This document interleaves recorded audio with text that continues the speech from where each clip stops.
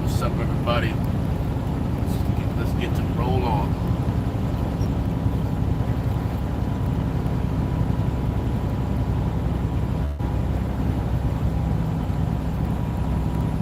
Put on some get your head right today.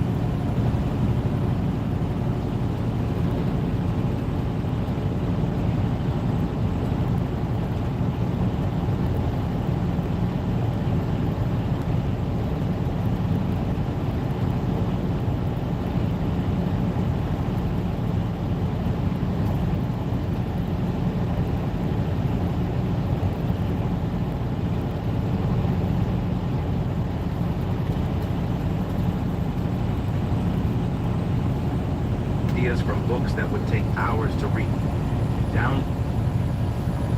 What if the key to mastering any challenge isn't about pushing harder, but about thinking sharper? In this audiobook, you'll discover the powerful strategies top thinkers use to anticipate change, make smarter decisions, and achieve lasting success. Unlock your potential to outthink obstacles, act with precision, and take confident control of your life's direction. Introduction. Why strategic thinking is your greatest superpower? Let me ask you a simple question. When life throws you a curveball, do you react, or do you respond strategically? In a world that constantly demands your attention, that pressures you to move fast, to speak up, to take action, how often do you pause and ask, what's the smartest move I can make right now? That pause, that brief moment of intentional thought, is the birthplace of power. It's where ordinary people become extraordinary. It's where you stop playing checkers and start playing chess. This, right here, is what strategic thinking is all about. And let me tell you, it's your greatest superpower. The split second that changes everything. Most people live on autopilot. They get up, scroll through their phones, react to the day, respond to emails, run errands, and try to catch their breath in between. When problems arise, they respond with urgency, not clarity. Emotions take the wheel. Panic, frustration, fear. These feelings drive decision after decision. But strategic thinkers, they play a different game. They pause, they observe, they plan. They don't just think about what's happening right now. They consider what happens 5 steps from now.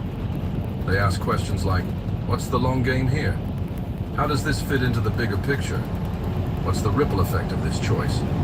This mindset is the reason some people seem to navigate chaos with calm, pivot under pressure, and create breakthrough results while others are constantly putting out fires. Strategic thinking isn't just for military generals, CEOs, or political masterminds. It's for you, right now. No matter your background, title, or goals, you have access to this tool.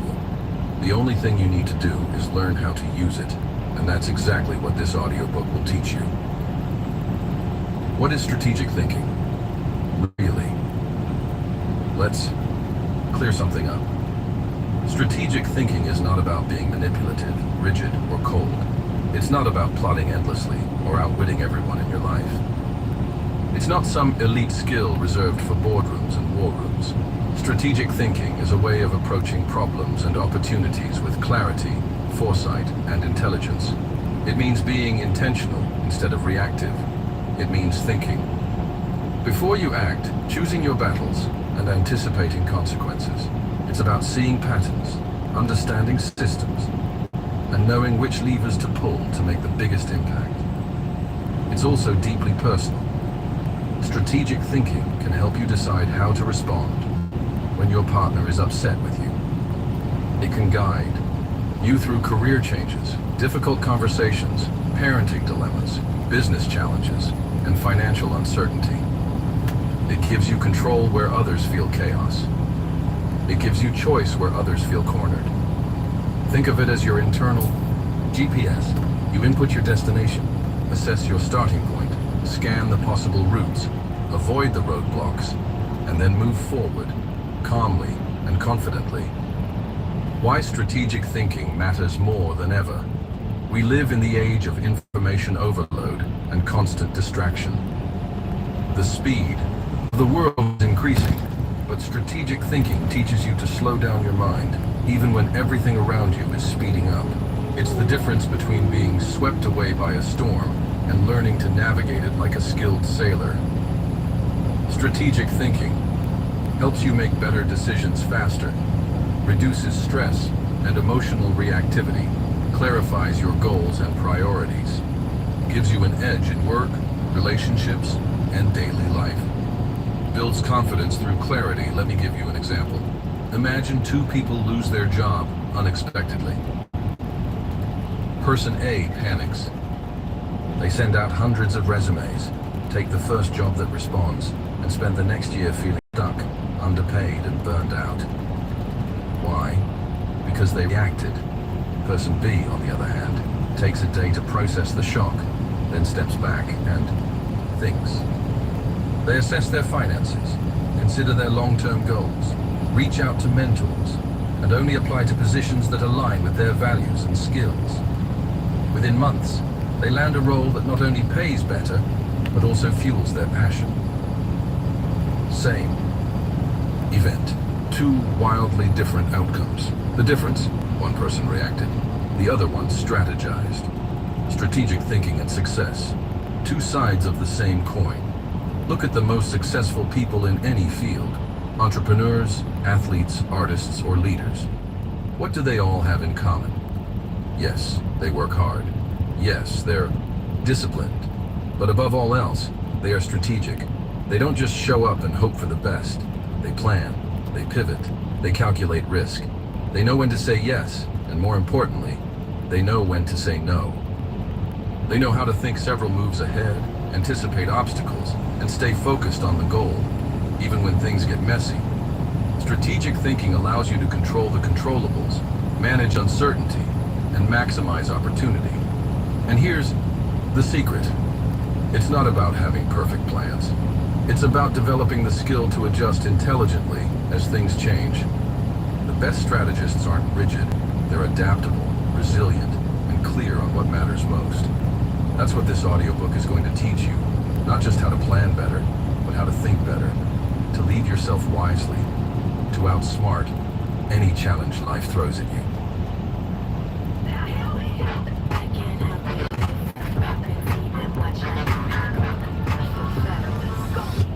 To lead yourself wisely, to outsmart any challenge life throws at you. What's ahead? A quick preview of the journey. Here's how we're going to break it down. In Chapter 1, we'll explore the foundations of a strategic mindset, what it takes to stop reacting emotionally and start thinking long-term. In Chapter 2, we'll talk about clarity, how to define what you really want and reverse engineer the path to get there. In Chapter 3, we'll focus on information, how to gather what you need without getting stuck in analysis paralysis.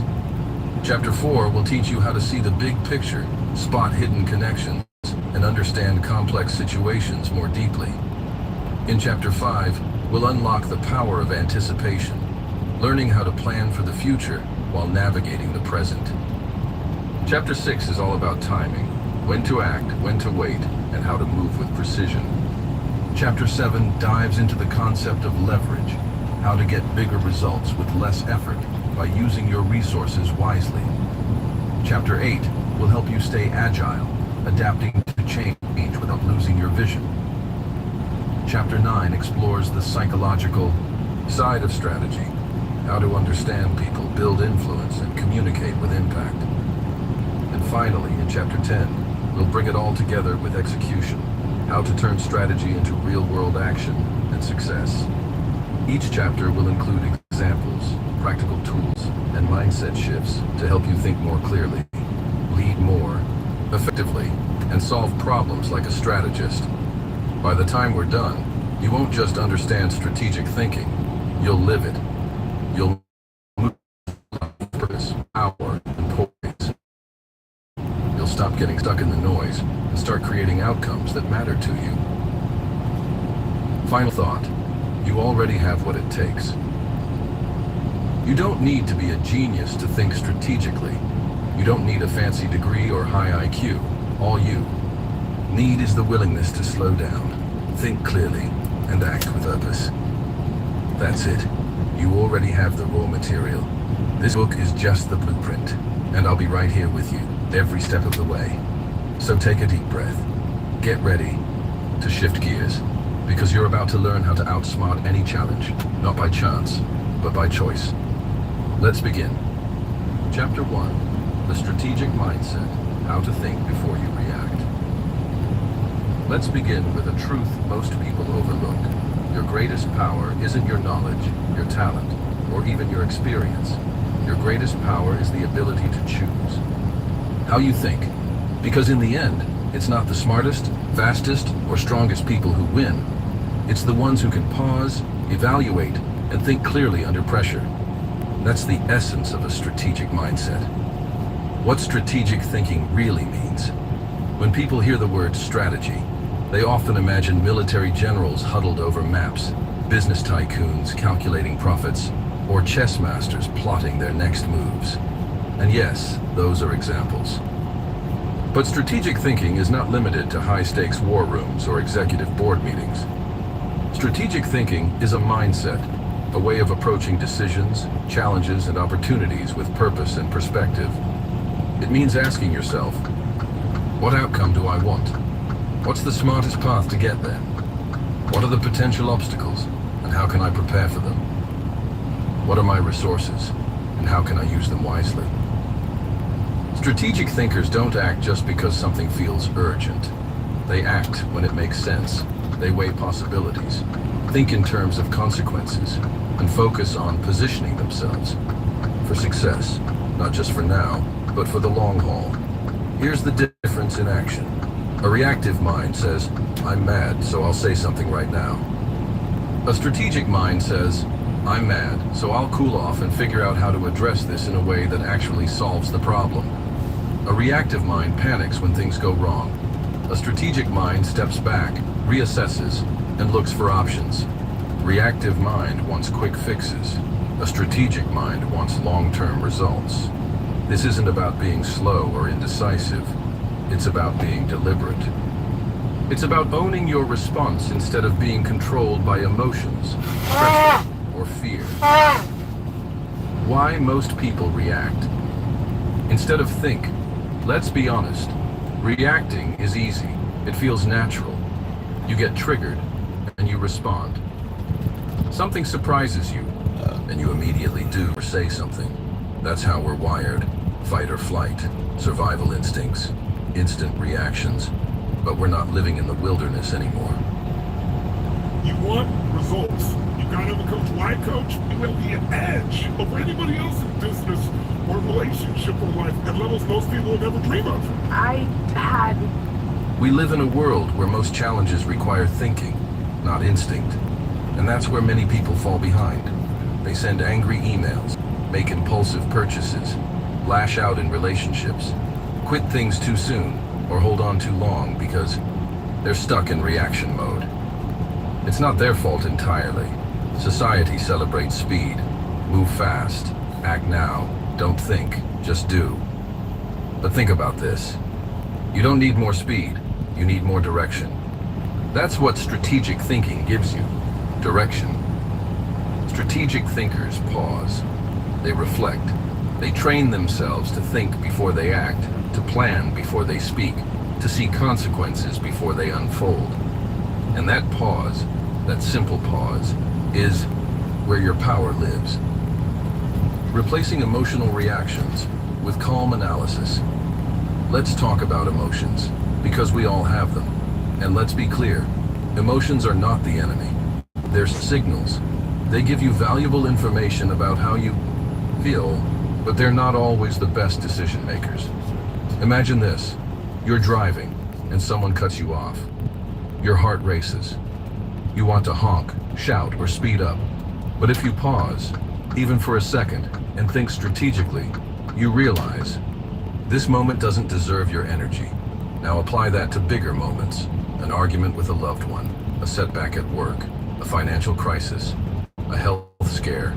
Your first emotional reaction might be fear, anger, or hopelessness. But if you've trained your mind, you can acknowledge those feelings without acting on them. Here's a practical tool. The 3-second rule. Before you respond, pause for 3 seconds and ask, what outcome do I want? Is this reaction helping or hurting that outcome? What would a strategic me do next? These 3 seconds can save relationships, preserve your energy, and completely change the course of a situation. The goal is not to suppress your emotions, it's to manage them with wisdom. Think of your emotions like weather. You can't control the storm, but you can choose how you dress for it, how you move through it, and whether you run blindly or walk with intention. Calm analysis means stepping outside the storm and asking, what's really going on here? What are my options? This simple shift from emotion to evaluation turns chaos into clarity. Developing mental discipline and long-term thinking. Now, here's the part most people avoid: discipline. Because strategic thinking isn't just about what you do in the moment. It's about how you train your mind over time. Mental discipline means practicing the ability to delay gratification, resist impulsive urges. Think beyond this hour, this day, this week. Ask yourself, where do I want to be 6 months from now? What would the version of me a year from now thank me for doing today? What habits, thoughts, or people are pulling me off course? Most people make decisions based on how they feel right now. Strategic thinkers make decisions based on where they want to be later. That's not always fun. It takes restraint, but it pays off every time. Here's another mental tool: the future you test. Before you make a decision, imagine your future self watching you. Would they applaud your choice or cringe at the consequences? This habit trains you to zoom out and see the bigger picture. And when you can zoom out, you gain perspective. You stop sweating small stuff. You stop chasing instant wins that sabotage long-term goals. Let me give you a real-world example. Say you're offered a new job. It pays well, but the hours are brutal and the environment is toxic. A reactive mind might say, I need money. Say, yes. A strategic mind says, yes, money is important. But what will this cost me long term? My health, my peace of mind, my time with family. That pause could lead you to negotiate better terms, find a smarter option, or prepare a transition plan. In short, it gives you power, strategic power. Training your mind to think strategically every day. Now you might be wondering, can this be learned? Or are some people just born with it? Let me reassure you, strategic thinking is 100% learnable. But like any skill, it needs practice. Repetition, intentionality. Here are a few ways to train your strategic mind daily. Ask better questions. Every time you face a challenge, ask, what's the real issue here? What would success look like? What's the smartest next step? Strategic thinkers don't obsess over problems. They obsess over clarity. Journal your decisions. Take 5 minutes at the end of your day to reflect. What choices did I make today? Did I act strategically or react emotionally? What will I do differently tomorrow? This builds awareness and consistency over time. In 1999, NASA launched a spacecraft 190 million miles into space. 7 years later, it returned with something unexpected, a mysterious molecule that scientists now say could be the key to unlimited mental energy. What they found is now helping thousands of Americans over 50 regain their sharpness and focus. Dr. Frank Schallenberger explains this breakthrough discovery next. Hi, my name's Dr. Frank Schallenberger. I'm 77 years old, and although I may look my age, I don't actually feel my age, not even close to it. In fact, if you were to measure me on all the usual markers of aging, you're going to see that I'm actually decades younger than my age. For example, my lung capacity is 102%, which is 2% higher than the average 40-year-old. My functional strength is 115%, which is 15% higher than the average 40-year-old. My blood sugar is 88, and my fasting insulin is 4. My resting heart rate is 54, which is on par. Awareness and consistency over time. Play mental chess when you're in a tough spot. Don't just focus on the first move. Think 2, 3, even 4 moves ahead. Ask, if I do this, what happens next? Just like chess, life rewards those who can anticipate, not just respond. Surround yourself with strategists. Your environment matters. Spend time around people who think long-term, who make thoughtful choices, who value growth over gossip. Their habits will rub off on you. Final thoughts. From reactive to strategic. Your new identity. You were not born to live on autopilot. You were built to lead. To make powerful, intelligent, and thoughtful decisions. Every challenge in your life becomes more manageable when you switch from a reactive mindset to a strategic one. This isn't just a skill. It's an identity shift. You're no longer the person who panics, overreacts, or spirals. You're the person who pauses, evaluates, and plays the long game. So today, start claiming that identity. Practice the pause. Ask the smarter question. Choose the next move, not the next impulse. Because the truth is, your mind is your most powerful weapon. And once you learn to master it, there's no challenge you can't outsmart. Chapter 2. Clarity is power. Defining your endgame. Let me ask you a question. One that sounds simple but reveals everything. What do you really want? Most people can't answer that with any real precision. They'll say things like, I want to be successful, I want to be happy, or I want to make more money. But that's vague. It's not a strategy, it's a wish. Strategic thinking begins with clarity. Because if you don't know exactly what you're aiming for, you can't build a smart plan to get there. And if you don't have a clear destination, every detour starts to look like an opportunity. So here's the truth. Clarity is your greatest leverage. Why vague goals create real problems. Imagine getting into your car and driving without a destination. You could burn gas for hours, turn in circles, end up lost, or worse, nowhere. But that's exactly how most people live their lives. They wake up and react to whatever is urgent.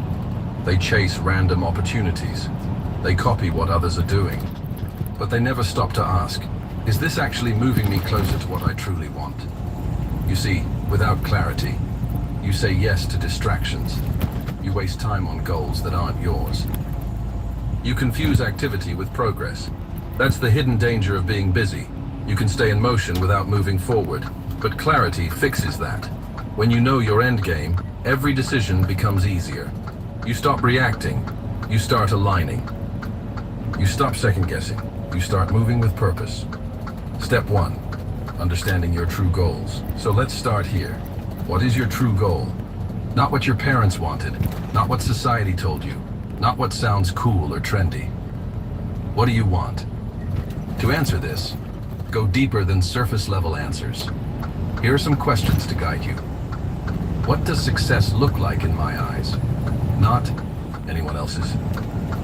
What kind of lifestyle do I want to live? What impact do I want to have on others? What do I want to be known for? When I look back 10 years from now, what will I regret not doing? You're not just chasing a career, a relationship, or a title. You're chasing a feeling, a life, a legacy. The more specific you get, the more powerful your vision becomes. Specificity fuels strategy. Instead of saying, I want to be successful, Say, I want to build a business that gives me freedom and helps people. I want to be debt-free and invest $100,000 by age 40. I want to work 4 days a week and spend Fridays with my family. That's real clarity, and real clarity leads to real action. Step 2. Reverse engineering success. Once you've defined your goal, don't just admire it. Reverse engineer it. Strategic thinkers don't just dream forward. They plan backward. They look at the end result and ask, what would have to happen for this to be true? Let's say your end game is to become a published author. Start by imagining the moment you're holding your book. Now ask, what's the step right before this? Maybe it's getting a publishing deal. Before that, finishing your manuscript. Before that, writing the chapters. Before that, outlining your book. Before that, carving out time every week to write. Suddenly your goal isn't just a fantasy, it's a series of clear, manageable steps. This is called reverse engineering, and it's the fastest way to turn a dream into a strategy. So you're already using ChatGPT, and well, that's awesome. There is one little problem. You're not making any money with it. And I'll tell you right now what you don't need. You don't need a better prompt. In fact, into a strategy. Here's another example. Say your goal is financial independence in the next 10 years. Ask yourself, what does financial independence mean to me? How much money? What kind of lifestyle? How much do I need to earn, save, and invest each year? What skills or opportunities would make that possible? What can I start doing this month to move in that direction? You break the big goal into small, trackable milestones. And those milestones, they become your roadmap. Most people don't fail because they're lazy. They fail because they don't know the steps. Strategic thinkers map the steps in reverse. Step 3, setting outcome-driven priorities. Now let's bring it all together. Clarity without action is just noise. That's why strategic thinkers don't just ask, what should I do? They ask, what matters most right now based on where I want to go? That's the secret to outcome-driven priorities. Not all tasks are created equal. Some things feel urgent, but they don't really matter. Other things don't fit, but they're massively important. Strategic thinkers prioritize based on impact, not impulse. Let's say your goal is to launch a side business in 6 months. You could scroll through branding ideas for hours, watch YouTube videos on logo design, or spend that time building your first product, reaching out to potential clients, or validating your idea. Which one moves you forward fastest? Every day ask yourself, is this task directly aligned with my end game? Will this get me closer to my goal, or just keep me busy? Here's a tool. The Power Priority Filter. Write down your top 3 goals. Then write your weekly to-do list. For every task, ask, does this directly support one of my top 3 goals? If not, eliminate, delegate, or delay it. This one habit will save you hundreds of hours over the next year. It also gives you a powerful word, no. Because once you know your destination, you're allowed, no, required, to say no to the things that don't help you get there. Remember, saying no to good things is how you say yes to great ones. Bonus, the one-sentence strategy. Here's a powerful exercise. Define your entire strategy in 1 sentence. For example, I'm building a coaching business to replace my 9-to-5 income in 12 months. I'm prioritizing health and strength so I can live 20 more high-quality years. I'm creating digital products to earn passive income and buy back my time. This forces clarity. If you can't explain your strategy in 1 sentence, you're not clear yet. Write it, read it daily. Let it guide your choices. Final thoughts. Don't just move, move with meaning. Let's wrap up with this truth. Movement isn't progress. Clarity turns motion into momentum. You're not here to stay busy. You're here to build something that matters, to live on purpose, not on autopilot. To lead your life instead of reacting to it. Strategic thinking isn't about being perfect. It's about being precise. So starting today, Define what you truly want, not what others expect. Reverse engineer that goal into simple daily actions. Ruthlessly prioritize what matters most.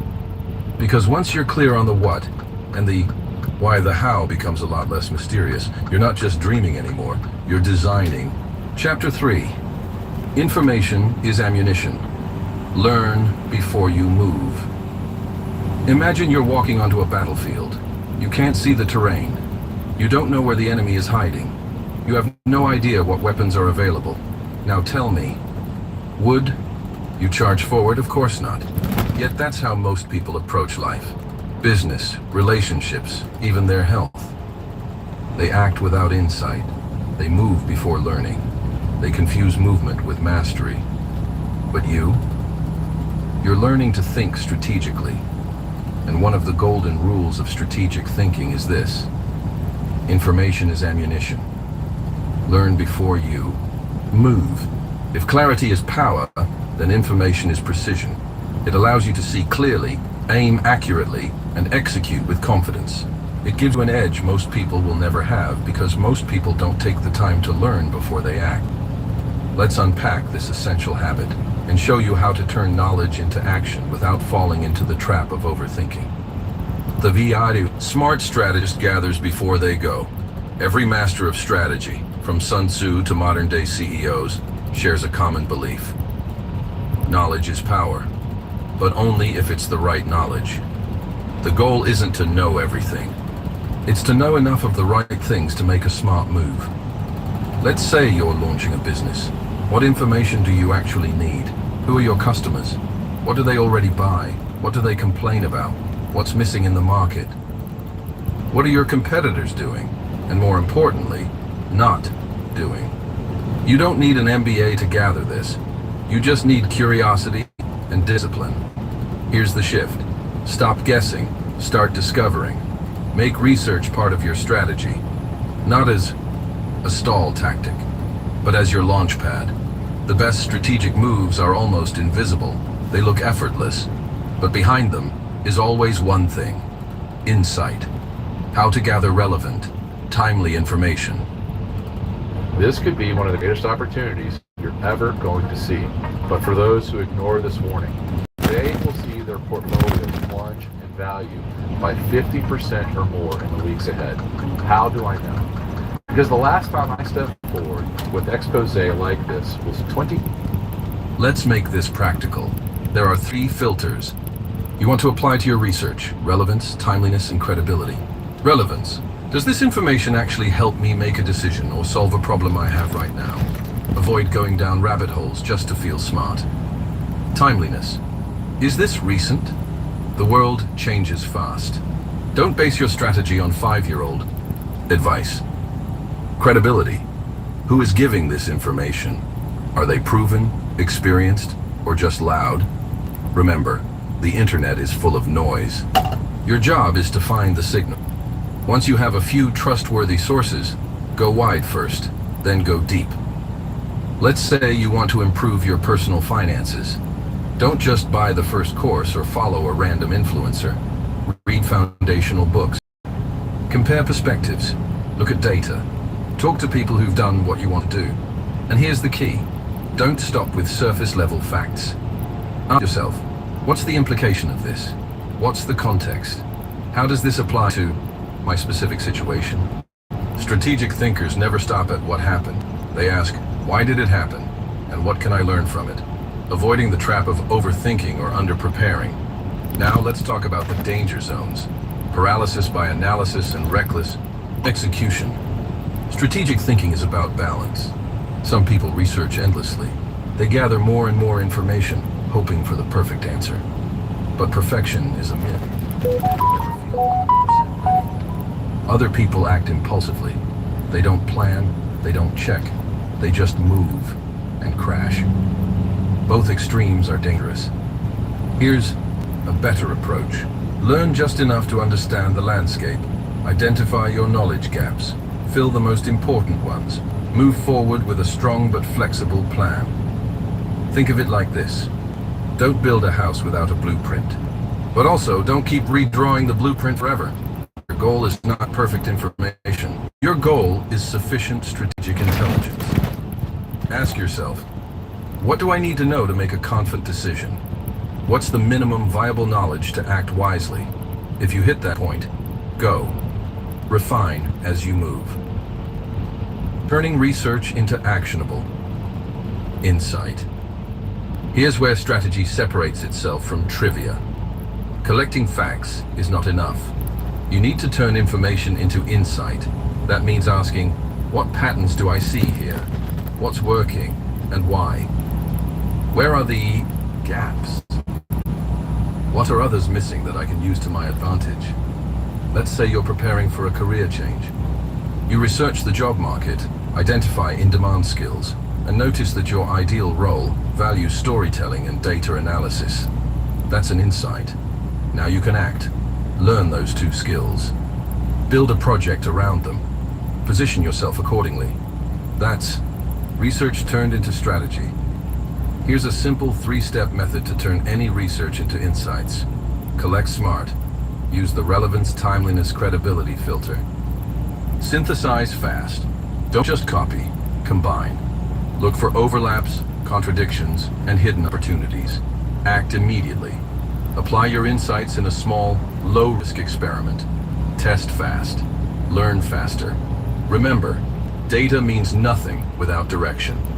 Insight without action is just intellectual entertainment, information. As a long-term asset, strategic thinkers treat knowledge like an investment. The more you learn, the more connections your brain can make, the more patterns you recognize, the more shortcuts you create. This is why top performers read constantly, not to memorize facts, but to train their minds to see. Every book, every conversation, every article becomes part of your mental toolbox. And one day, in a tough negotiation or a split-second decision, you'll reach into that toolbox and pull out exactly what you need. That's not luck. That's strategic preparation. So ask yourself, what should I be learning this week? What's one area of my life or work that would improve dramatically if I became better informed? Pick that area and dig in. Not forever, just enough to act smarter than 90% of people who never do their homework. Final thoughts. Don't just move. Move with insight. Let's close this chapter with a powerful truth. Fast is good. Smart is better. Fast and smart is unbeatable. You don't need to be the loudest, the flashiest, the most gifted. You just need to be the one who sees clearly while others guess blindly. Because when you learn before you move, you don't just react. You respond with intent. You save time. You avoid mistakes. You increase your odds. That's not magic. That's strategy. So remember, gather relevant, timely, and credible information. Avoid extremes. Don't stall or leap blind. Convert research into insight, and insight into action. In a noisy world, the thinker wins. And now, you're becoming a master of strategic thought. Chapter 4. Seeing the board. Mastering the big picture. Picture this. 2 people playing chess. One is focused on the next move. The other is watching the entire board, several moves ahead, thinking not just about pieces, but about patterns. Who do you think wins? It's the one who sees the big picture. In life, business, relationships, and decision-making, it's never just about what's right in front of you. The most powerful strategists, the ones who lead, adapt, and outperform, don't just react to what's happening. They see the board, they know how the pieces fit, they understand the patterns, they anticipate what's coming next. That's what this chapter is about. Big picture thinking. Because in a world full of noise and distractions, the ability to zoom out and see clearly is a superpower. This app is like YouTube, but for smart people. It's called Wiser. You can listen to hundreds of book summaries from it. To zoom out and see clearly is a superpower. Systems thinking, strategy at the macro. Level at the heart of big picture thinking is a concept called systems thinking. What is it? Systems thinking is the ability to see how parts connect to the whole.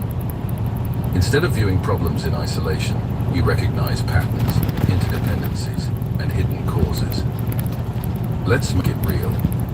Imagine you're a manager and your team's productivity is dropping. Most people would just look at the individuals. Work harder, fix your habits. But a systems thinker asks, has the workload changed? Are the tools outdated? Is communication breaking down? Is something upstream causing a downstream effect? They zoom out to identify root causes, not just symptoms. That's strategic thinking in action. Every challenge is part of system, and once you understand the system, you can influence it. You can redesign it. You can outsmart it. Connect the dots where others see. Chaos strategic thinkers. They connect dots that others miss. They see connections across industries, disciplines, and even time. While most people are stuck in their lane, strategists are scanning the horizon. They look for trends, tipping points, ripple effects, relationships between forces. This ability to think in networks is rare and powerful. Take Elon Musk, for example. Whatever you think of him, his strategy is built on systems thinking. He connected the dots between energy, transportation, AI, and the space industry. That's not accidental. That's perspective. You don't need to be a billionaire to do this. You just need to practice zooming out and asking bigger questions. How does this fit into the larger picture? What are the second and third order consequences? Who else is affected by this decision? What pattern is emerging? Here, big picture thinkers don't just see what is, they see what could be. Pattern recognition, the strategist's super skill. Let's go deeper. Big picture thinking trains your brain to recognize patterns, and patterns are the strategist's greatest weapon. Why? Because human behavior, market behavior, and even personal growth all follow patterns. Once you recognize a pattern, you can predict outcomes, avoid repeating mistakes, identify leverage points. Let's say you notice a pattern in your own decision-making. You rush when under pressure. That's a strategic insight. Now you can plan for it, slow down, and create protocols that protect you. Or maybe you see that every time your team launches a new product without customer feedback, it flops. That's a pattern. Now you adjust your process. Great strategists don't just work harder, they work smarter because they learn from patterns. Here's a question to ask regularly. What's really going on here beneath the surface? The more you look for patterns, the more they'll appear. And the more you act on them, the more strategic your moves become. Mapping the landscape, players, power, and positions. Here's where it gets exciting and tactical. Strategists map the landscape like military generals or world-class negotiators. They don't enter any situation blind. Instead, they ask, who are the players? Who's involved, directly and indirectly? Who has influence, even behind the scenes? Where's the power? Who makes decisions? Who shapes opinions? Who controls resources? What are the positions? What are each person's interests? What do they stand to gain or lose? How are alliances forming or shifting? Whether you're entering a business meeting, a negotiation, or a new relationship, this kind of mapping gives you clarity, because once you know the structure of power, you can position yourself with intelligence. Imagine you're applying for a job. You don't just submit a resume.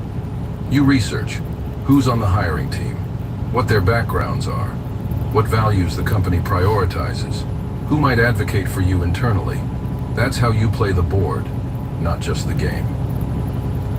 In personal relationships too, mapping helps. Who influences your partner's decisions?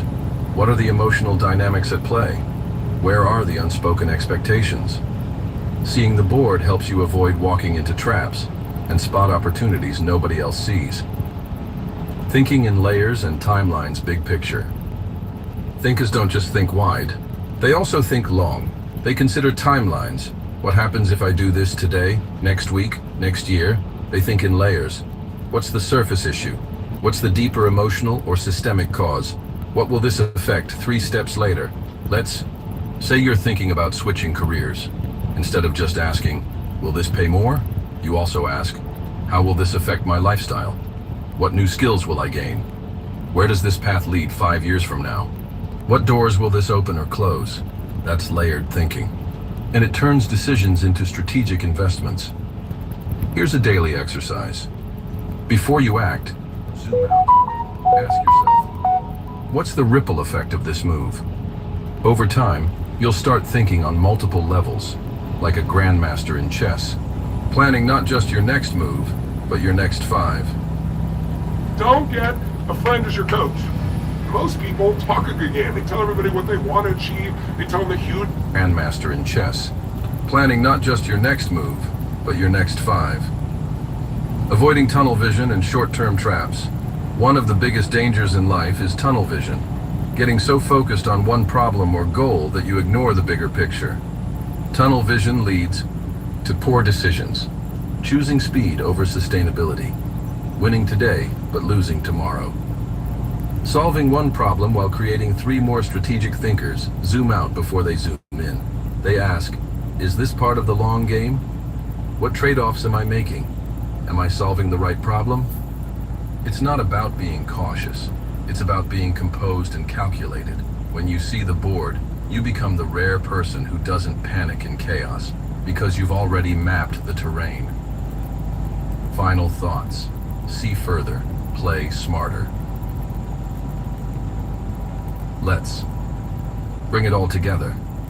Big picture thinking isn't a skill reserved for CEOs or generals. It's available to anyone who trains their mind to think wider, deeper, and longer. So here's your takeaway. Start asking bigger questions. Look for connections, patterns, and power dynamics. Map the players, see the pieces, and anticipate the plays. When everyone else is focused on the next move, you'll be building the next 10. That's not luck. That's vision. And the ability to see the board? That's how you outsmart any challenge before it even arrives. Chapter 5, Anticipation. The key to outsmarting obstacles. There's a moment in every game, every negotiation, every challenge, when the one who sees ahead quietly takes the lead. No drama, no sudden moves, calculation. They already know what's coming. They've already thought through. While others react, they're executing. That's the power of anticipation. Strategic thinkers don't wait for the wave to hit. They watch the tide and position themselves before the storm. They don't just prepare for what's likely, they prepare for what's possible. And that's what we're about to explore. This chapter is your invitation to start thinking 2, 3, even 10 steps ahead.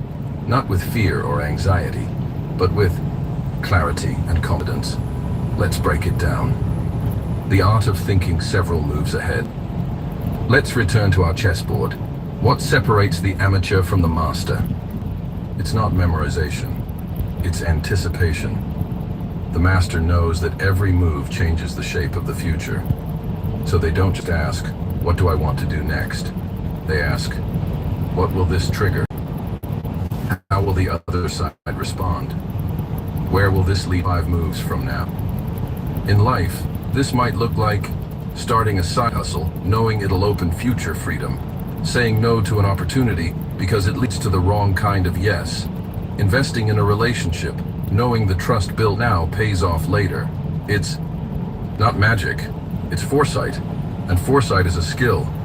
You build it by stepping outside the moment and asking, if I take this path, what's likely to happen next? Then do it again, and again. Follow the chain forward. The more you do this, the more natural it becomes.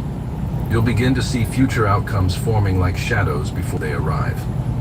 Scenario planning. Prepare for multiple futures. Life isn't linear. It throws curveballs, detours, and surprises. That's why great strategists don't just plan, they scenario plan. Instead of betting everything on a single outcome, they prepare for multiple possibilities. This doesn't mean being paranoid. It means being positioned. Here's how to think in scenarios. The likely scenario. What is the most probable outcome? This is your baseline plan. The best case scenario. If things go better than expected, what's your play? How do you scale, double down, or ride the wave? The worst case scenario. If things go wrong, how do you protect yourself? What's your C? Exit strategy or damage control? The wild card. What if something completely unexpected happens? New competition, sudden opportunity, personal change. How do you stay adaptable? This approach is used by elite entrepreneurs, military leaders, and even astronauts. And it works just as well for everyday life. Planning a career shift, map the best and worst outcomes, launching a product, consider delays, demand, and disaster recovery. Starting a relationship, think ahead to values, goals, and friction. Points. The goal isn't to predict the future. It's to be prepared no matter which future shows up. Contingency thinking. Your hidden armor closely related to scenario planning is contingency thinking. This is your backup plan mindset, the ability to say, if plan A fails, I've got B, C, and D in my back pocket. Why is this powerful? Because it removes fear. It builds confidence. It keeps you moving forward, calm and focused, even when things don't go as planned. Think of contingency thinking like a mental parachute. You hope you never need it, but knowing it's there frees you to act boldly. Ask yourself,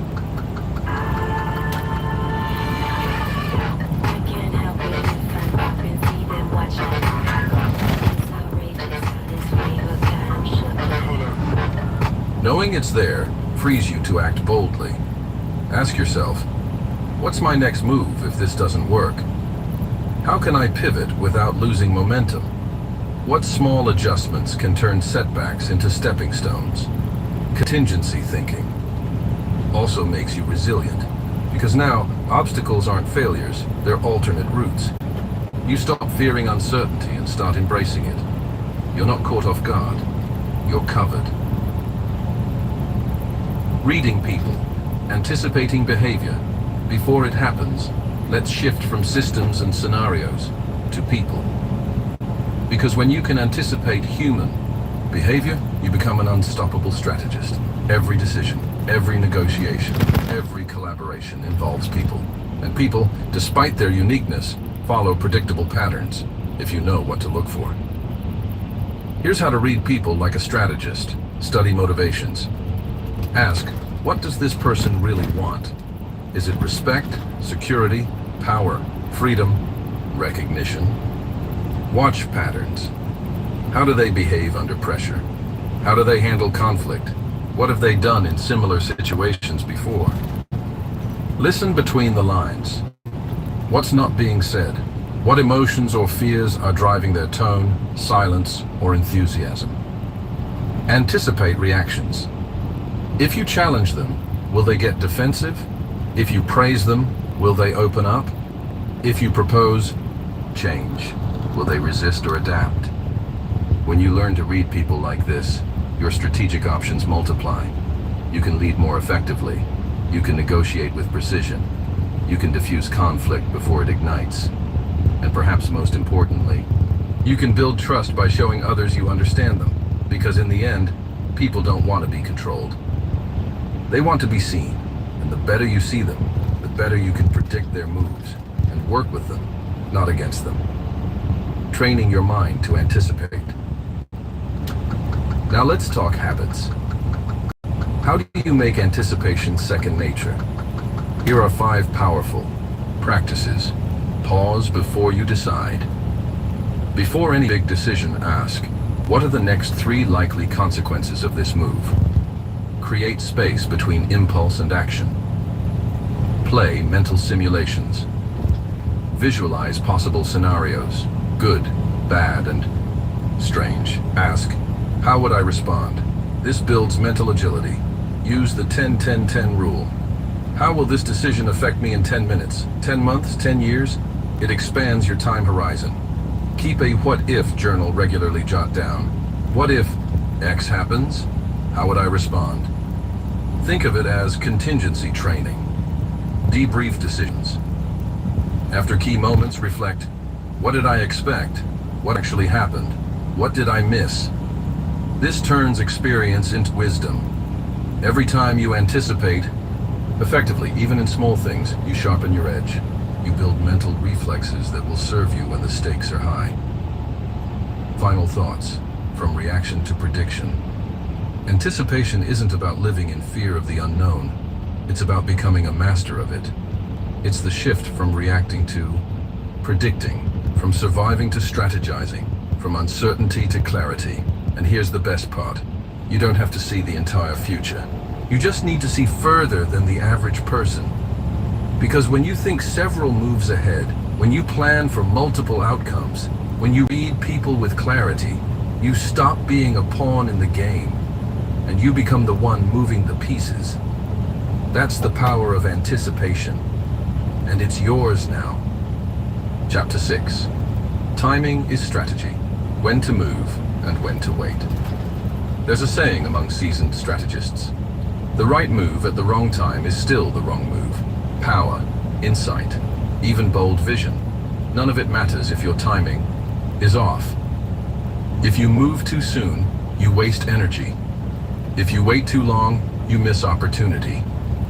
But if you strike at the perfect moment, suddenly, the world opens up. That's what this chapter is all about. Not just knowing what to do, but knowing when to do it. Timing is strategy. It's the quiet force behind every major breakthrough, every decisive win, every brilliant decision that looks effortless in hindsight. Let's dive in. Why patience is the ultimate strategic weapon. Let's start with a tough truth. Most people lose, not because they lack ideas, ambition, or talent, but because they move too fast. They chase the short-term win. They act on impulse. They push when they should pause. Why?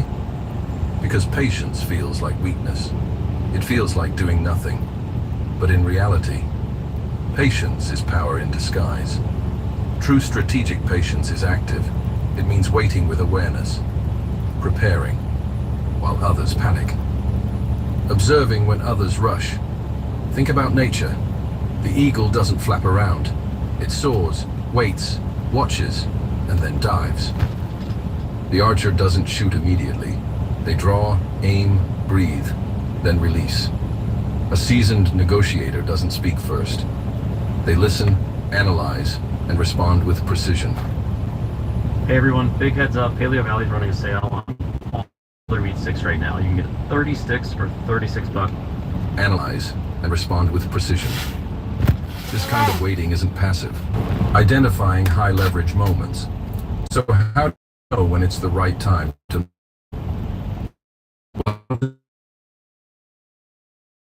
create massive results? High leverage moments are the sweet spot of strategy.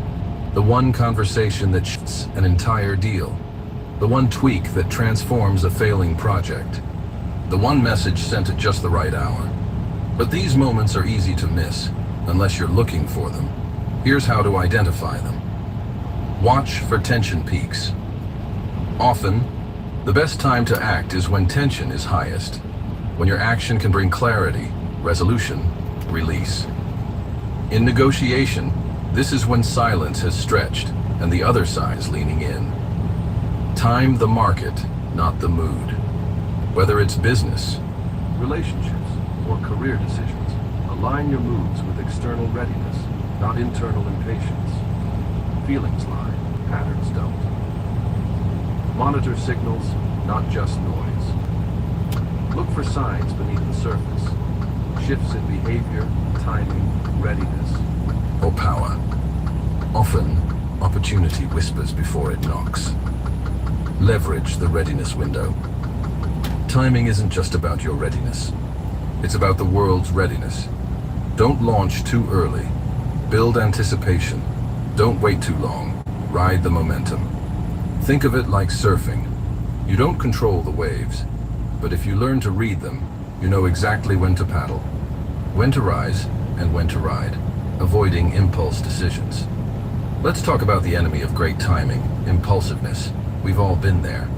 You feel a spark, a surge, a burst of inspiration, and before you know it, you've hit send, made the call, pulled the trigger. Sometimes it works. Most times, it doesn't, because impulsive decisions are reactive. They feel urgent, but often lack context. And in strategy, context is everything. Here's how to avoid impulse decisions without losing your edge. Build in a delay rule. For any big decision, pause for 24 hours. This one habit alone can save you thousands in regret. Ask the 5-year. Question: will this matter in 5 years? This reframes temporary emotion into long-term thinking. Check your triggers. Recognize what throws off your timing: fear, ego, boredom, urgency. Once you spot the trigger, you can stop the spiral. Consult a neutral voice. A trusted friend or mentor can be your mirror. If they're not emotionally involved, they'll see the timing gaps you might miss. Shift from reaction to response. Reacting is instant. Responding is intentional. Always aim for the latter. Remember, strategy is about stacking the odds in your favor, not gambling on adrenaline. Escaping analysis. Paralysis. Now let's swing to the opposite extreme: overthinking. Some people wait too long. They analyze every angle, run every scenario, imagine every failure. They don't miss the train because they were late. They miss it because they never boarded. That's analysis paralysis. Here's how to move through it without losing strategic precision. Set a decision deadline. Give yourself a realistic but firm timeline to decide. Clarity loves a clock. Define enough. Information. Strategic thinkers know when they've gathered enough intel to move. You don't need all the facts, just the right ones. Use the 70% rule. If you're 70% confident, move. Waiting for 100% certainty leads to missed windows. Even Jeff Bezos uses this model to act decisively. Trust the process, not just the outcome. Sometimes you can't guarantee the result, but if your thinking is clear, your timing is usually close. Remember, perfection is the enemy of progress. Many high performers wait for the perfect plan, but perfect is a myth. Momentum matters more than mastery. You can always adjust mid-course, but you can't steer a parked car. The strategic sweet spot, balancing speed and stillness. So how do you balance it all? Here's the truth. Strategy is a dance between patience and precision. You need to wait long enough to see the full picture, but act fast enough to seize your moment. It's the art of being ready and patient. So when your moment arrives, you don't hesitate. You move with confidence, with power, with clarity. Here's what that looks like. A founder who doesn't rush to launch but doesn't miss their market window. A job seeker who waits for alignment, not just availability. A creative who doesn't publish before the work is great, but doesn't over-edit forever. This is the sweet spot of strategic timing.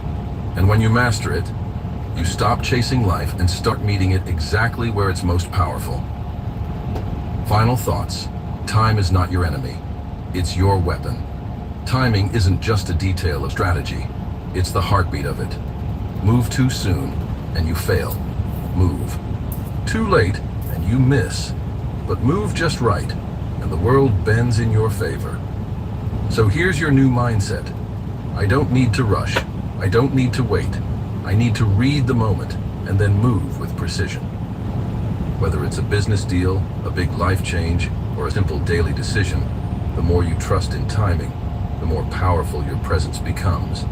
Because in the end, great strategists don't force the game. They feel the rhythm, and then they make their move. Chapter 7, Leverage. How to win with less effort.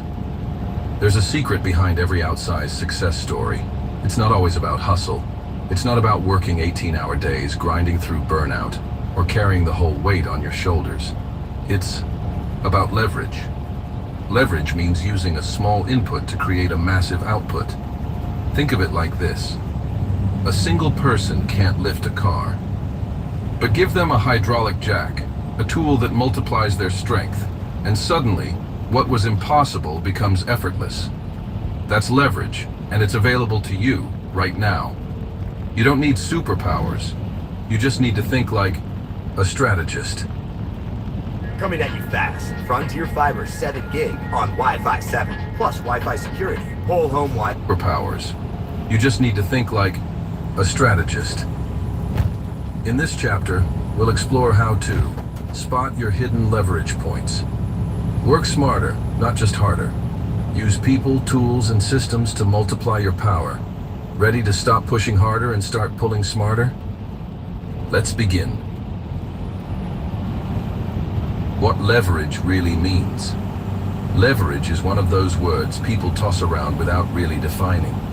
In strategic thinking, leverage is this: using minimal effort, resources, or time to generate maximum impact. It's about creating a force multiplier, a way to make one action produce exponential results. Here are a few real-world examples. A single social media post that brings in thousands of customers. An automation that saves you 5 hours a week. A connection that opens doors to new partnerships or opportunities. A decision that removes 10 daily problems at once. The best strategists aren't just asking, what do I need to do? They're asking, how can I make this easier, smarter, and more effective? That mindset changes everything. Step 1. Identifying your leverage points. The first move is simple, but powerful. Spot where your leverage lives. Look at your goals. Now ask, where am I putting in 80% effort for 20% result? Where am I getting 80% of my results from only 20% of my actions? This is the famous 80-20 rule, also known as the Pareto principle. It tells us most of our results come from a small number of our inputs. The trick is to double down on the few things that matter most. Here are 4 common leverage points to examine in your own life. Time leverage. What tasks can you automate, delegate, or eliminate? Skill leverage. What unique skill gives you the biggest return? Are you maximizing it? Network leverage. Who do you know that already has access, answers, or influence? Platform leverage. Are you building assets, like content, tools, or reputation, that work while you sleep? The goal isn't to do more, it's to do less, better. Step 2. Working smarter, not harder.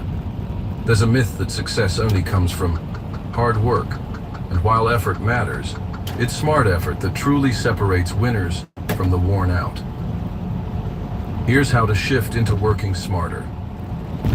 Batch and block group similar tasks together, like emails, meetings, creative work, and handle them in focused time blocks. This minimizes mental switching and boosts efficiency. Systematize repetition. Anything you do more than twice, build a process. Templates, checklists, standard operating procedures. These aren't just for businesses. They're for anyone who values time. Use the rule of 3. Pick 3 high-impact tasks per day. If everything's a priority, nothing is. Focus creates leverage. Ask better questions. Instead of, how can I get this done? Ask, how can this get done without me? How can this get done faster? What would make this unnecessary? Strategic. Questions create smarter paths. Step 3. Leveraging relationships.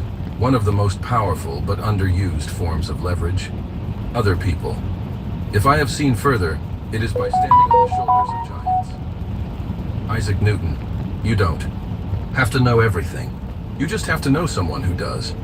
Here's how to build relationship leverage the right way. Be a giver. First, help others solve problems. Offer value before asking for it. This builds trust, and trust is leverage. Map your network. Who do you know? What are they great at? Where are the gaps you can fill, or where they can fill yours?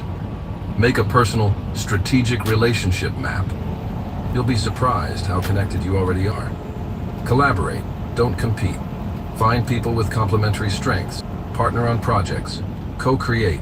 1 + 1 can equal 5 when the synergy is right. Leverage mentors and allies. A 30-minute conversation with the right mentor can save you 3 years of trial and error. Don't be afraid to reach out, ask questions, and listen deeply. People are not just contacts, they are catalysts. Step 4. Leveraging technology and tools. We live in an era where technology is leverage on tap, yet many people still use their smartphones to scroll instead of solve. Here's how to turn tools into time savers, not time wasters. Automate repetitive tasks. Use tools like Calendly for scheduling, Zapier for workflow automation AI tools for writing, summarizing, Well, I got out of or Maine research. yesterday. Every minute you automate is a minute you reclaim. Use AI as an amplifier, not a replacement. Smart strategists don't fear technology. They use it to think faster, research deeper, and execute cleaner. Ask yourself, what can AI help me start, speed up, or simplify? Free. Build or use systems. Create dashboards, spreadsheets, templates, or databases that organize your work and free your brain for higher level thinking. Invest once, benefit. Often buy the FOI. Write gear, software, or set up once and let it serve you for years. One-time investments often produce long-term leverage. Remember, every tool is either a lever or a distraction. Choose wisely. Step 5. Leveraging resources. Strategically, resources aren't just money. They're time, energy, knowledge, people, and positioning. This app could be the end of YouTube. It's called Wiser. You can listen to hundreds of book summaries from it. Strategic thinkers ask, what do I already have that I'm not using? What resource do I need that could change everything? How can I turn what I lack into creative advantage? Some ways to use resources better. Repurpose old work into new value. Turn blog posts into a book, videos into courses. Barter skills instead of buying services. Find underutilized assets, space, tools, people, and reframe their use. Leverage is rarely about more. It's about better. Final mindset shift. Leverage is not laziness. Some people confuse leverage with laziness. They say, that's a shortcut. Or, real success takes sweat. Here's the truth. Leverage isn't about escaping work. It's about designing your effort so every ounce matters. It's the difference between digging with a spoon or digging with an excavator. It's not cheating, it's thinking. And the moment you realize that, you unlock a new level of possibility. Final thoughts. Build a life that compounds, the most powerful use of leverage. Creating things that compound. That means building relationships that grow over time. Creating content or assets that work while you sleep. Designing habits and systems that improve with each use. Leverage isn't just about today's effort. It's about setting up wins that stack tomorrow, and the day after, and the day after that. Give me a lever long enough, and a place to stand, and I will move the world. Archimedes, you have the lever. You're finding the place to stand, and now you're ready to move mountains, with less force, more finesse, and strategic power that multiplies. Chapter 8. Adapting on the fly, strategic agility in action. Life rarely goes according to plan. Your strategy might be solid, your goals might be clear. You may have prepared for everything you thought could happen. Then the world shifts, a curveball comes your way. Change, the market flips, the relationship cracks, the unexpected arrives, and it doesn't knock first. This is where many people freeze, panic, or quit, but not the strategic thinker. You see, there's a secret that every master strategist knows. The plan matters, but the ability to pivot matters more. Adaptability isn't weakness, it's intelligence in motion. In this chapter, we'll explore how to pivot without panic, how to make fast, effective decisions under pressure, how to stay flexible without losing focus. In short, you'll learn how to bend without breaking. Let's dive in. The power of strategic agility in today's world. Agility is one of the most underappreciated forms of power. It's not enough to be smart. You need to be smart in motion. Strategic agility means this. You can respond to change with clarity, make quick but thoughtful decisions, and realign your actions without abandoning your long-term vision. It's what Navy SEALs call calm is. Contagious. It's what entrepreneurs call pivoting. It's what athletes call flow. It's the ability to adapt on the fly without losing control. This isn't guesswork. It's a skill. And like any skill, you can train it. Let's Begin with the most important shift of all, how to pivot without panic. Part 1, how to pivot. Without panic, panic comes from surprise, from thinking you had control and suddenly realizing you don't. But here's the first rule of strategic agility. Expect the unexpected. Change, disruption, failure, delays. None of these are anomalies. They are inevitable. The real question is not, will something go wrong? It's, how ready am I to respond when it does? Here's how to pivot without losing your cool. Slow down before you speed up. When everything feels urgent, the worst thing you can do is react impulse. Take a breath, create space. Ask, what's actually happening? What's the new reality? What matters most now? Reassess the landscape. Strategists don't cling to what was. They update their mental map in real time. Ask, what's changed? What's still true? What assumptions need adjusting? 3. Define the new objective. What was your original goal?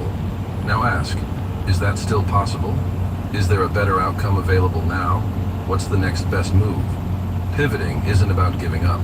It's about recalculating, just like GPS. Recalculating.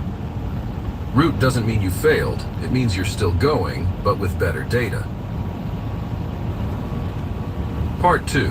Real-time decision-making. You don't always get time to research, plan, and prepare. Sometimes you need to make decisions right now. So how do strategics? You want results. You gotta have a coach. Why, coach? You have the edge over anybody else in business or relationship or life at levels most people would never dream of. I had no sense of self. I'm the leader, and I don't really have anybody to turn to work out some of those issues. Get yourself a coach.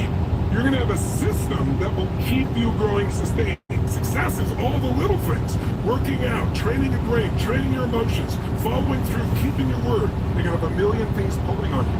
And it's so easy to get off course. If you don't counter that... So how do strategics? Thinkers make fast, effective decisions without freezing. They follow a few core principles. Use the OODA loop, originally developed by military strategist John Boyd. The OODA loop is a powerful framework for quick thinking.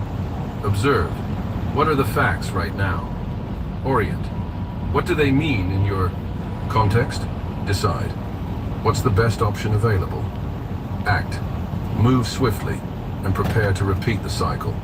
The loop repeats constantly. It's fluid. It keeps you sharp, adaptable, and always one step ahead. Define your decision. Filters. When the pressure is on, you don't want to invent criteria. Predefine your filters. Does this move align with my values? Does it protect or progress my long-term vision? Does it avoid irreversible damage? These questions help you cut through noise and act with clarity. Trust your trained instinct. Strategic agility is a mix of analysis and intuition. The more you've trained your thinking, through reading, reflection, pattern recognition, the more your instincts become educated guesses, not random reactions. Don't ignore your gut. Just make sure it's a gut informed by experience.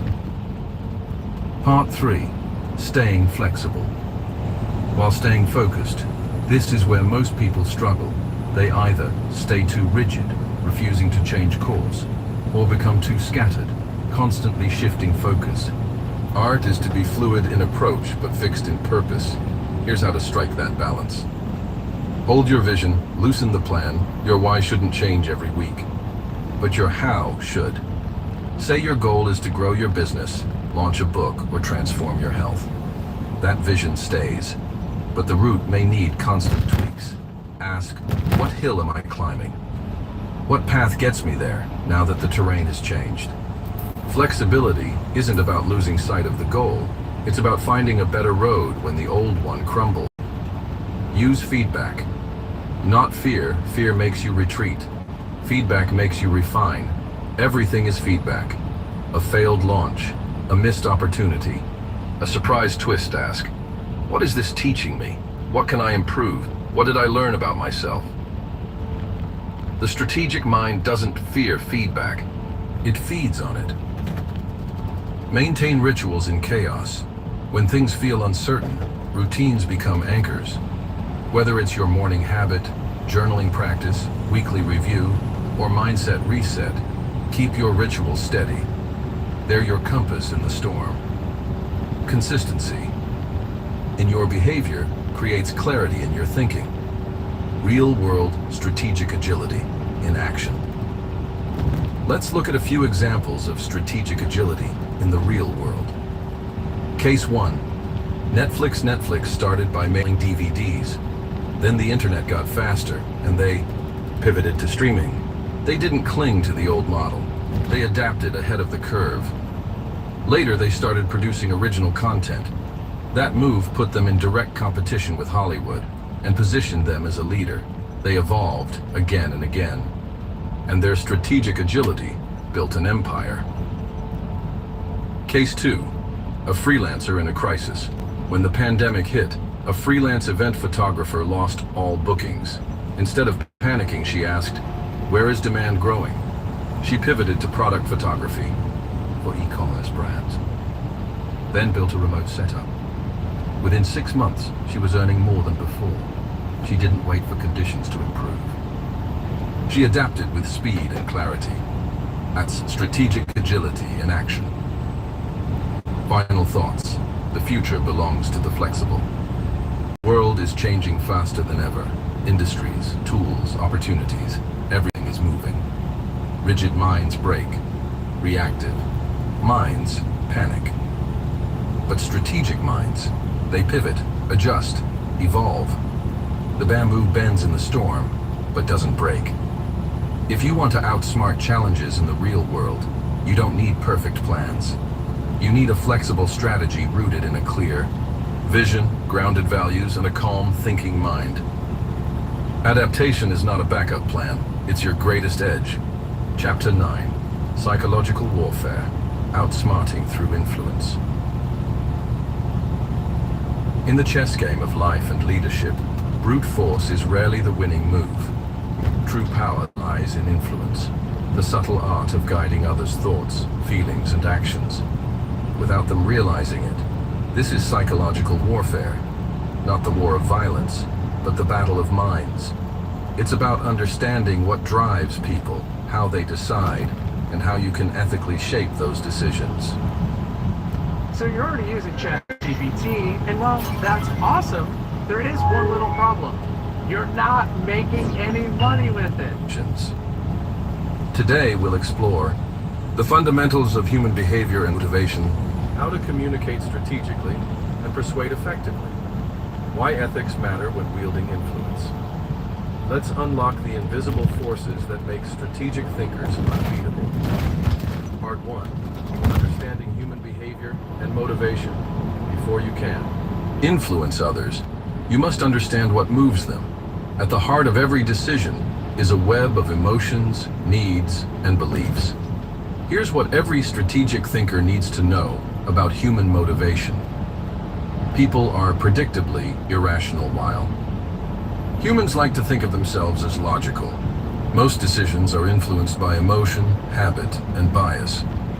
Daniel Kahneman, a Nobel-winning psychologist, taught us that our brains use shortcuts, called heuristics, that sometimes lead to irrational choices. As a strategist, understanding these predictable quirks helps you anticipate responses and guide outcomes. The 3 core human needs psychologists often highlight 3 universal needs driving behavior.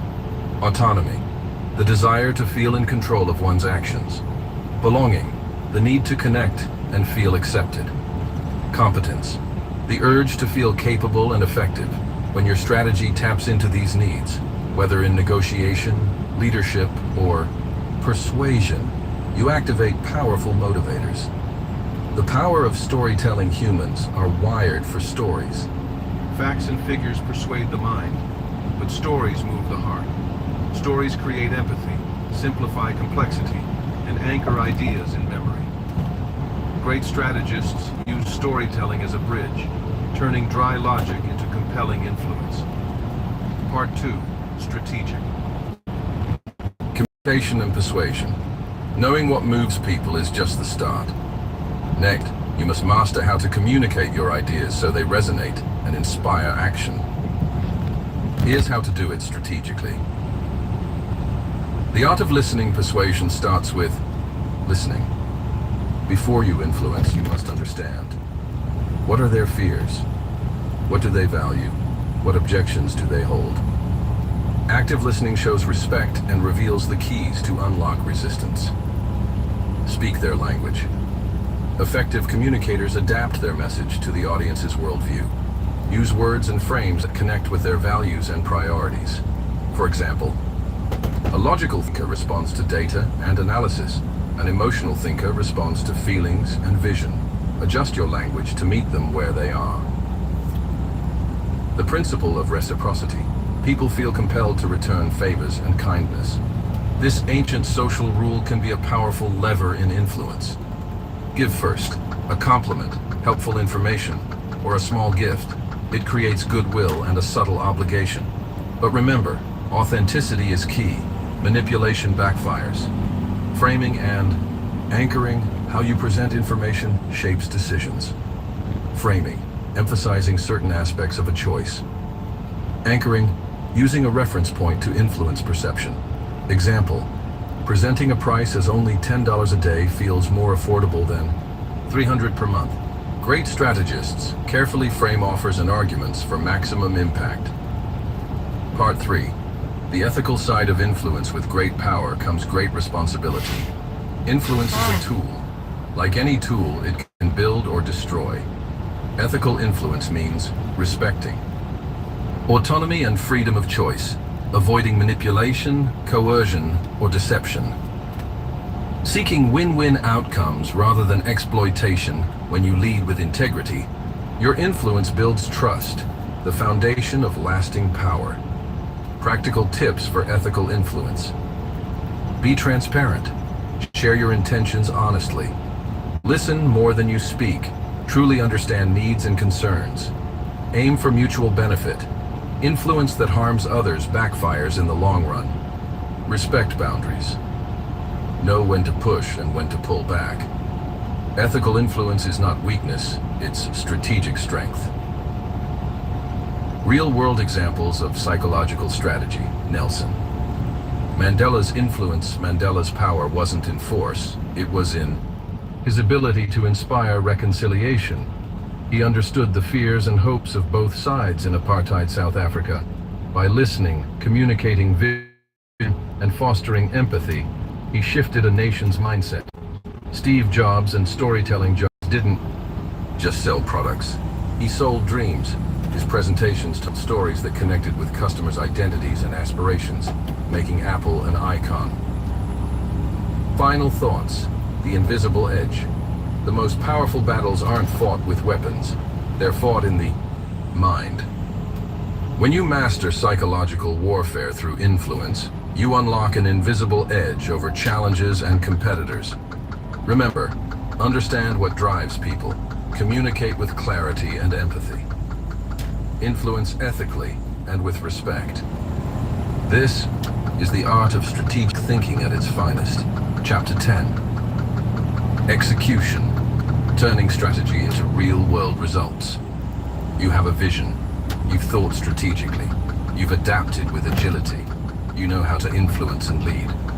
But none of it matters if you don't execute. Execution is where dreams meet reality. It's the bridge between your ideas and outcomes. Many people get stuck here. They have brilliant plans but struggle to take consistent action. Or they lose momentum, or get overwhelmed by details. That's why this chapter is crucial. This could be one of the greatest opportunities you're ever going to see. But for those who ignore this warning, they will see their portfolios plunge. Chapter is crucial. We're going to uncover how to bridge the gap between plans and action by building strategic habits, systems, and feedback loops that keep you moving forward, no matter what. Part 1. Bridging the gap between plans and action. A great strategy without execution is just a wish. The difference between winners and dreamers is this. Winners do what they say they'll do. Dreamers keep planning, dreaming, and hoping. So how do you get from planning to doing? Break it down into small, clear steps. Complex strategies can overwhelm. You need to chunk your big vision into specific, manageable tasks. Instead of grow my business, start with. Reach out to 5 potential clients today. Write a blog post this week. Launch a social media ad next month. Each small step is a building block. Over time, these blocks stack into skyscrapers. Set deadlines and accountability. Deadlines create urgency. Without them, tasks linger indefinitely. Add accountability by sharing your goals with a mentor or friend, using apps or calendars to track progress, rewarding yourself for milestones. Accountability turns intention into action. Eliminate distractions and bottlenecks. Identify what stops you from acting. Is it fear, perfectionism, lack of clarity? Are there environmental distractions? Design your workspace and schedule to minimize friction. Clear obstacles so momentum flows freely. Part 2. Strategic habits and systems execution isn't just about bursts of willpower. It's about daily habits and reliable systems. Habits automate success. Systems create consistency. Build keystone habits. Keystone habits are small actions that trigger positive ripple effects. Examples include morning routines that set your mindset, daily review of priorities, journaling to track wins and lessons, identify, and cultivate habits that align with your strategy. Create systems for repetition. Systems are workflows and routines designed to produce results regularly. For example, a weekly planning, a customer follow-up process, a monthly performance review. Systems reduce decision fatigue and keep your efforts focused. Part 3. Measuring and refining. Your progress execution is not a set it and forget it process. You need to measure results, learn, and adjust. Track key metrics. What matters gets measured. Choose a few critical indicators of progress, such as sales or leads, generated hours spent on focused work, client satisfaction, personal well-being, and energy. Regularly review these numbers to stay informed. Reflect and adapt. Schedule weekly or monthly reflection time. Ask yourself, what worked? What didn't? What can I improve? Use insights to tweak your strategy or execution systems. Celebrate wins and learn from losses. Recognition fuels motivation. Celebrate milestones, no matter how small. When setbacks happen, view them as learning opportunities, not failures. Every lesson sharpens your strategic edge. Real-world example: Elon Musk's execution strategy. Elon Musk famously breaks his massive goals into tiny, actionable tasks. He schedules his day in 5-minute blocks and constantly reviews progress. His relentless focus on execution, paired with strategic vision, drives innovation and results. Final thoughts. From strategy to success. Strategy without execution is like a map without a journey. Execution turns your mental game into real-world impact by breaking down goals, building habits and systems, and measuring your progress. You transform intention into unstoppable momentum. Remember, a plan only becomes powerful when acted upon consistently. Your greatest strength is your ability to do, not just think or plan. Closing the journey you now hold, the tools to outsmart any challenge. A strategic mindset that thinks before reacting. Clarity in your goals and priorities. The ability to gather and use information wisely. Seeing the big picture and anticipating obstacles. Mastering timing, leverage, and agility. Influencing others ethically and effectively. And finally, executing with discipline and reflection. This is the art of strategic thinking. Use it, hone it, and watch how you transform every challenge into an opportunity. Thank you for joining me on this journey. Now, it's your turn to take the next step and outsmart whatever comes your way. Conclusion: your strategic edge, living life as a master tactician. Have you heard about Ryoko Pro? This is the cutting-edge portable Wi-Fi.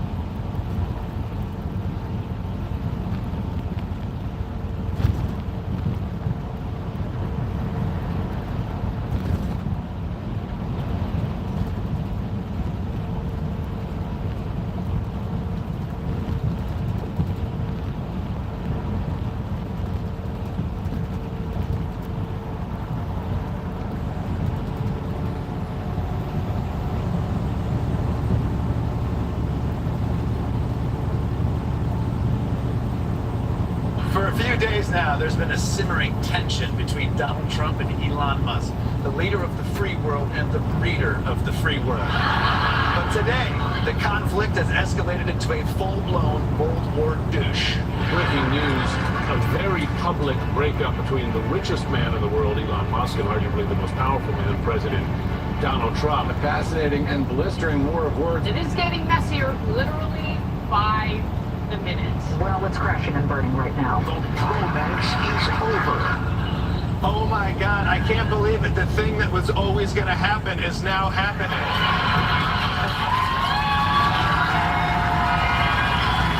And you get to be a part of it. I thought these two billionaires with the world's biggest egos would work it out amicably. All right, let's take a step back and figure out how this completely predictable thing predictably unfolded.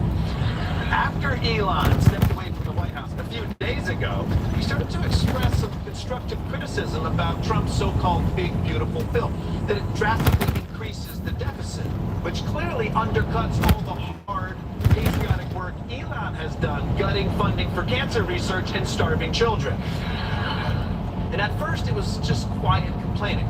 But yesterday, Elon took his campaign up a notch. Elon Musk, who just yesterday called it an abomination and doubled down on that today in a string of posts. One reads, a new spending bill should be drafted that doesn't massively grow the deficit and increase the debt ceiling by $5 trillion. In another, he writes, call your senator, call your congressman. Bankrupting America is not okay, kill the bill. Another simply shows a movie poster for the Quentin Tarantino movie, Kill Bill. All right, this feels almost illegal to know, but our windows were so old and just desperately needed to be replaced. Another simply shows a movie poster for the Quentin Tarantino movie, Kill Bill. Hey! Kill Bill! I guess Elon is a fan of Tarantino movies, although not the one where all the Nazis die at the end. That one makes him sad. Now, Trump had been uncharacteristically reserved about his good friend turning against his bill. And even today, when he was asked about it, you could tell that he was treading lightly. I've always liked Elon, and so I was very surprised. Elon and I had a great relationship. I don't know who well anymore. I was surprised, but I'm very disappointed in Elon. I've helped Elon a lot. Yeah. I mean, this is just like when your mom catches you jerking off to her JC catalog. Trump's not mad, but he is disappointed. This was an interesting response, because for every other ex-staffer who speaks out against Trump, he's like, this loser, piece of shit, low-life dirtbag. I wish I'd fired him sooner and his wife. But when it came to Elon, he was more subdued. And I think that's because Trump could tell that deep down inside, Elon has $400 billion. But if Trump was hoping to handle the situation delicately, it didn't seem to work. And Elon Musk is wasting no time pushing back. He said, without me, Trump would have lost the election. Democrats would control the House, and the Republicans would be 51-49 in the Senate. He went on to say such ingratitude. Woo! All right. Woo! This isn't about policy anymore. This is getting personal. This is Elon saying, I made you. And like everything else I make, I can blow you up. And by the way, Elon taking credit for winning the election is a little rude to the Democrats, isn't it? I mean, you're totally erasing all the work they did to blow the election. But those tweets triggered Trump. He doesn't mind if you criticize his policies or ideas or family or children. He doesn't give a shit about any of that. But the one thing you cannot do is suggest that Trump didn't win something on his own. He thinks he won everything on his own, even the things he lost. So then, Trump started swinging back. Let me read a little bit of what Donald Trump posted on Truth Social. He says, Elon was wearing thin. He asked him to leave. I took away his EV mandate that forced everyone to buy electric cars that nobody else wanted, that he knew for months I was going to do, and he just went crazy. That's not fair. Elon Musk didn't just go crazy. He's been crazy for a long time. And maybe he's right. What kind of idiot would be into Elon's cars? I love Tesla. Not anymore.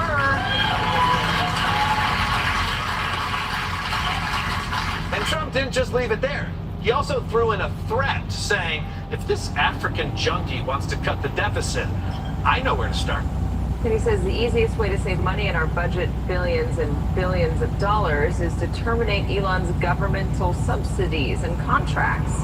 I was always surprised that Biden didn't do it. Oh, shit. Elon's government contracts can't be worth that much, can they? Oh, it's $6.3 billion last year. Elon, you idiot! This is why you always sign a prenup. By the way, can we just point out how crazy 2025 is? Most people can't afford to eat eggs anymore. Meanwhile, these two billionaires are attacking each other from different social media platforms that they each own. Maybe we should eat the rich. But Trump...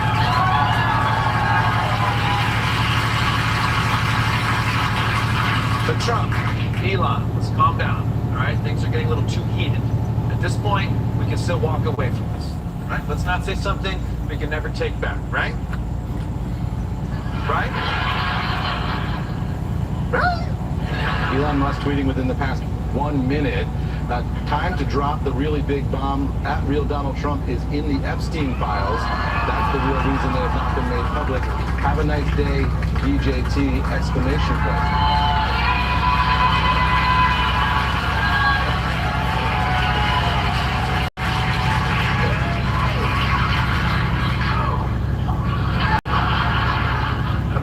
Tonight, we are a nation at war.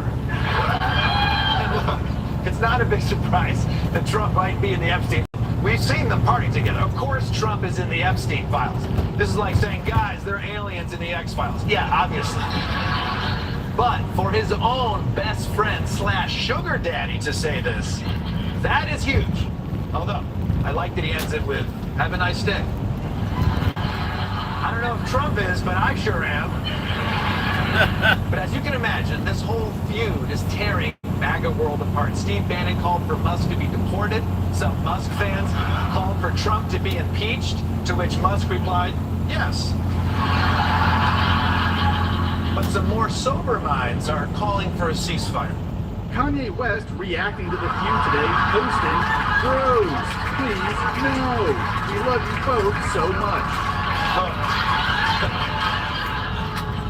You know you've gone too far when Kanye West is saying, please stop being messy on the internet. Hey everyone, big heads up, Paleo Valley's running a sale on all their meat sticks right now. You can get 30 sticks for $36. See on the internet. Meanwhile, some people in MAGA world are so freaked out by this breakup that they've chosen to respond in denial. I think Trump might be working in tandem with Elon here to tank his own bill in a 4D chess move. Oh, okay. 4D chess? No, at best it's Jenga between two kids who immediately knock the tower over and start whipping blocks at each other. Now,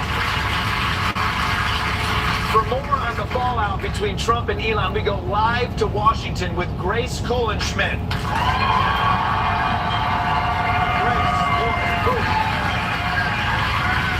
Grace, the way these Trump and Elon fanboys are handling their breakups seems kind of sad. Actually, Michael, you're kind of sad and stupid. I've been talking to a lot of Republicans, and it's obvious that Trump and Elon are playing 4D chess. Maybe even 5D chess. And all of these Ds are rock hard. Grace, those Republicans are kidding themselves. Elon is trying to kill Donald Trump's bill. Yeah, so that they can pass an even better bill. A bill that they wrote together. Classic 6D chess move. It's like Jesus. You kill him, then he comes back even more powerful with washboard abs and one of those haircuts that TikTok guys have. Grace, what the f*** are you talking about? It's kind of like short on the side, but super fluff up top. No, I don't. That's not what I mean. Trump and Elon are not secretly working together. Republicans just don't want to admit that their two leaders are split over Trump's signature legislation. Yeah, maybe. Maybe the bill is going to die in the Senate. Maybe Republicans can't get the support it needs, and Chuck Schumer walks out to cast the deciding vote. And then he reaches for his neck and he pulls his face off.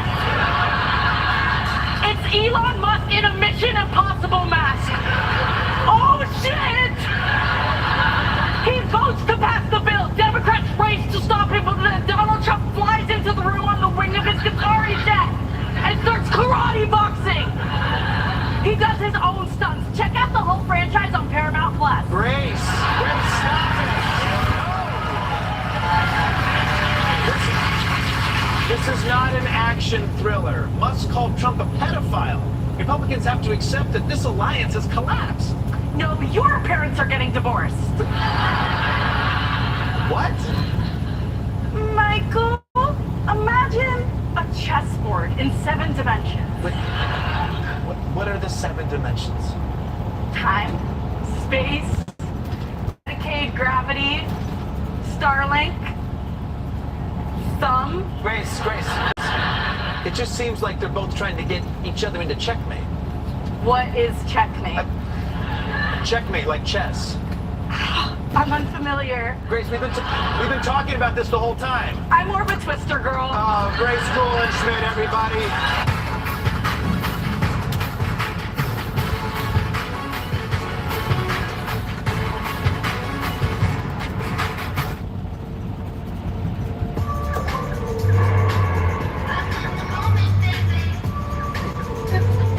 Coming at you fast. Frontier Fiber 7 gig on Wi-Fi 7, plus Wi-Fi security, whole home Wi-Fi, and premium tech support. Get the premium internet packet.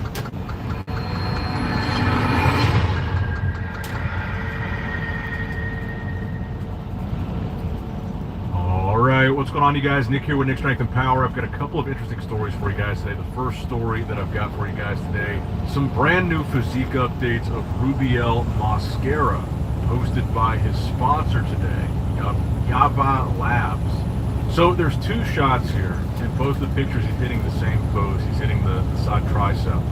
And it seems like the initial online reaction to these updates was actually pretty positive. It seemed like a lot of people felt like he was showing some pretty good condition here, which obviously is what a lot of us want to see from him. You can see a pretty good amount of separation in his legs from the side, some vascularity in his arm, some vascularity in the legs as well.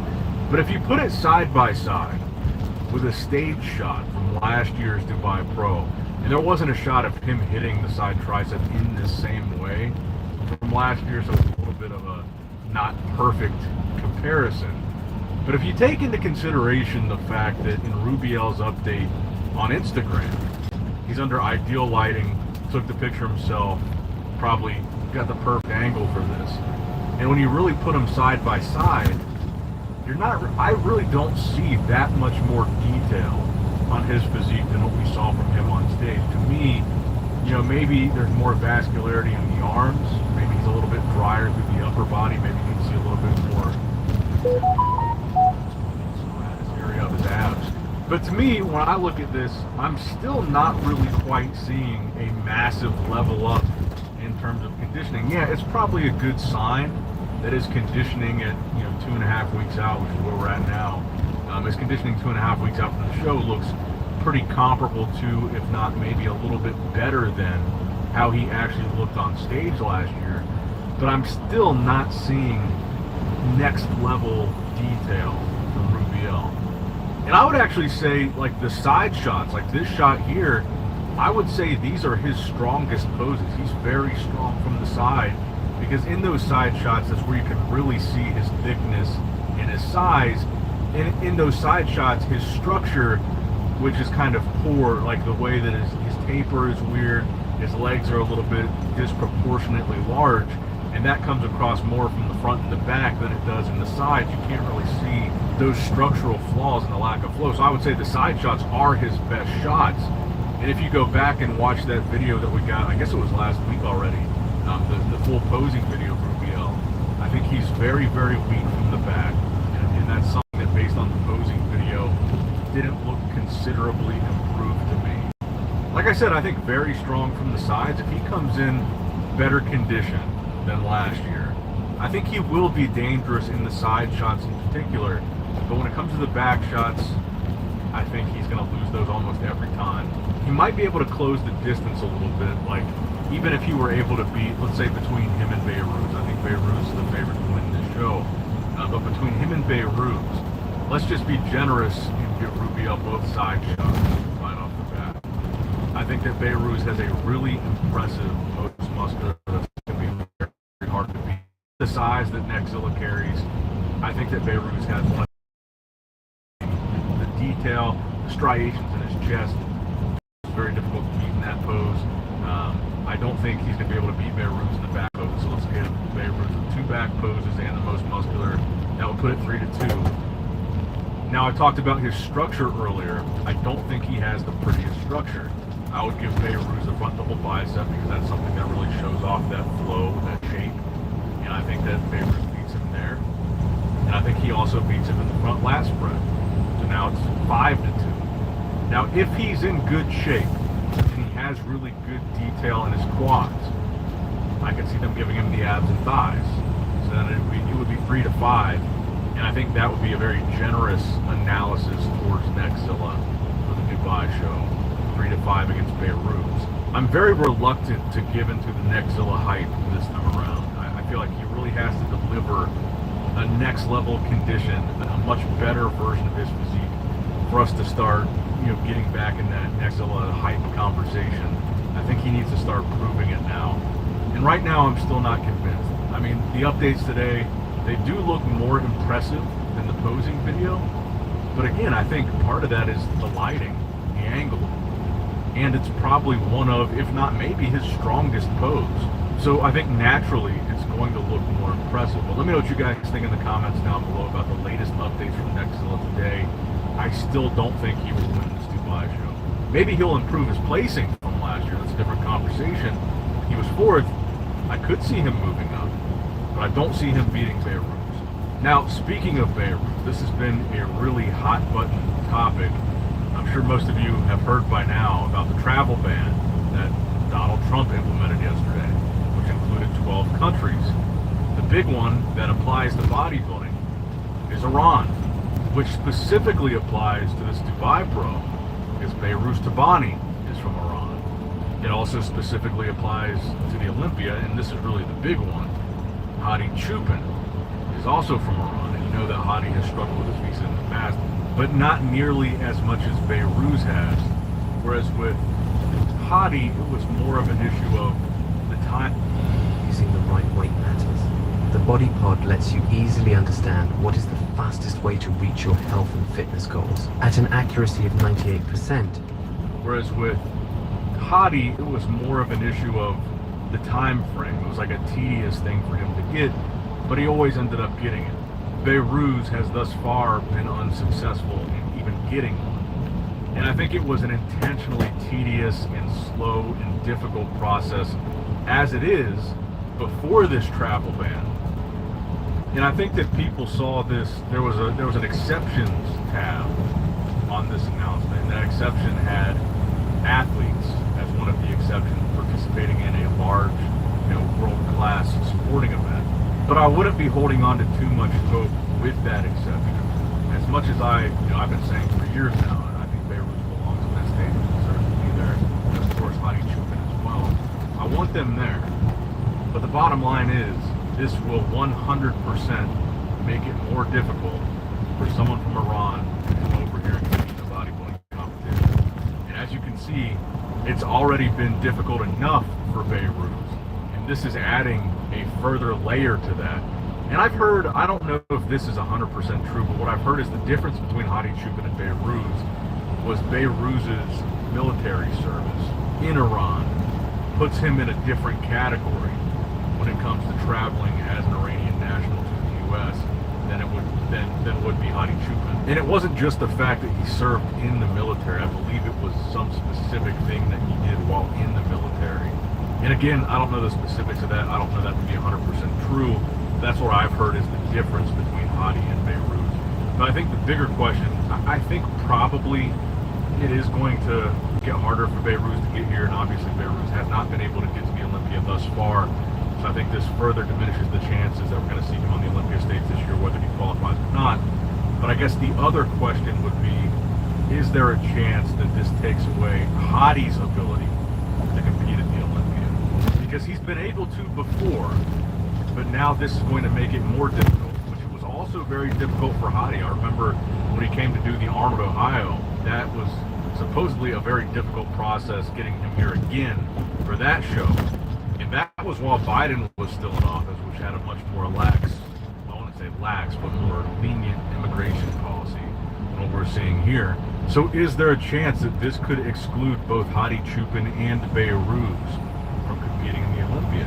Because the other question is, does the United States recognize bodybuilding or recognize the Mr. Olympia as a sport worthy of this exception? Because of course in the past when Beirut was applying to come over here to the Olympia, they were putting on the application that that's what he was coming for, was for this massive sporting event. And thus far, it has not worked. But let me know what you guys think in the comments down below. How do you think this impacts their chances of competing in the Olympia, both Beirut and Hadi? And the final story that I've got for you guys today, a recent physique update of Blessing Awodabu today. From the back, I will say Blessing's back double bicep is probably one of the most impressive, or at least one of my favorites. Just from the waist up, his back double bicep, it is objectively pretty crazy. It's just the lower body from the waist down where it starts to fall apart. But, you know, there's been speculation that maybe Blessing will do a show like Dubai. And it doesn't sound like, based on the video that he posted a couple days ago, the apology video after the Legion show, it doesn't sound like he's planning on shutting it down for the rest of the year. It does sound like they plan on competing again. Based on this video, I think it's kind of unlikely now that he would be doing Dubai, maybe a show a little bit later on in the summer, maybe like 6 or 7 weeks away. Because I mean, let's be real, we're about 2 weeks out now. We're really close to the show. And still, in this update, I'm not seeing massive conditioning improvement from Blessing either. So I don't think we'll see him jump in Dubai. I think he needs a bit longer than just these next 2 weeks to really achieve a significantly better package when he brought Legion. So I'm kind of doubting we're going to see him in Dubai, maybe something a little bit later on in the season. But I did also want to show this update from Nathan Diasha. This was a couple days ago. So this would be 3 weeks out from the Dubai Pro. Like I said, we really only know this handful of guys. Beirut, Nathan, Nexzilla. And like I said earlier in the video, comparing Beirut and Nexzilla, I think you could make a similar comparison with Nathan and Nexzilla. I think it's going to be hard for him to beat either of those two guys. I just don't see him. I just don't see him winning this Dubai show. And I think we really need to see a totally different level of conditioning from him for it to be something that we're talking about him at the Olympia. We're talking about him winning shows, talking about him beating bigger name guys. It's just going to take more than what we're seeing here, I believe. But that's going to wrap it up for the video today, guys. I hope you did, in fact, enjoy it. Make sure you like the video, subscribe to the channel, click that bell notification icon if you have not already. And as always, I love you guys. Appreciate you guys. Nick Strength and Power signing out. Alright guys, don't forget to click that like button and subscribe to this channel if you enjoy the content. Also check out my Instagram at Nick Strength Power, my Facebook page, which is simply Nick Strength and Power, my secondary YouTube channel, Nick Strength and Vlogs, for vlogs and bonus content that you will not see on this channel. And consider subscribing to my third YouTube channel, Nick Strength and Pokemon, which is all things Pokemon and trading card games, completely unrelated to this channel. So if you're into that, give that one a look.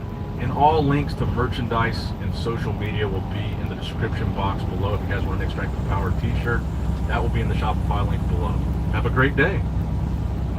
Dear Triathlon, let's take on iconic trails and race straight to the top. What's the point of winning if you can't enjoy the view? Yours, Toyota SUVs. Toyota. Let's go places.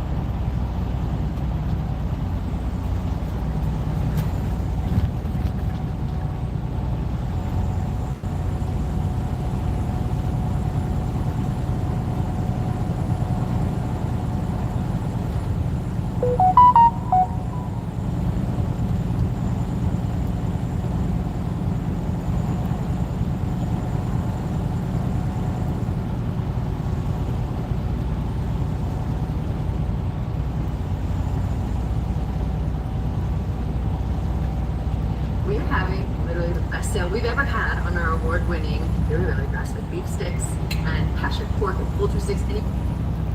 Should steroid dosages be amped up, pyramided up slowly, or should you go right to the effective dosage? Stay tuned, and I'll let you know.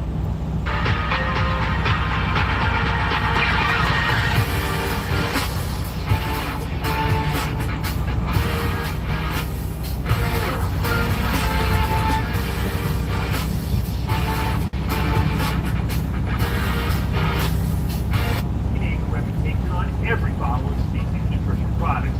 If you want to be your absolute best, join the evolution.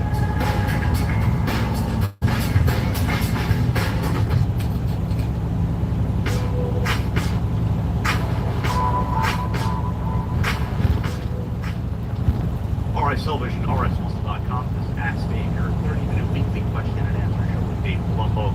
Whatever is on your mind, in bodybuilding, non-bodybuilding, it is all on the table. And ready the questions. The first two questions on this show from the Dave Colombo Experience app. First question about a video that Bill Phillips posted on Facebook saying that keeping blood sugar between 80 to 100 is the fat burning zone, and 100 to 120 is the muscle building zone. Any truth to this? You know, I was a little confused when I heard you say blood sugar. I almost felt like it should have been heart rate, cardio, but I don't think it was. I think Bill Phillips got some wacky ideas about, blood sugar containers. To be honest with you guys, blood sugar levels are maintained by the body. So there's no way to really adjust what your blood sugar levels are unless you're going to take insulin, of course, you know what I mean? But obviously, if you're eating more food in the off season, okay, your blood sugars will tend to run a little higher post meals because it's going to take longer to lower blood sugars, where if you're eating low carbs, your body can lower blood sugar really quickly. So, I mean, it's kind of intuitive that your blood sugar levels between meals would be lower, if you're on a low carb diet than if you ate a high carb diet, unless your blood sugar control is bad, in which case, that doesn't apply. But for the average person whose blood sugar control is good, if you're eating low carbs, you're going to lower blood sugar quicker after a meal. I mean, the proof of that is that when you're dieting and you eat a meal and you feel great, and then like an hour, even maybe in my case, at least be a half hour later, I'd be starving already. And I'm sure had I taken my blood sugar back then, because we didn't have blood sugar monitors, it probably would have been on the lower side. Whereas if I would have eaten 100 grams of carbs in a meal 2 hours after my meal, it probably still would have been, my blood sugar still would have been at a reasonably high level. So, what he's saying is really what happens naturally. You don't have to induce that, and you really can't induce that to happen. Like I said, originally I thought he was talking about heart rate, but I think he's talking about blood sugar. Second question, again, these first two questions from the Dave Colombo Experience app. Question about bicep building. Lower reps, like 4 to 6, okay for biceps. And why do you suggest cables over dumbbells? I've done a lot of experimenting with arm growth. I had a lot of trouble. Matter of fact, my father once said to me, and I've probably told the story before, when I told him I wanted to be a bodybuilder and I was competing, he's like, you don't have arms like those other guys, which is a huge insult. But he was true. He was right. He's like, you have those lean, I had like lean, long arms that I didn't have just Ronnie Coleman biceps. But I said, over the course of my career, I actually got up to about 22, 23 inch arms. It took a long time though. And what I learned was that guys with long arms don't do well by conventional exercises. When I say conventional arm building exercise, I'm talking about like barbell curls, dumbbell curls. Dumbbells a little better, but barbell curls specifically because for some reason your arm is out here, whereas a short guy, his arm is like close to his body, and he's feeling it more in the bicep. I watched Lee Priest do, barbell curls, and I could tell his biceps are just blowing out. And I used to train with guys that were shorter, stockier guys, and I could tell they were getting way more out of barbell curls. I was getting nothing out of it. I was feeling front delts. It was like I just didn't have a good contraction in the bicep. I wasn't feeling it there. But I told you, Vince Taylor, I read an article by him, and we talked about this, him and I, about, he felt that cable curls were best because they kept continuous tension on the muscle. So I'd gone through an arthroscopic shoulder surgery, and I was kind of rehabbing myself. And I said, well, I'll start with some light cable work. And I was noticing I'm doing light cable biceps, and I'm like, man, my arms feel like they're going to explode. This is the most I've ever felt my arms during an arm workout. And I did it with triceps too, and I was like, this is unbelievable. I said, you know what? If I'm not feeling the muscle working doing these heavy compound barbell movements, maybe I'm not getting anything out of it. That's why my arms aren't growing. So I started doing all cable work, and I started getting really strong on cable because my arms started to grow. And I realized that unilateral cable movements, for arms, for people who have very long arms or longer than normal arms and have trouble with arm development, seem to be the best way to make them grow. Never ask a guy who's got great arm genetics what they do, because they can do anything and they grow. Think Ronnie Coleman, Lee Priest, the guys with some of the best arms in the business, Evan Centopani. Don't ask those guys. Ask guys like me that had to work every millimeter of arm growth I've ever gotten. And I'm telling you, cable movements are the way to go. Full range of motion with those things, unilateral, one arm at a time. Squeeze that muscle, and you'll be shocked at how strong you get. I do stuff on the cable machine even now at 57 years old. People look at me, they're like, how the heck do you lift so much weight on the cables with such good form? I said, I've been doing it for 20 years, and I've just built strength. You'd be shocked at how weak most people are on cables because of the fact that they don't do them all the time. So if you don't feel the muscle work, the take-home message is if you don't feel the muscle work, then it's not working. Let's go to our questions from our YouTube community page, from our social media outlets. This is the one that we teased the episode with. How many milligrams per week would you recommend increasing test when wrapping up from a cycle from TRT to a cycle from TRT doses? I chose to go 250, 375, 500 for 6 weeks, and then level out at 750 for 6 weeks. Your thoughts? I don't know if it was Bill Phillips who came up with the whole pyramiding of dosages up. It probably wasn't, but he was the one who popularized it, where you had like weeks 1 through 2, you did this many milligrams. Week 3 through 4, you increased it to this. Week 5 through 6, you increased it to this, and week 7 through 8, you increased it to the final dosage, and then you go off. But that's back when guys did cycles for 8 weeks. No one does cycles for 8 weeks, and we realized that the longer you're on, the more you solidify the gain, so that 8-week cycles are really not doing anything. You need 16 weeks at least to really get some substantial gains. So once we did that, I started to think about this whole concept. I'm going to stay on longer, and these compounds are long-acting injectables that take 2-3 weeks to get into your system. What's the purpose of ramping up? Find your effective dosage where you this is once you're past the beginner stage. Find your effective dosage, what it is. And for me, it was 1,000 milligrams of testosterone a week, and let's say 400 milligrams of DECA a week. I'm just giving you a for instance of a cycle I would do. And just go right to that dosage, because they're long-acting, and they're not all going to come into your system at one time anyway. It's going to take 3 weeks for those to ramp themselves up. And I just started off like that, and I found that it was just as effective as the pyramiding dose, and it didn't require me to think, how many milligrams I got to do this week? How many milligrams? So I always say, take the effective dosage that you're going to ultimately use in your cycle for whatever it is, 12, 16 weeks, whatever you're going to take, 24 weeks, whatever, however long you're going to be on, and go right to the effective dose. And then if you're going to switch compounds at some point, go right to the effective dose of the new compounds. If you're going to go 1,000 tests, 400 DECA, and then you're going to switch to 1,000 tests, 400 EQ, just go right to the 400 EQ once you get to the next 8 weeks or mini cycle. And I find that works well. It's easy. You don't have to think about how much you're going to do. And I don't think there's any negative or any positive to doing it either way. But I think that it's just easier and once again more effective. So today's the day. I've got my RTA mock system and Coyote appliances. And they did tell me it was only going to take a few minutes. And I got to say, they were right.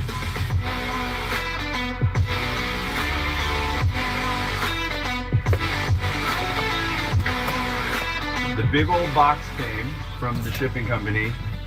We pulled the front and back panels out and lined them up parallel.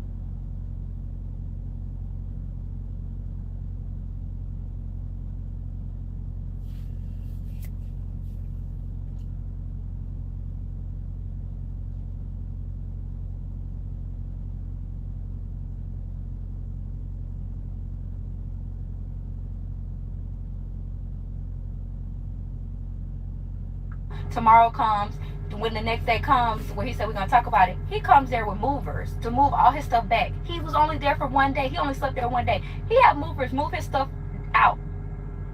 He was the one who filed for a divorce. So basically I met this guy in a Christian group. I moved in with him 11 weeks later.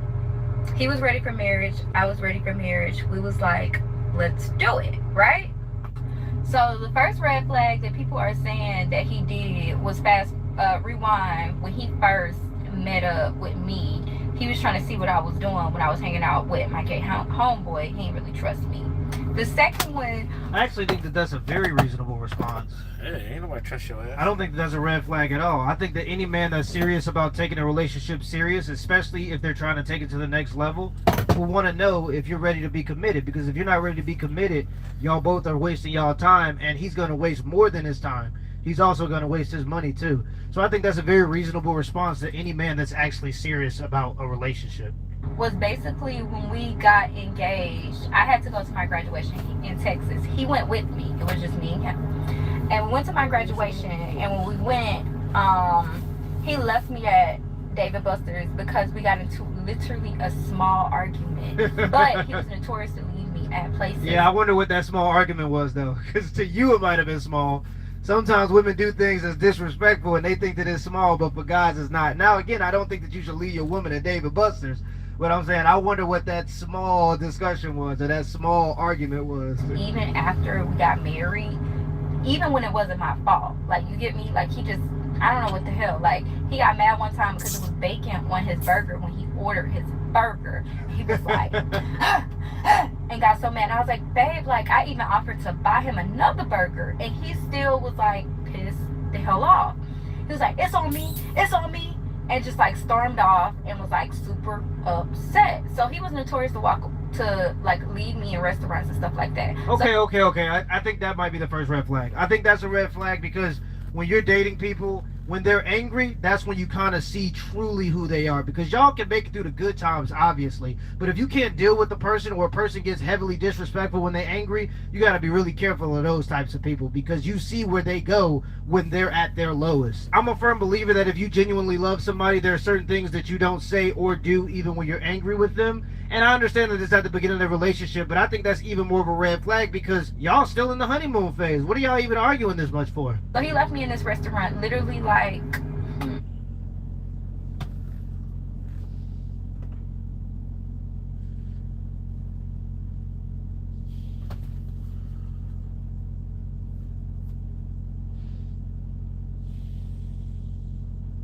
in January, but we didn't tell nobody. So after that, he ended up still coming to my graduation because I didn't know he was gonna be there. He stayed in the hotel, we didn't talk. He left me, blah blah blah. He ended up showing up, and I'm like, oh, okay, he here. Mind you, I got the ring. and we lived together. I had just moved in with him not too long ago. So then anyway, he shows up to the graduation. I'm happy, cheesing, even though he just left me, because I'm still happy, because I don't know, I'm just trying to make the shit work. So fast forward, we ended up kind of talking on a plane, getting back, and we good. We go back home like ain't nothing happened. It was just like a misunderstanding. We don't even really talk about it. I start back searching for venues for the wedding because I'm all excited for this wedding and blah, blah, blah. And he's going with me and we're like really engaged. He was married before. I forgot to say that. He was married before, but he didn't have a big wedding when he was married before. He just got married and didn't tell nobody. So that was his second time, honestly. He got married and didn't tell nobody. Then when they found out, they was mad at him. His dad, to be exact, was mad at him. So he said, this time, I don't want to do that. We're going to have a wedding. I didn't want to do that. I wanted to go out of the country and get married. You know what I'm saying? Because I'm a traveler. I've been traveling all my life. I'm good with that. I had just got out of a toxic 4-year relationship. I just wanted to kind of be peaceful.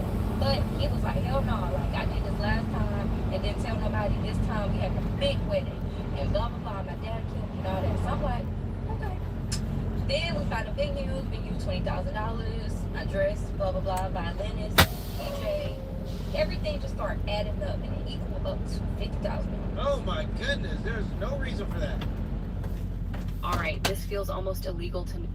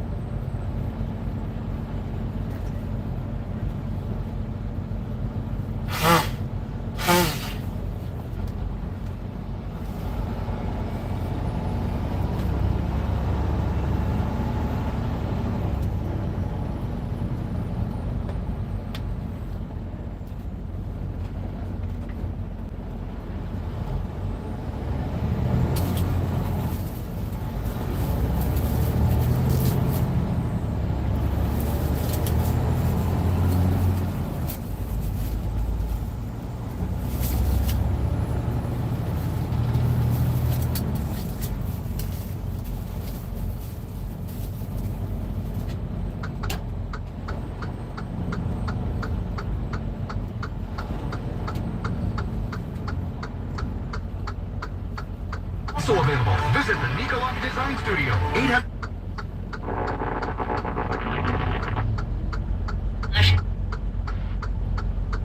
Nicolot.com.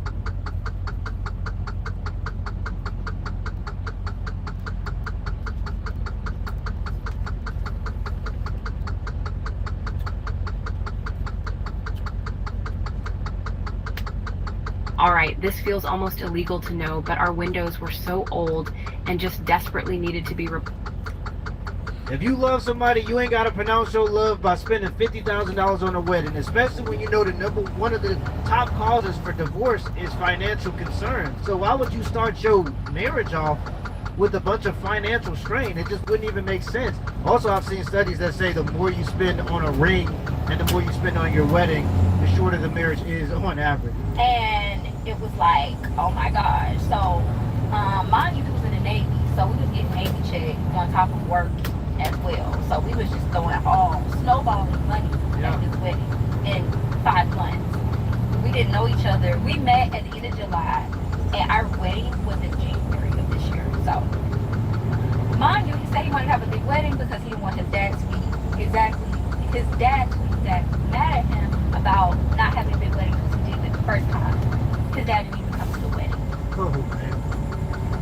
Because oh my God, I forgot to say this. He punched a hole in the wall because he was so goddamn angry at his dad because they got into it. And he was mad. I was like, babe, are you okay? Like, that just shows you how freaking angry he gets, even when the situation had nothing to do with it, you know? So, spend all that money, his dad didn't even come to the goddamn wedding. And it's so crazy because we even had chairs right there for his dad to come to the wedding and his dad's wife. But they didn't show up. So the day of the wedding, we didn't even know if they were gonna come or not. It was crazy. So people saying the story all over the place because it is, you know? So then I have a child. I had my child at 16. I always say that, blah, blah, blah. And my son goes to school in this particular area where my mom lives. It's in a really prominent area. One of the best schools in Georgia. I told him initially when we first met that my son is going to high school. We got 3.5 more years to stay over here. Then we can move anywhere in the country. He'll be in college. Let's see. He was okay with that. Or was he? Because one time my son got in trouble in school. Not trouble, but trouble as far as not doing his work. And he was like, see, you sacrificed doing all that and he ain't even listening. And I'm like, okay, because I was driving an hour away from take my son to school when he wasn't at my mom's house because my mom lived in that area. But I'm like, okay, but I still need to think about my son's future, even though he ain't doing his work. Kids are kids. I just got to get on him. You know what I'm saying? Like, it's not take him out of something that is gonna benefit him in the future. So I think that he was just trying to discipline. And I think it gets really hard for guys who are not the biological father that are trying to step into a position where they have to care about the kid that they're with, but the mother isn't allowing them to have any disciplinary authority in the house. Just, you know. So then, fast forward, we had a conversation about having babies. He was like, I want you to get pregnant right now. And I was like, hey, babe, I'm taking my boards. Can we wait a couple months? He went off on me, berserk.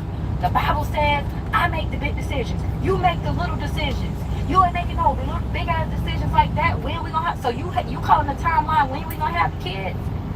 And I'm like, damn. Like all I'm saying is let's compromise. You want to have a child tomorrow. I really want to have a child in a year because I want to be just being you in a year. Let's compromise 6 months. That still wasn't good enough for him. He was mad basically because I was making a big decision. So then we kind of brushed that under the rug. Didn't really talk, but whatever. It got brushed in the rug. We ended up moving over to the place that we supposed to be moving. He moved in. We both moved in February 28th. We got married January 4th. That's just the timeline. We moved in to the new place.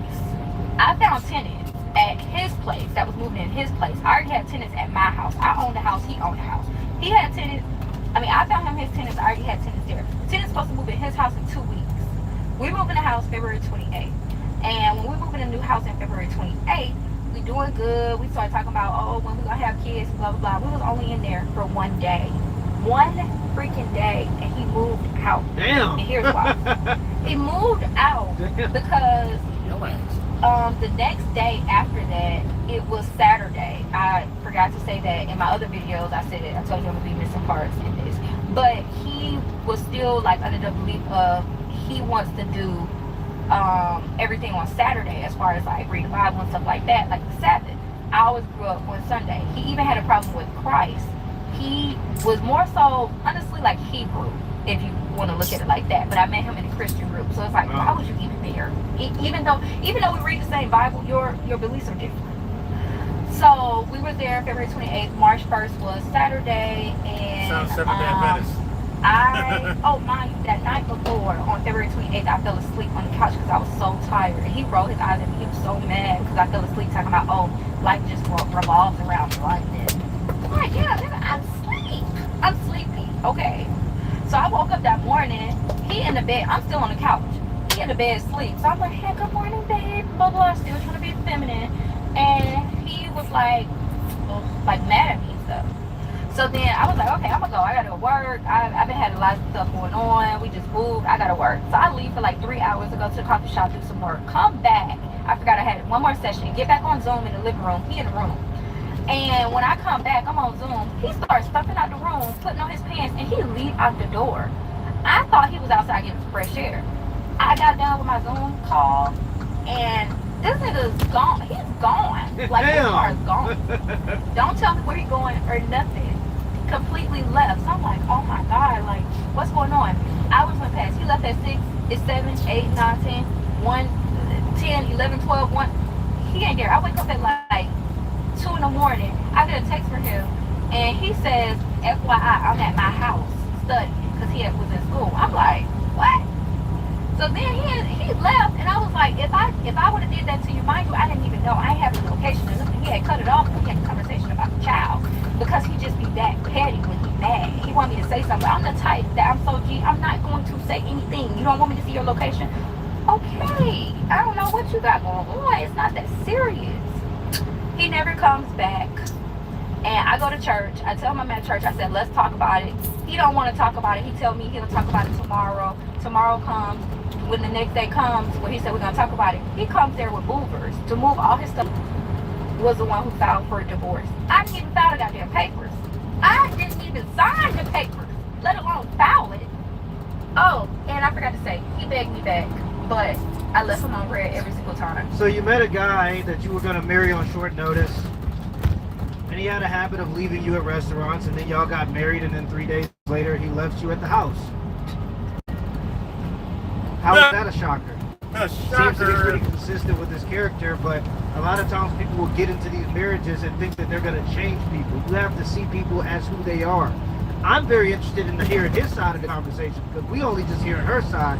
But from my understanding, it's so rare that men just leave their households or leave a situation or leave, especially a marriage, when you have a lot invested in it. And she's not a bad-looking woman. So I wonder what's going on behind the scenes that would make a man have to pack up everything and leave within a couple of days' notice. I doubt that it's as simple as the way she's putting it. I don't see any benefit of you going and putting all of your information on social media. Like, what do you get out of doing this storytelling?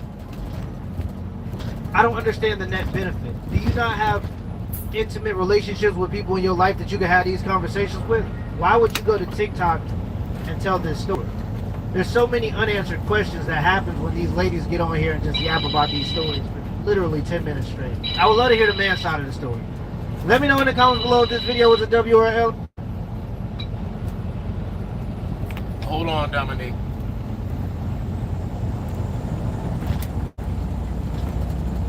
Good morning. Can you hear me? Good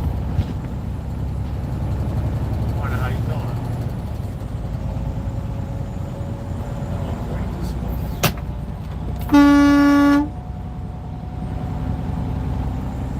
Yeah, they crossed over on my line.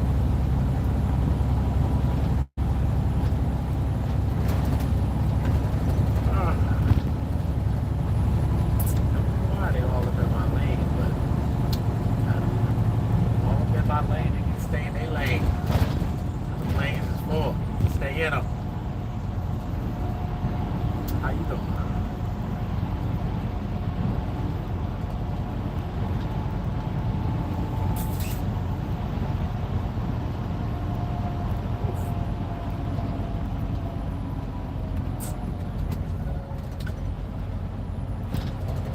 I just stayed there until the morning. Got some breakfast and came home. It be like that sometimes. Wake up and be like, oh damn, I'm out. Let's go.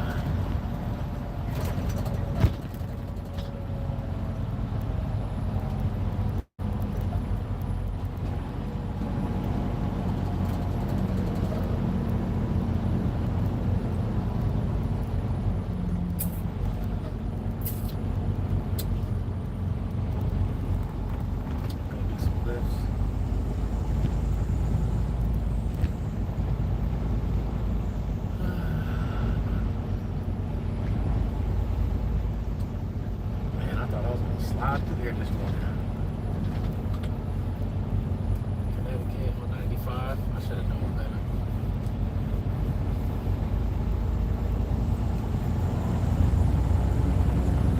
It was good until I got down to exit 30. But it's moving, so I can't complain. No, I'm trying. Just state the obvious.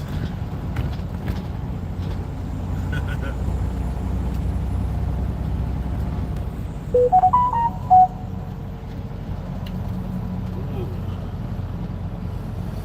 what's on the agenda for today besides some morning?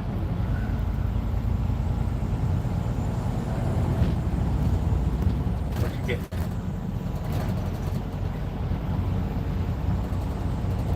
What you getting at Dunkin'?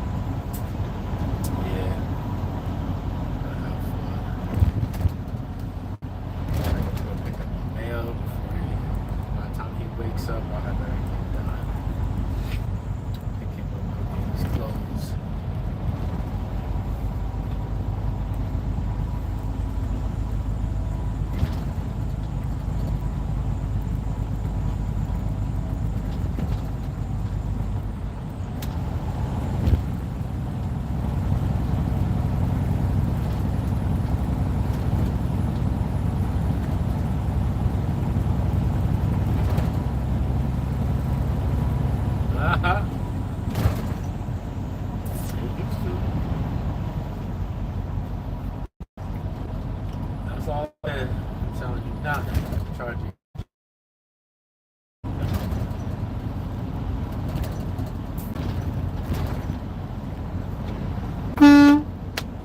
Drive the car, my boy. What you doing?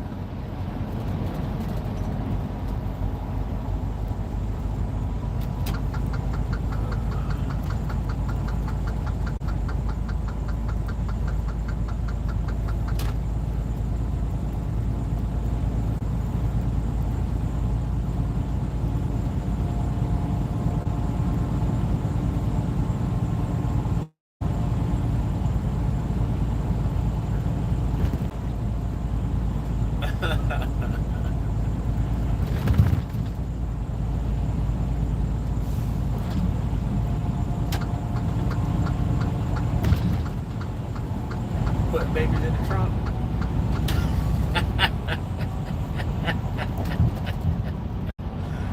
Your ass here acting up. Get your ass in the trunk.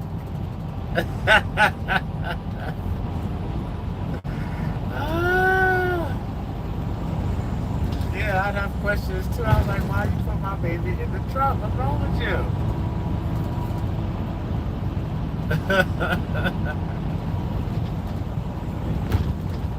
Got the back seat and the trunk mixed up.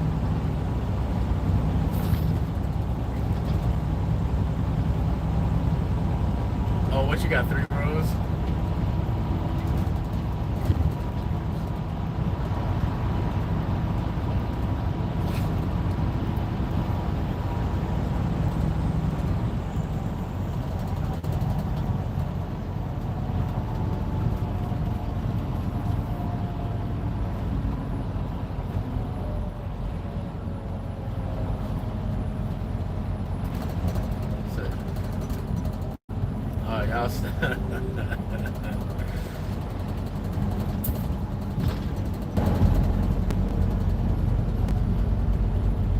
Look like your decision-making skills are to be questioned.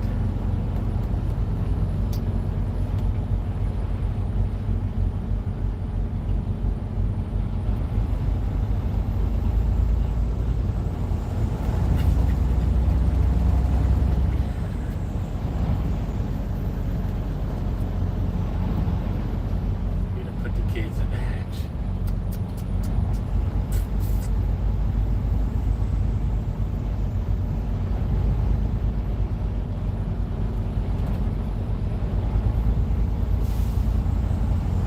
Let's see. I think I'm gonna take a break when I get here. Do the split shift. 10 seconds.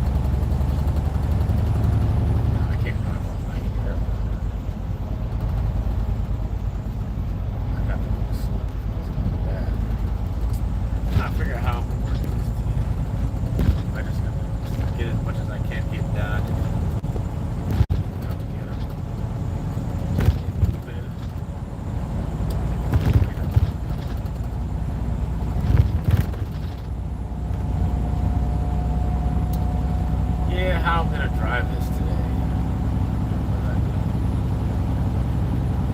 I think I might split it up, take a 7-hour break, and drive the rest. So maybe 5 hours. So if I get to about 10, 6, 9 to 11. Yeah, that'll work.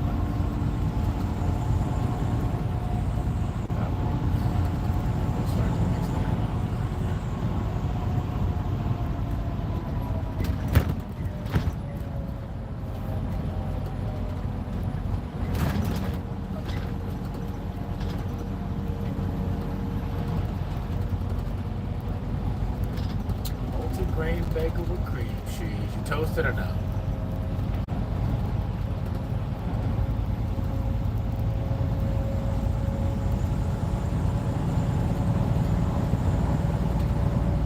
They just throw some cream cheese on it and send it up the window.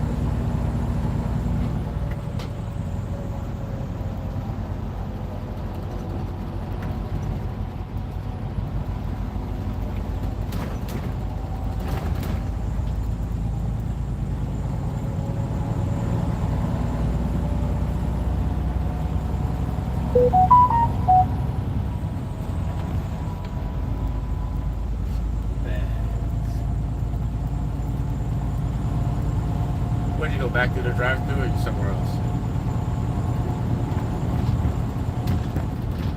Oh, you're still in the drive-thru.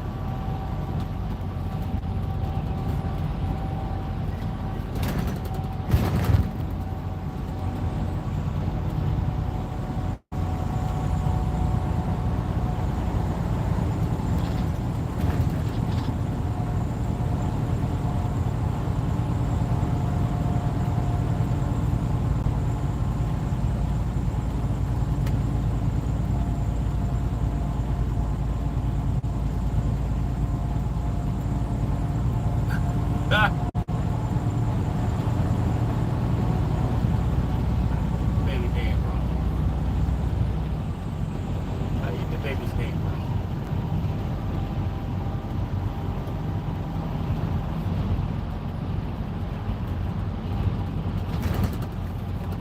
Can't see but see.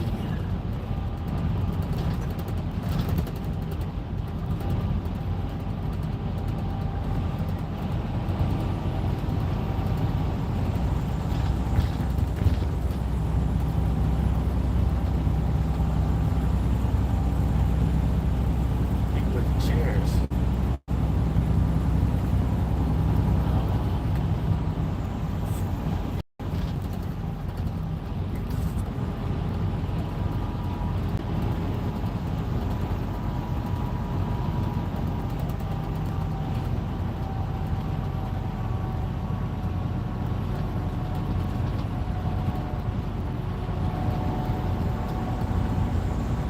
How long?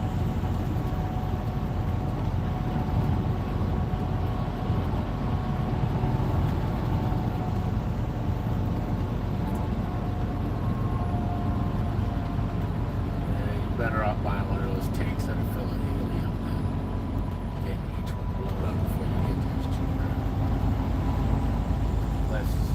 Unless you're just using pump power, which is not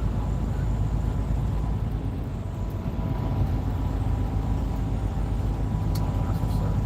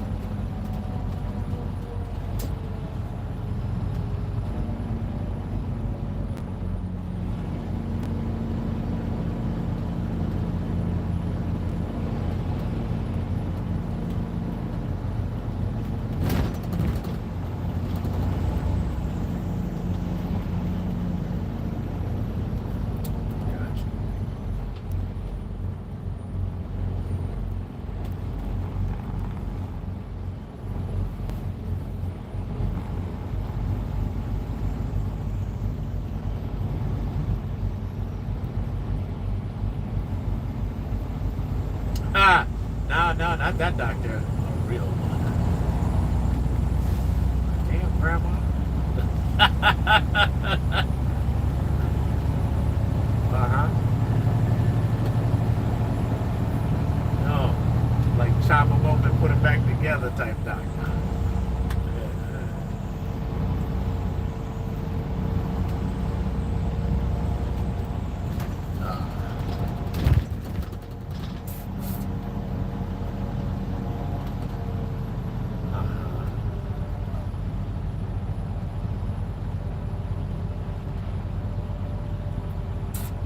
I used to have people around me like that.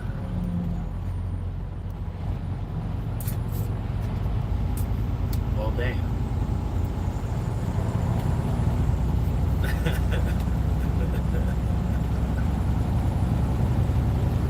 She just shit right out the head.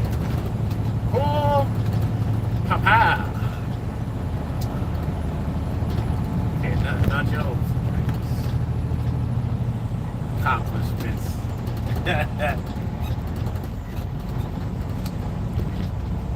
Well, you got a certificate, but your sister got a diploma.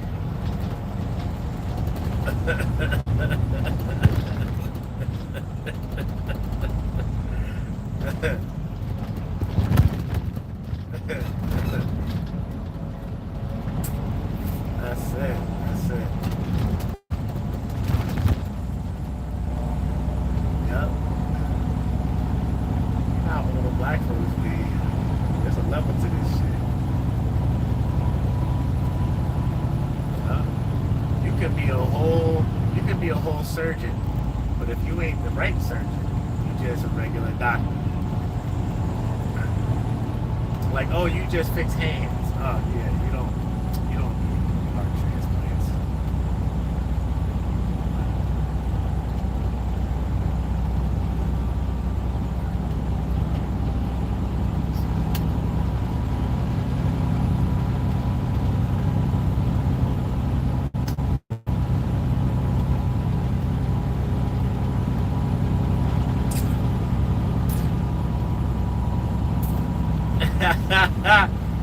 Now you're a prosecutor now. Okay, counselor.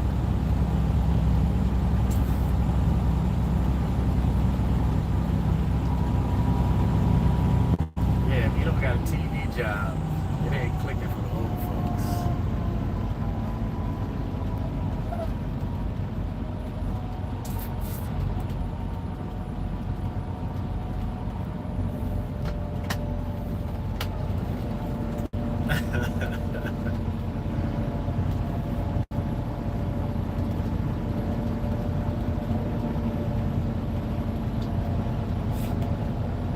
Yep.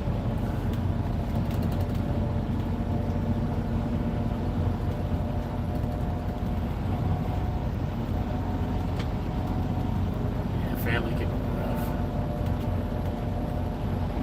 Family can be rough.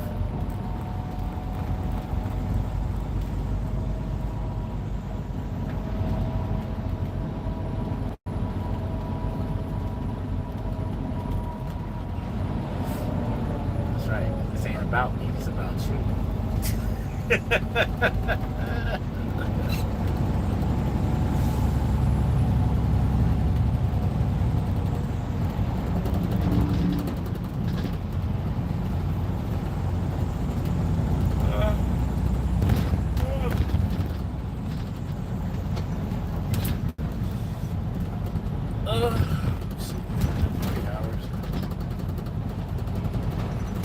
Yeah.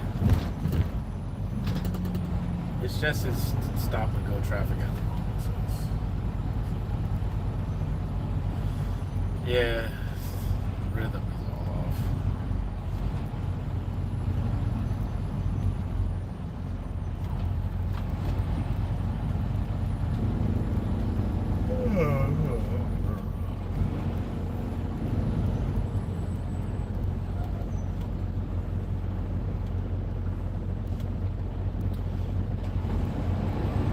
I be thinking, like, it's only take one bad day for this big ass trip to ruin everybody's life around.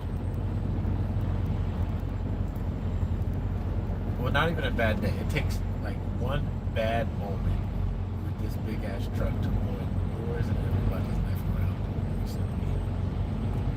Yeah. Yeah, I mean, this thing could pull a house off its foundation. Imagine if I just hit the gas and started driving and being pissed off about something. I mean, people do it all the time. We see it on the news. They lose their minds out here.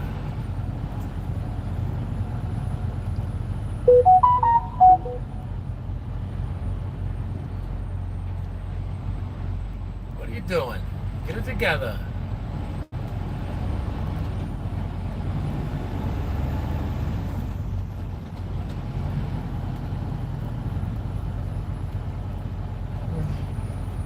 I know I always look at people's cars when they're around me. What happened?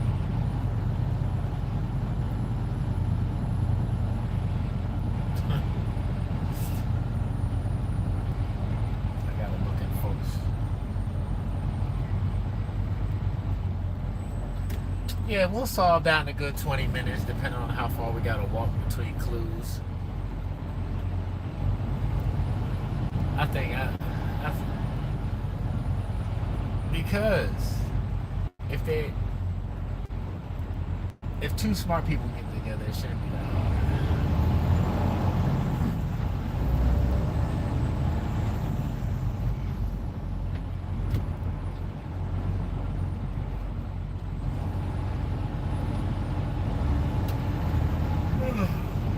I mean, I don't want to be having to solve questions. Like, solve this question to get this sandwich. I can't think, Brad. I get angry. I need the sandwich first before I solve the question.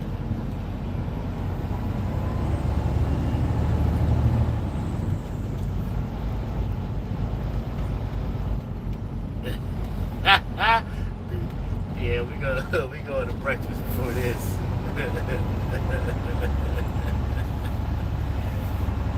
That's right. So we walking around. Yeah, because now I'm thinking about it. You'll be walking around. That's why I was like, how long it's going to take between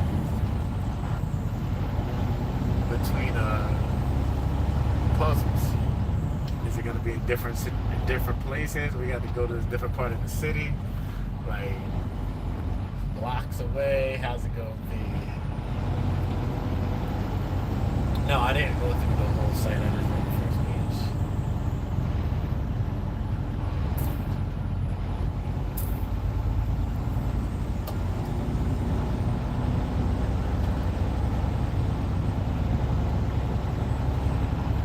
Are they all in walking distance?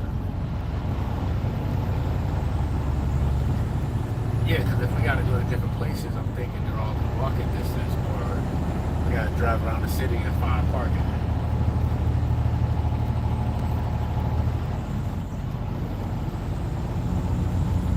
Oh, you mean there's 3 different locations you can play the game? Not like you have to go through 3 locations to finish the game. Okay. Thank you. Yeah, please get out the way. Please get out the way. Because you're going to drive like an idiot.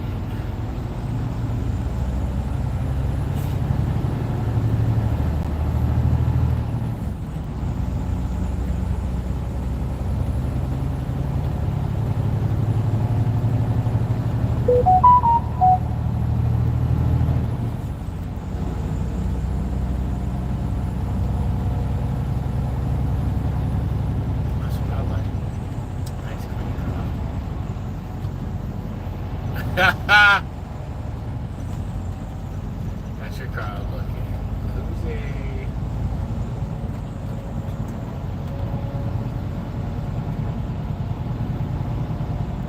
I know I'll be parking. I park my car in the same place all the time. Under this power line. Birds love to sit above my car.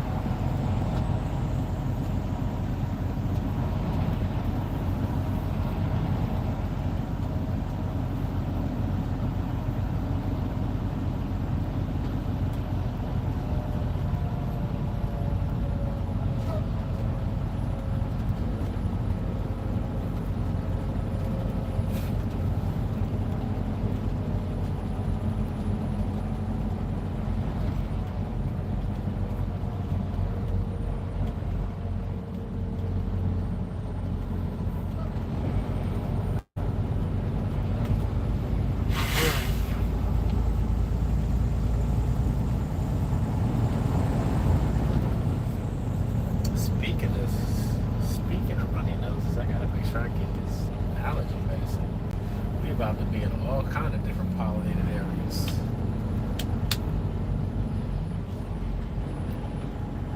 We gotta go from Pennsylvania, Ohio, Indiana, Illinois, Iowa, Nebraska, Wyoming, Utah, and then Idaho. All kinds of ups and downs. Different trees and shrubs and flowers. Crosswinds and insects. It's gonna be a good time.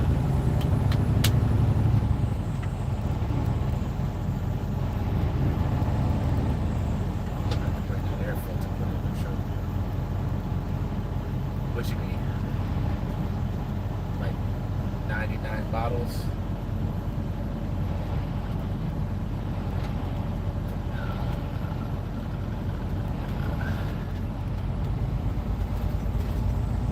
We'll be looking out for cool cars though. He'll always point out a cool car. He'll point out a cool car. We'll try to look for animals. That's like the main game I play. Spot the deer before it runs out in front of us. That game's ongoing.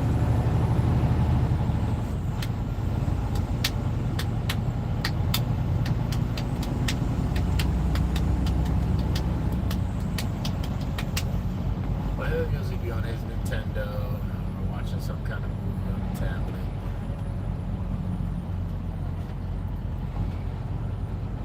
Or sleep, watching cartoons.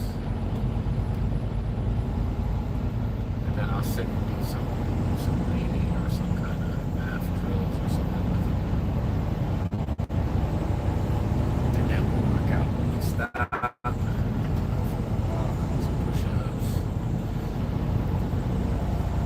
Have a good old time.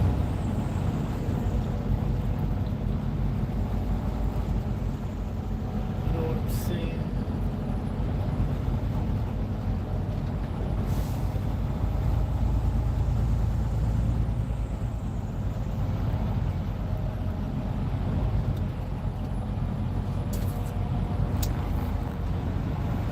I think I'm gonna take a week off in August. Yeah, I'm gonna take a whole week off in August in Pennsylvania.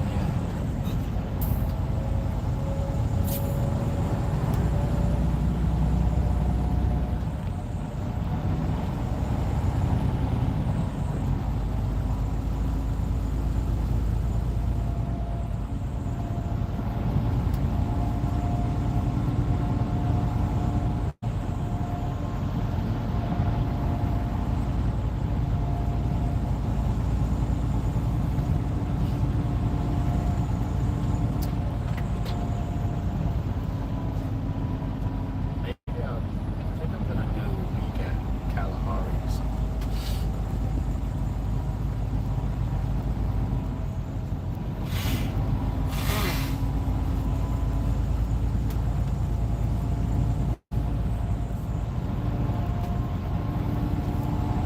Alright, that's what I'm talking about. Open back up.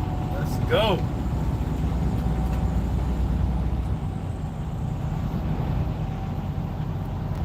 Alright, back to work. Let's go. No more fraternizing.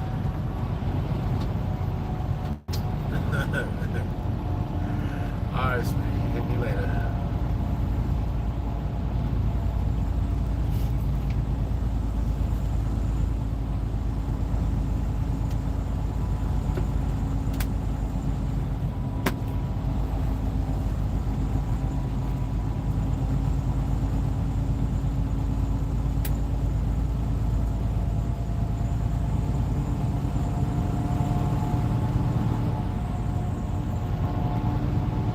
Hey yo, Coop, what up? It's Friday, June 6th, 8:30 in the morning.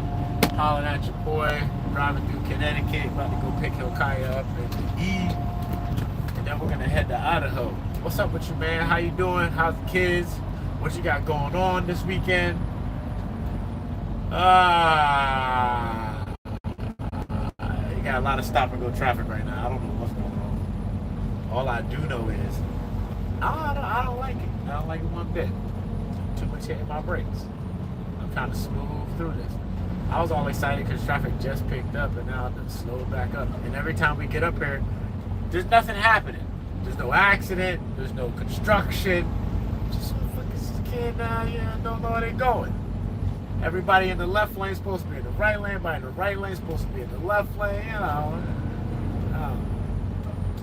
Anywho, this is gonna be a good day. It already is a good day. I'm gonna finally go pick up my mail. Man, this is so nice. Chilling, some upgrades. I'm gonna empty out a bunch of this stuff in this truck so I can get Hilkiah's stuff in here. So we got plenty of space for activities. You know what I'm saying? Yeah, I'm saying.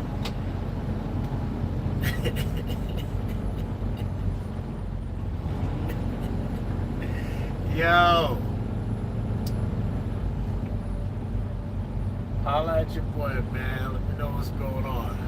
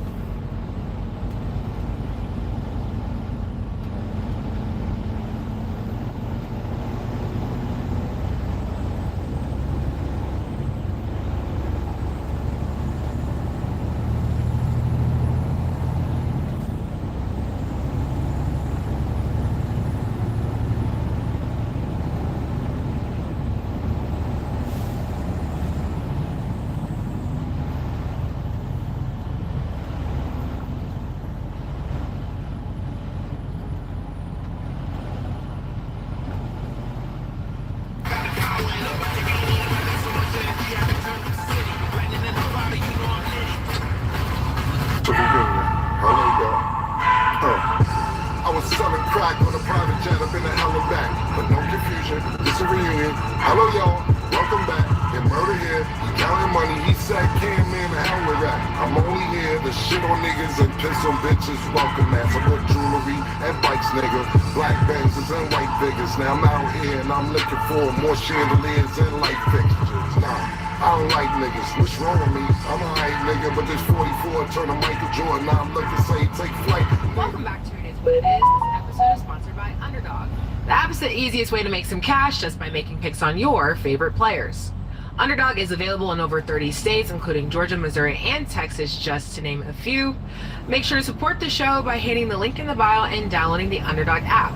Use code MACE, CAM, or STAT to get up to $1,000 in bonus funds with your first deposit. I'm Treasure Wilson, aka Stat Baby, along with your hosts Mace and Cam, and today we are joined with our analyst Maurice Claret. Mo, what's good, man? Killer, what's going on? Yeah, how y'all doing, man? Yeah. Question, Mace the Hat. That's how you're feeling? Yes.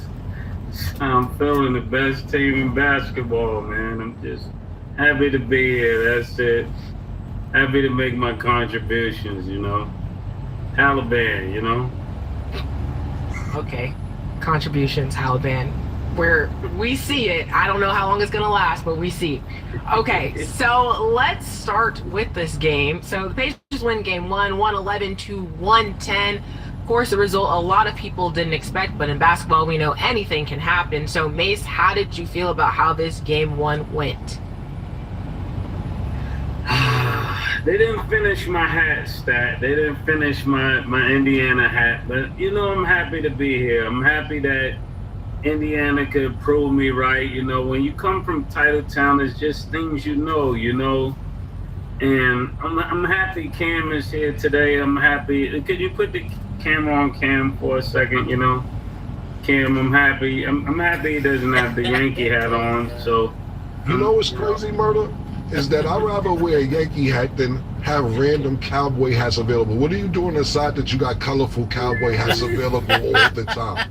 Like you got wild. I think that's kind of crazier than the Yankee hat that you got wild cowboy hats in different colors. Why do you have so many colorful? Cowboys don't even wear cowboy hats. I only know one other profession where you gotta have colorful cowboy hats all the time. Red, tan, yellow cowboy hats. What do you do to have all these different cowboy hats? Because even cowboys don't have a yellow one. Why you got so many cowboy colorful hats? I was wondering.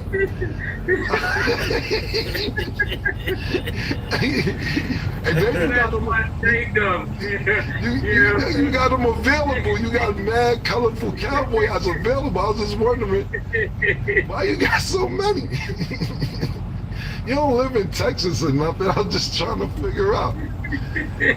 when I went to the Colorado game, there was a guy. He had this cowboy hat that was from USC, and then when the game was almost finished, he was like, "Man, I'm gonna get you a cowboy hat." He said, "What's your team?" I said, "All of them are my team." So he made cowboy hats in the colors. Oh, okay. Then we were supposed to go see LSU and different teams. So I wanted to make sure, you know, when I walk on a team for spring training, I have a cowboy hat that matched their team. So it was the collectors, you know. So when I go to LSU, they'll sign it. And we'll give it to somebody here on It Is What It Is. And when we go to Ohio State, I wear the red when all the players sign it. And we'll give it to someone here on It Is What It Is. That's dope. So a nigga see you and say, you need every flavor cowboy hat. That's what they felt when they see you? That's what the niggas feeling? You would look good at every flavor. What's your number? Let me stay in contact with you so I'll make sure you got every kind of cowboy hat you need. I got it. My bad. I ain't mean that. Yeah. The Taliban. You was at the Taliban. My bad. Yeah, the Taliban. This is a great, you know, this was a great game. I'm telling you from the beginning, it looked like it was going to be a blowout. It looked like that this was going to be a series that OKC was just going to run away with. And I'm really happy that they were able to stay resilient and to stay around. I mean, OKC did everything they were supposed to do until the fourth quarter. They was up 15 points. Shea was playing phenomenal. Even a big man Harts, he was doing this thing, and everybody pretty much, they was calling everything for OKC. It seemed like every touch foul went in OKC, you know, way. But when it came down to the end, it just came down to the Taliban, man. I think it's time to say that he's not the most overrated player in the game. You know, Siakam contributed, and another player that I was really excited to see in this game, and that was Nembhard, or how do you say his name? Yeah, it's Nembhard. Yeah, he actually did a move one time, try to boogie, hit the three. I was like, oh, this is how they're gonna win the series if they were to win it. So I was just happy to see them pull out the game, especially at the end with that clutch performance by Halliburton. Hey, Maurice? It's the same thing. I'll probably echo what he says. I mean, like everybody else, I thought OKC would have came out and, you know, handled business. It seemed like they're handling business the vast majority of the game. But in that fourth quarter, I thought to myself, following the trailer and I was looking at the game and I was saying, there's no way with about 3 minutes that they're about to, basically pull this off. Balls and I think they went like a 10-2 run heading into the last minutes of the game. And I was asking myself, man, will OKC struggle from having a long rest? I asked myself, does Halliburton and Indiana get off pause from being the underdog and they hear the whole world and all of the gambling odds are against them? And for whatever reason, either the youth from OKC couldn't close the door on these guys, even after all the turnovers and the game going their way, or was a combination of both things. I don't know, but I was surprised, like probably like the rest of the world, with watching Indiana put off that last second shot. Tyrese Halliburton. Have you heard about Ryoko Pro? This is the cutting-edge portable Wi-Fi hotspot that people wish they found out about sooner. With this pocket Wi-Fi, you can simply stay connected whether you're working, traveling, or simply on the go. But why should your internet be? Look, man, I know the other day I said I ain't ready to call the nigga the Halliburton because y'all was relating the nigga to terroristic shit. No pun intended towards America. But he might be the Halliburton, man. The nigga keeps killing niggas round after round after round after round. Look, the first round, killed Milwaukee with the shit. Second round, Cleveland. We see what he did to the Knicks when he imitated Reggie Miller with the choke shit. Then he did it to Shea Gilgeous last night. I gotta stop. I ain't gonna front. I said I fuck with Halliburton. I said he definitely should be on the verge of being a superstar, but this nigga's a killer. He didn't even have the best game last night, but he's up for the moment.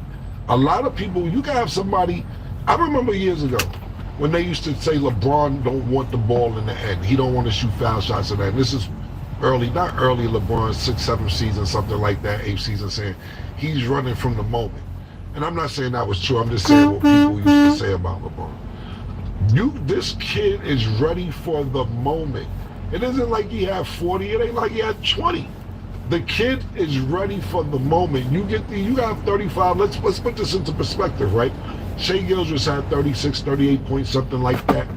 And he could have not necessarily sealed the deal, but he could have put them up 3 points. He has the ball, 20 seconds left. Misses the shot, this is the MVP. This is the league's leading scorer. He misses the shot, and you give Halliburton an opportunity with 9 seconds left, and he dagged niggas. Pause. I gotta give the niggas some credit. Now, back to Indiana though, they are a well-rounded team. I was saying given how much props out, nobody could rattle Shea, and nobody could bother Shea. He doesn't necessarily get rattled. But Nembhard seemed to push some buttons yesterday, man. It was a situation where it was a foul, and Shea pushed Nembhard, and Nembhard came push him. I was like, oh, Shea is right. Somebody got Shea, man. I haven't seen anybody ever get Shea upset. And after that, Nembhard kind of got into his bag. That fourth quarter, to me, basically goes to Miles Turner, Nembhard, especially on the defensive end, and Neesmith. Those are the guys that kept Indiana in this game. And then Halliburton came and sniped niggas at the end. But Indiana is such a well-rounded team, and not just a well-rounded team, a well-coached team. This is a game, if what's that shot niggas be saying? If it was a person. If 48 minutes in the game was a person or a team, it would be the Indiana Pacers, because they didn't lead in this game until 0.3 seconds left was on the clock. They didn't lead the whole game until Halliburton, pardon me, got me calling nigga Halliburton, Halliburton hit that shot, man. So this is the 5th time in this postseason that the Indiana Pacers have came back from 15 points down and won a game. 5th time this season. This is a team that believes that the game isn't over till the clock says 0. 15 points 5 different times in one postseason is amazing. Since 1997, Halliburton has tied Reggie Miller. He's 3 behind LeBron James for the most go-ahead or tie-in points with less than 5 seconds left. 4 of them came this season. 4 times this season with under 5 seconds left, he either tied the game or had the go-ahead winning shot. and now he tied Reggie Miller, and he's only behind LeBron. Listen, man, this was tremendous for Indiana. Another thing that happened with OK, now let's move on to OKC. OKC played a really good game. Indiana came out jumpy. It's kind of like with the New York Knicks series, that first game, it took some time for them to wind down. And then they finally wound down in the last few minutes. I kept saying to myself, I'm like, yo, they not putting these niggas away, because as we've seen in the playoffs, 20-point leads aren't safe, let alone a 15-point lead. If you're not down 30 in the fourth quarter, I don't see any lead being safe, especially this postseason. And I kept saying, yo, they not putting these niggas away. Okay, they down 11. Okay, cool, back up to 13. Now they down 7. Okay, balloon back up to 9. Yo, they down 4. Okay, balloons. Oh, wait a minute, they down 3. They stayed in the game throughout the whole game to where they couldn't really put them away. Now, OKC, they don't capitalize on a lot of things that they usually capitalize on. Indiana had 20 turnovers in the first half. 20 turnovers in the first half is crazy. I think they finished with 30, I can't remember, 34, 36. It was a wild amount of turnovers, 31, something like that. But off of all these turnovers, OKC only scored 11 points off of turnovers. OKC defense is tremendous, of course, but they usually convert points after the turnovers, and last night they didn't do that. 11 points over 30. How many you got the turnovers? 25. 25, yeah. Pardon me. 25 turnovers. So that means they have 5 turnovers in the second half, pardon me, everybody. But 11 points over 25 turnovers, that's not going to cut it. Secondly, a key component that we talked about leading up to this playoff series was Jay Will and Chet. Chet cannot have these type of games if you expect to win. Now, we all know this was a buzzer beater, and everybody would be, not necessarily a buzzer beater, 0.3 left on the clock, but everybody be saying, oh, OKC is good, don't worry about this, that, and third. But this is why it's 48 minutes, and this is why you need your superstars, or not superstars, other stars, according to your roster, to show up. You can't have 6 points if you Chet in this championship round. It's not going to work.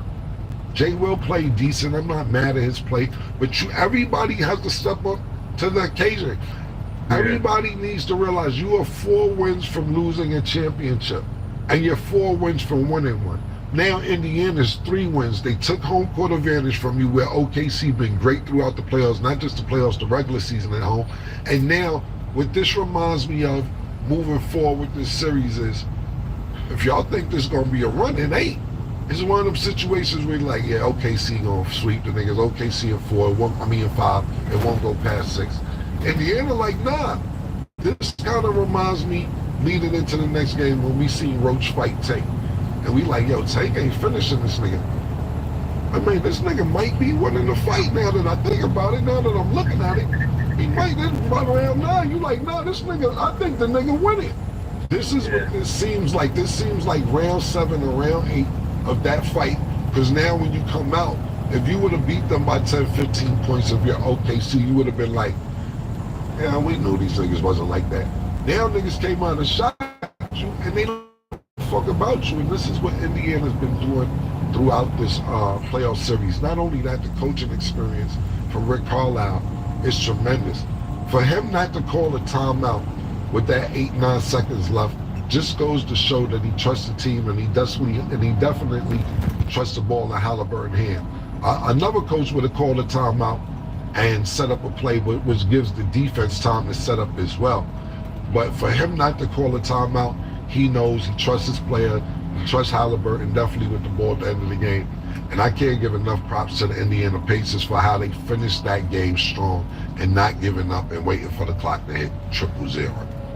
Yeah, so great points. And back to your point about the turnovers. So yeah, they had 25 total turnovers for the game, 19 in the first half, and they actually tied a franchise record for most turnovers in any quarter of a playoff game with 9. So based off of what we've seen, people can argue this is actually one of the Pacers' worst games. But does this game 1 kind of change how you feel about the whole series? And Mace, gonna let you go first. Yeah. Hey everyone, big heads up, Paleo Valley's running a sale on all their meat sticks right now. You can get 30 sticks for $36. Yeah, definitely. I always thought that OKC would be like the stronger team to jump out, so that's why I gave them the benefit to win the series. But this is the Indiana team we saw in Cleveland. You know, the resilience, not the 4 quarters of play, because when they first came out, you know, they looked really like it seemed like they wasn't taking it. Like they got to get their energy together. It seemed like OKC is running at a different speed than they were, and then beat them. And I think that changes the tide a little bit. Now we're looking at a 6-game series at least. At this point, I think we're looking at a 6-game, 7-game series where it changes. Now it's looking favorable for Indiana. Okay, and then Maurice, does this game 1 kind of change how you feel about how the series is going to go? Yeah, it definitely changes it. I didn't think that Indiana had a chance, just like probably everybody else. I thought the defense for OKC wasn't going to be too much. I thought that this would be Shea's moment. He would basically cap off his MVP season and start off game 1 down at OKC with a theatrical performance. But, you know, just like May said, you know, when you play that bad, you still stay in the game. And then on the road, I think, which is the biggest thing, and Cam made a bunch of good points. I wanted to interject, but it was just a bunch of good points being made in the road. CF Moto 675 SS Nebula Black.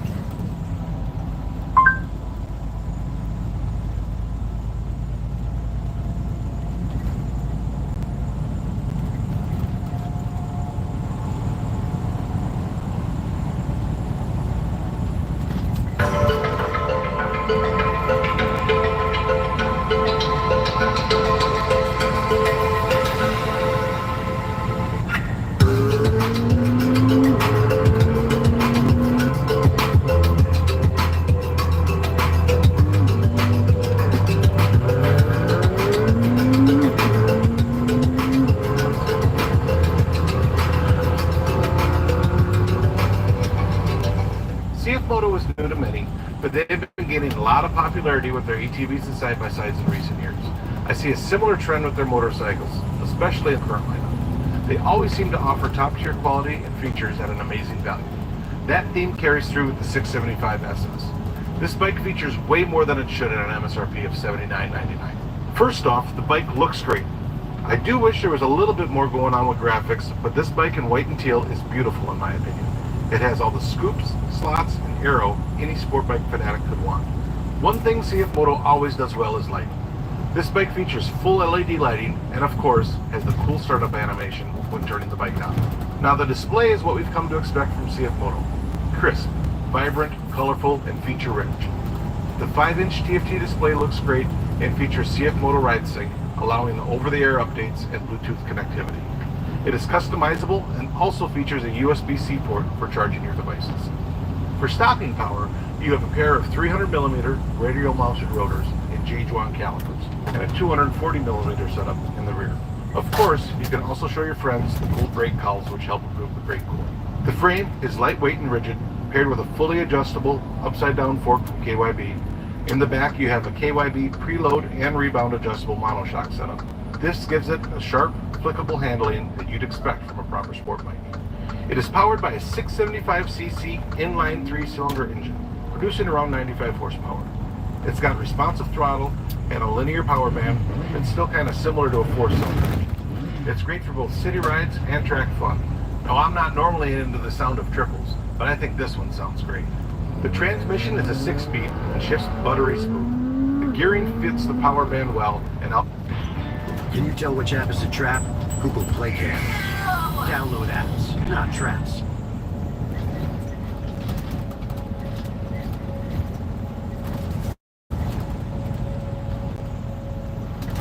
On the road, I think, which is the biggest thing, and Cam made a bunch of good points. I wanted to interject, but it was just a bunch of good points being made in the road. Do this on the road. You have your superstar in Tyler have the ball in his hands and he goes out and he closes out the game. The confidence and the momentum has shifted, and I would say this just from being around a bunch of championship teams. Man, once you get confidence, it's a momentum, or being able to play the right way at the right time, and you're just playing this great basketball in a vacuum. I don't know if you can quantify that. You know, I don't even know how you measure that versus who you're playing. So it definitely changes my attitude. I think Indiana goes home and say, man, we can go beat these dudes 3 more times. And I think we can, just what May said, hey, you know, we played bad and we still beat them. So if we go ahead and shore up what we have going on, we can go ahead and win a championship. But it definitely changes me, changes my position. Yo, Larry, what's the odds for Vegas with the championship after the game? What was it before this game? So the OKC opened up as a 7-1 favorite against what's the name, Indiana. So now, and then also tonight, I mean the next game, they opened up the first game. They opened up 9.5-point favorites. They lose this game, obviously, right? But the second game is the trap game, and I just looked up OKC is -11, so they're not giving Indiana any respect at all. So Vegas definitely don't give Indiana no props. So if Indiana's still a 360 favorite when there's a 700 favorite, they gotta stop just sleeping on the bases, man. That's just that. We'll see. I can't determine what's going to happen, especially after you take the home court advantage. We see how that changed that series because the Knicks were favored to beat Indiana. And that first game, to me, really changed the tide of that series. Not just the first game, they came and won the second game as well in New York City. So if Indiana goes into OKC and leaves 2-0, I think it's their series. It's really about how OKC responds next game.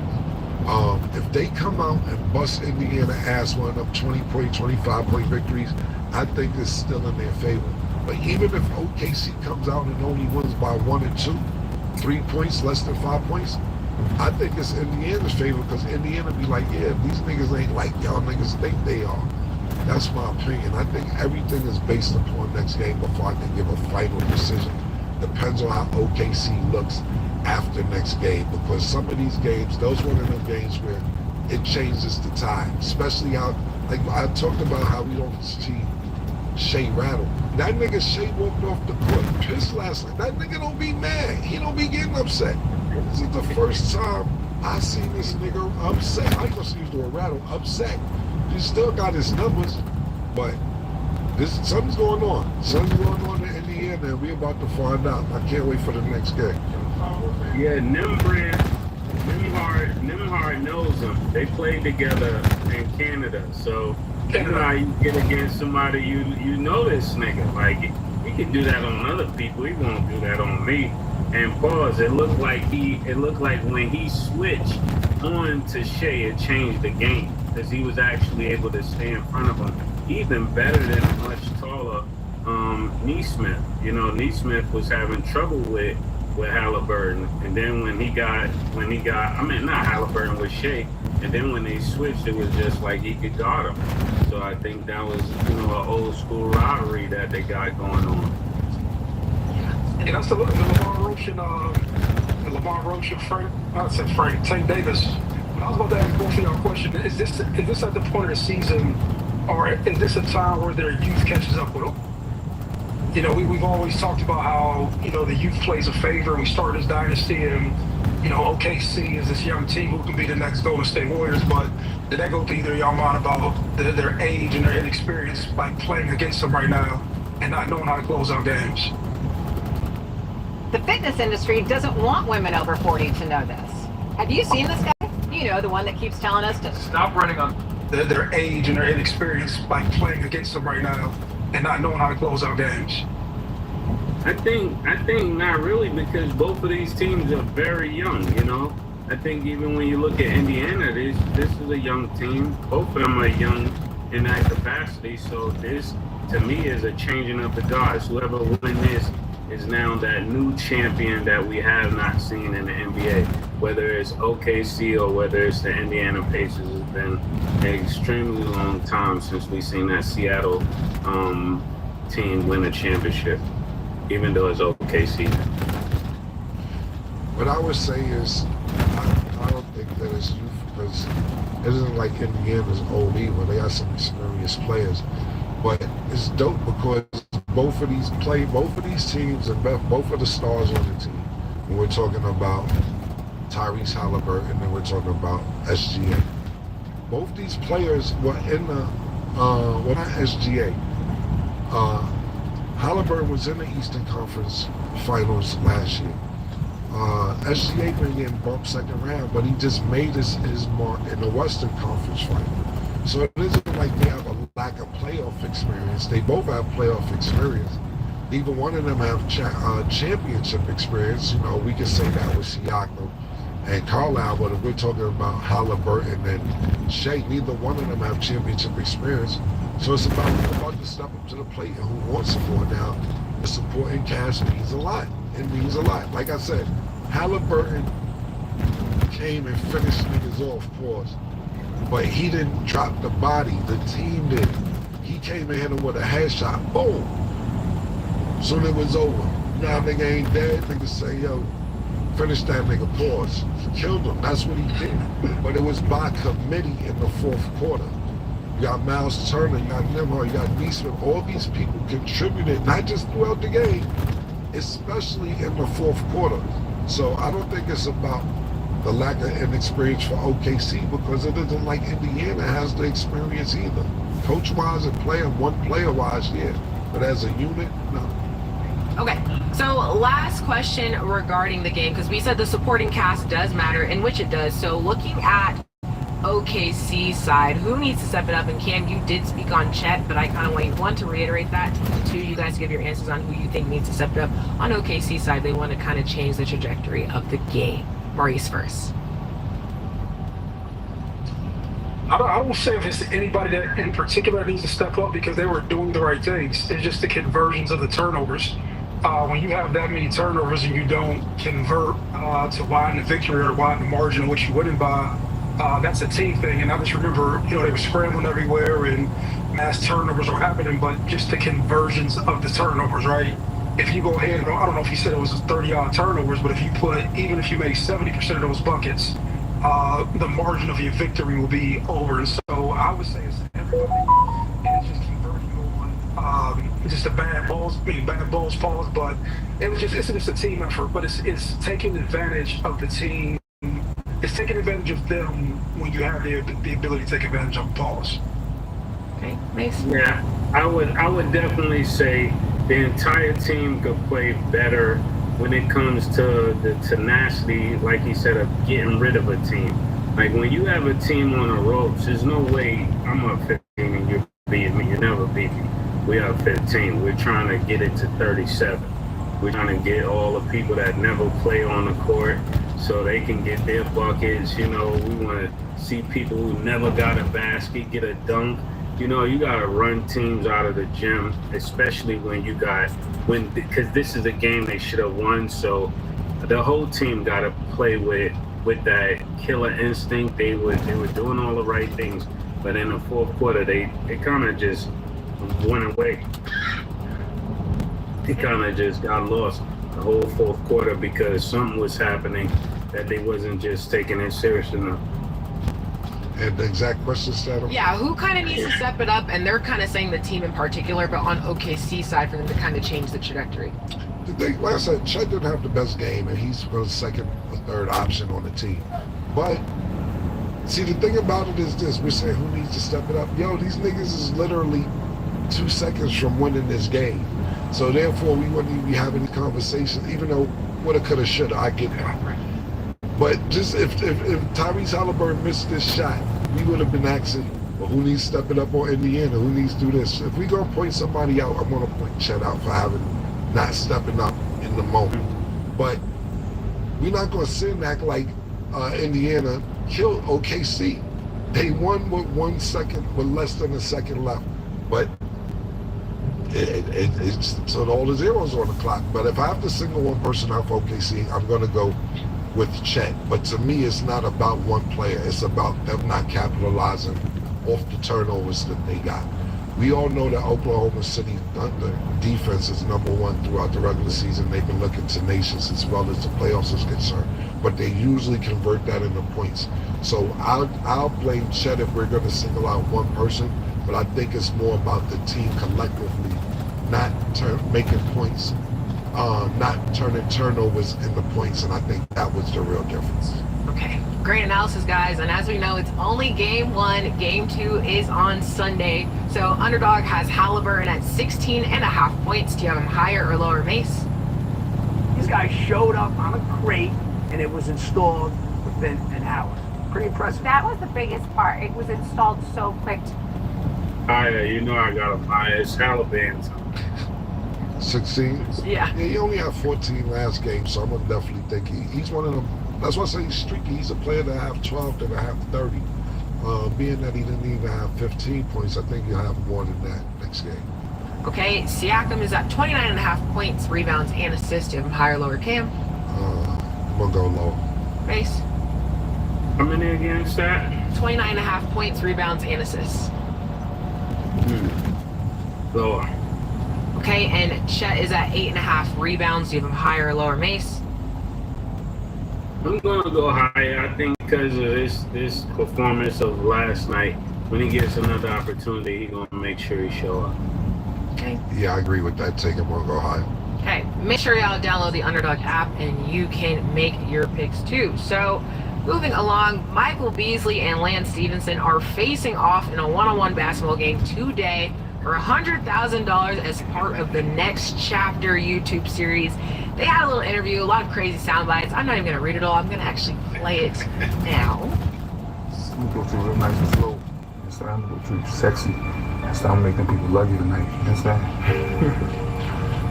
For real. Make people love you, right? I'm gonna have you shake your ass, nigga. I'm gonna make you dance, Lance. Yeah, I ain't gonna do that. I'm gonna make you dance, Lance. We gonna get straight to it, nigga. I'm gonna bring my dancing shoes and I'm gonna tap all over that boy. You understand? Baby. I ain't gonna that shake ass. No. Nobody in the world ever did that. Hello, everybody. Nobody at your service. See, he said, I'm gonna make you dance, Lance. There's a lot to unpack here. So, 1, Maurice, how are you feeling about this matchup? And 2, what are you thinking about what he said? Yeah, that nigga tripping, So it's widely known that everybody say Michael Beasley is real good. He's a real good one-on-one player. I've watched plenty of interviews where people, they said that he's a great one-on-one player.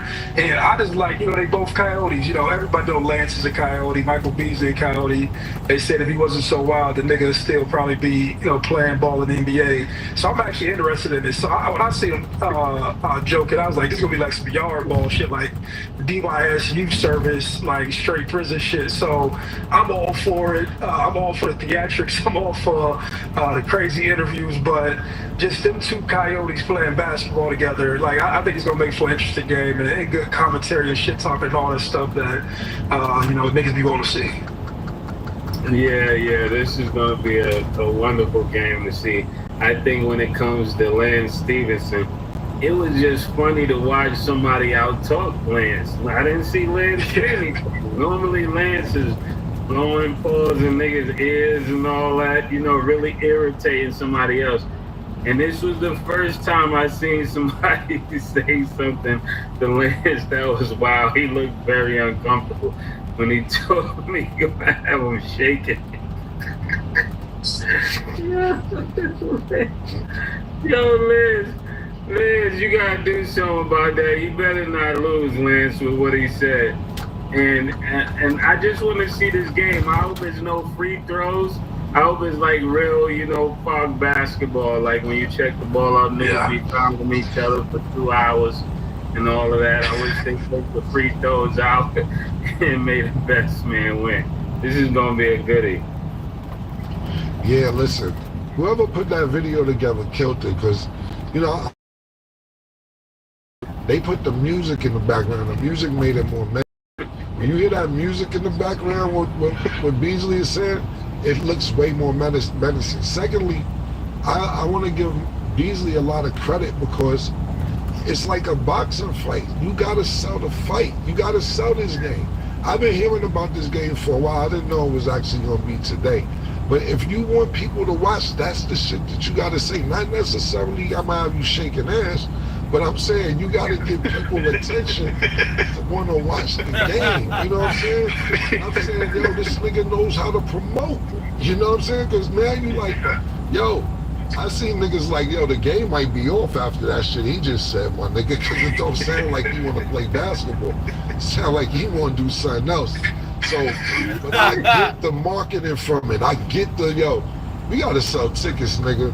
But choice of words, I'm gonna have you shaking hands, I'm gonna make you dance. That was giving me Preacher vibes. I don't know if y'all know who Preacher is from Harlem or the Bronx, but that's the vibes he was giving me, man. Also, the last thing I'll say is this actually could get Michael Beasley in movies. I'm really, yo, he could be a villain behind that. He had the facial expressions, the music was right, he leaned in, paused, it seemed like he meant what he was saying. I say, yo, if he's not acting, I don't know if he really was acting or not, but this nigga really looked like a villain in somebody's music, and that music helped out. I thought that was genius on his part. Me, the choice of word selection would have been a little bit different, but I understand it. And now I'm looking forward to the game. I think he like that in real life. Yeah, he kind of made Lance Stevenson kind of like second guess himself. You know, if he was thinking about backing him down, he was backing to get down after he really just he moved away from Lance with that. Can't be backing a nigga down, I just told you that. Yeah. Yeah, look at you, he's shaking. Yeah, I thought it was great. There's not really much that you can even respond to that, which is why, you know, we'll see what happens in their game later today. Should be interesting to see. But y'all, so the Steelers have found their quarterback. We will discuss after the break.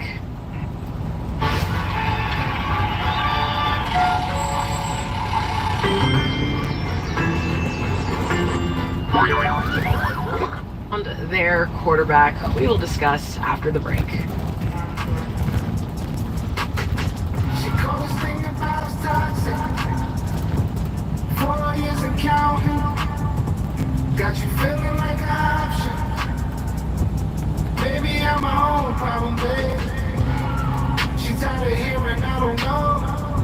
My stubborn in me won't fall. Dealing with this thing called trust. But she really thinking about running free.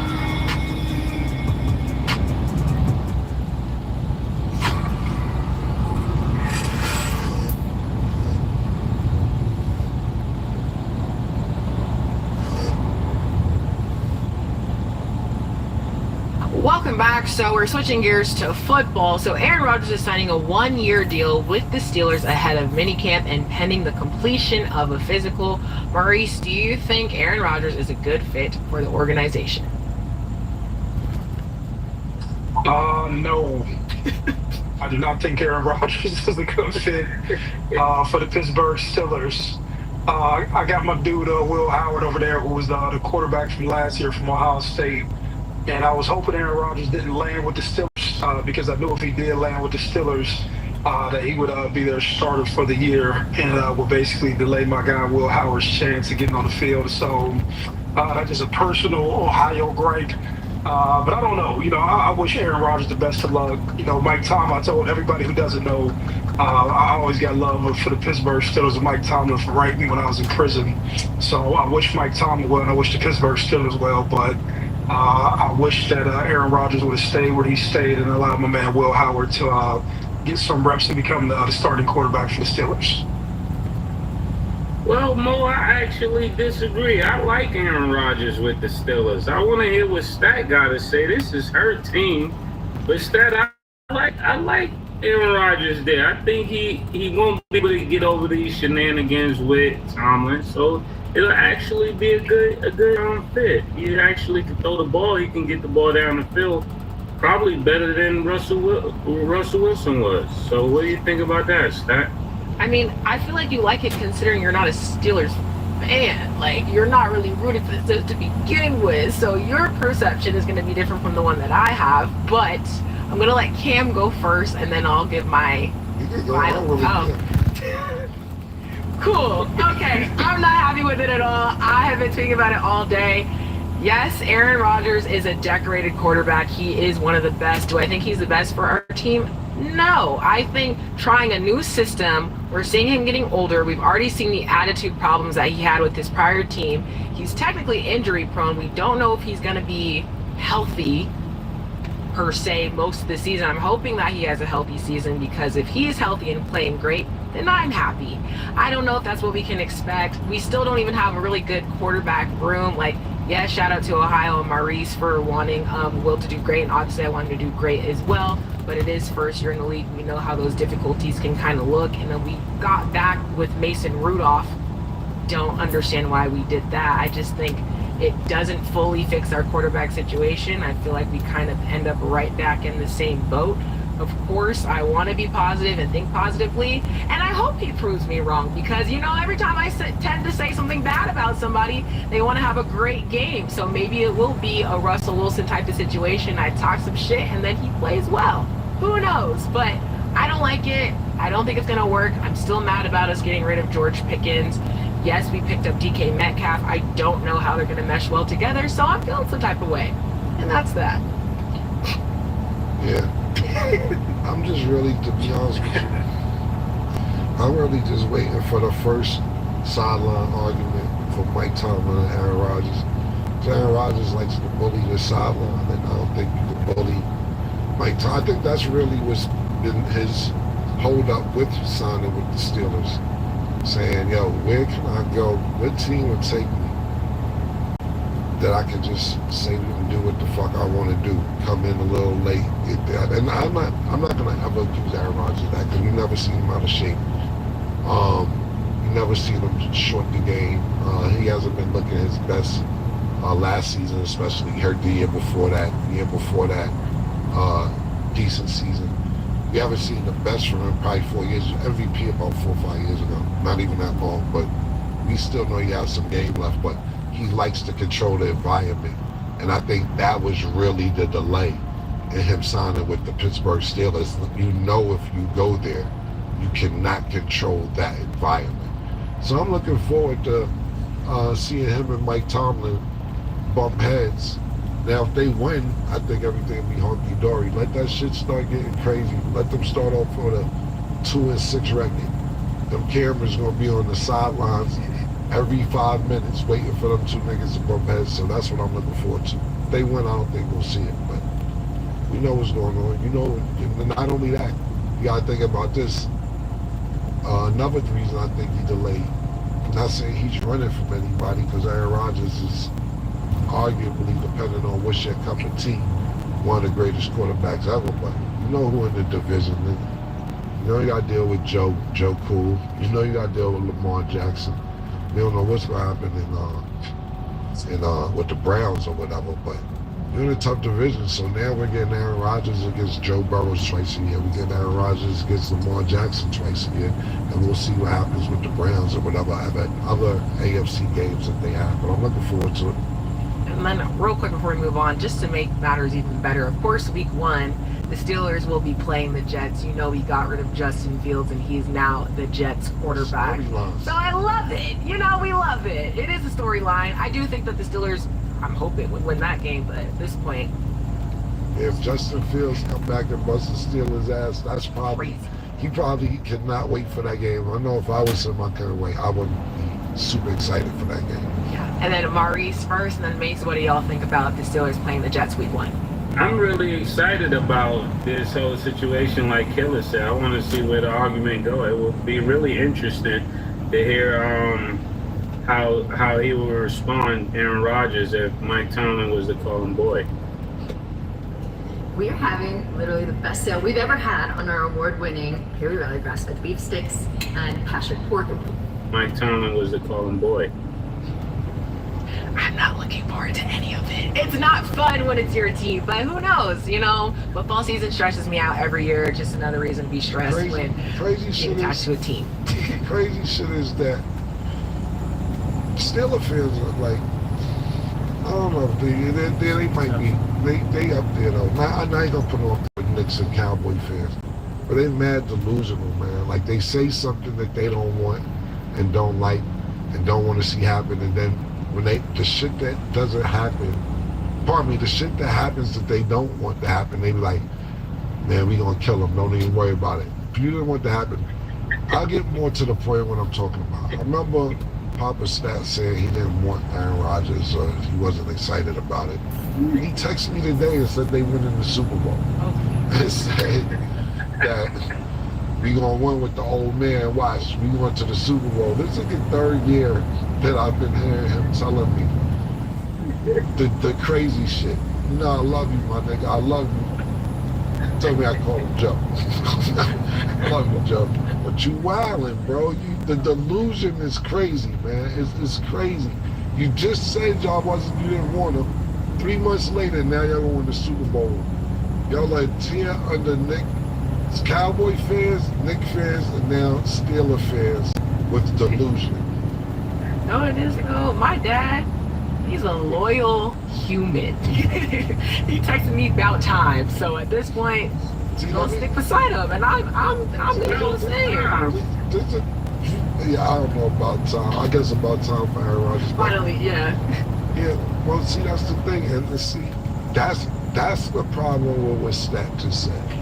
Seriously, because people confuse loyalty and delusion. It's 2 different teams, 2 different things. I'm loyal to the Spurs. I am a Spurs fan. Do I think we're gonna win next year? No, I don't, but that don't mean that I'm not loyal to my team. People think that they're loyal and they gotta say crazy shit because they're loyal. I'm not talking about Papa Stat, I'm saying fandom. Because that's your team, that doesn't mean don't look at reality. No, you're not winning the Super Bowl, yo. The Spurs are not winning it.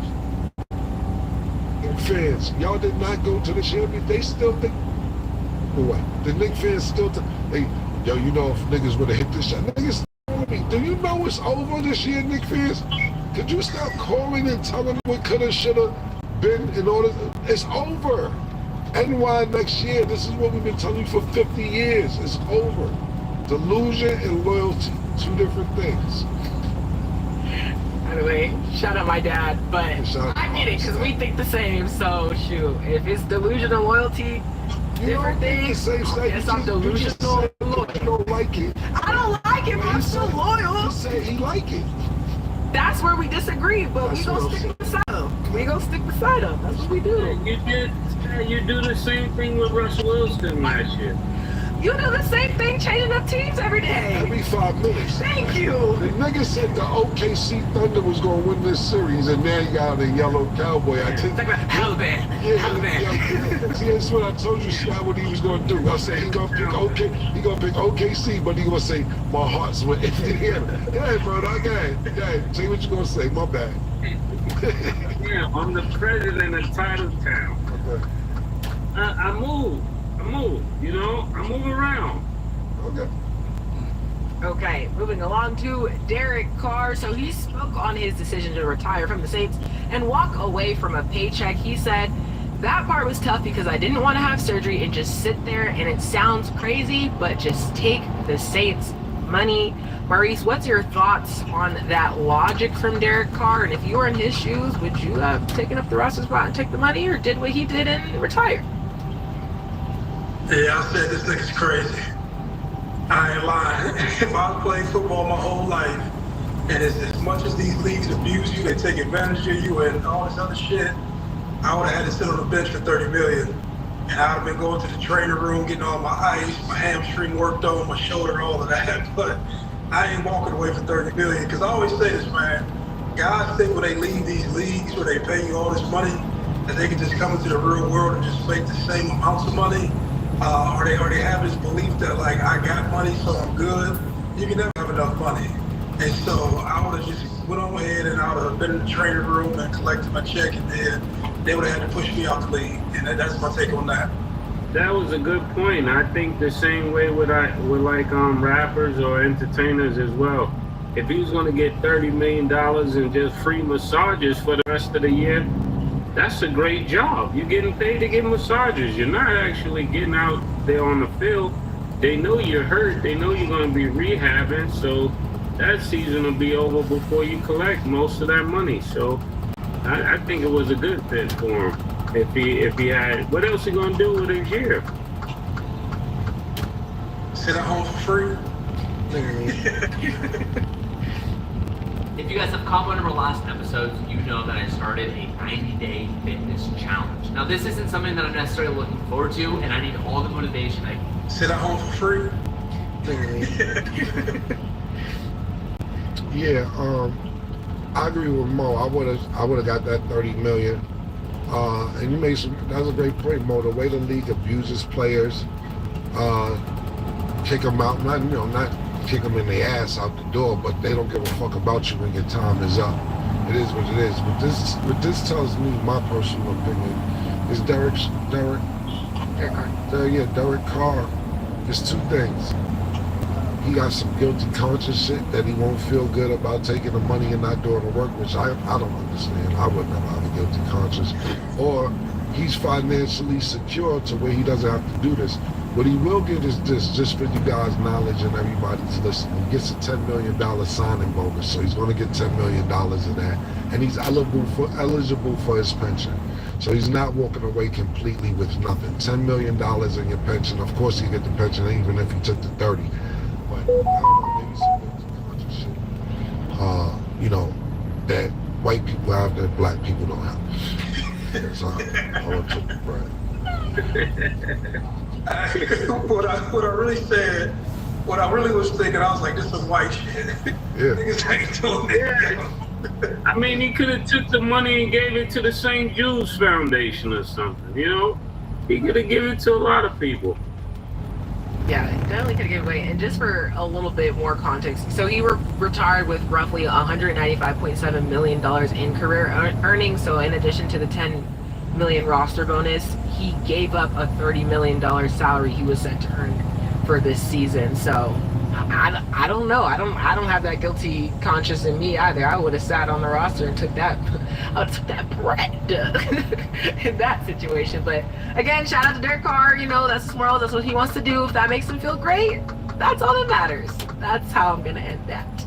So that is all the time that we have for today. Maurice, it's always a pleasure to have you on the show. Mo, good seeing you, bro. Likewise. Thank y'all for watching, and as always, it is what it is.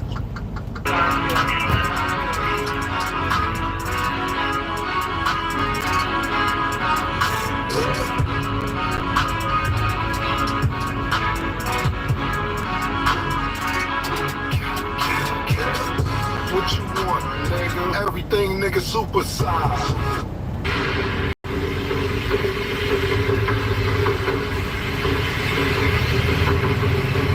My lord, it wants more blood. You demands it.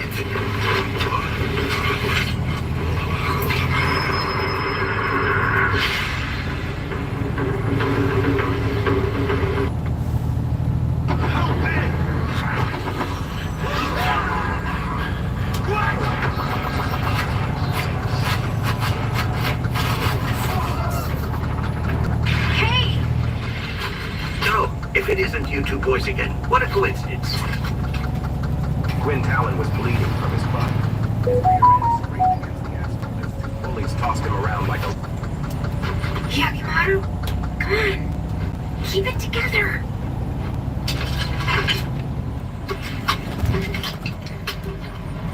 You can do this, big bro.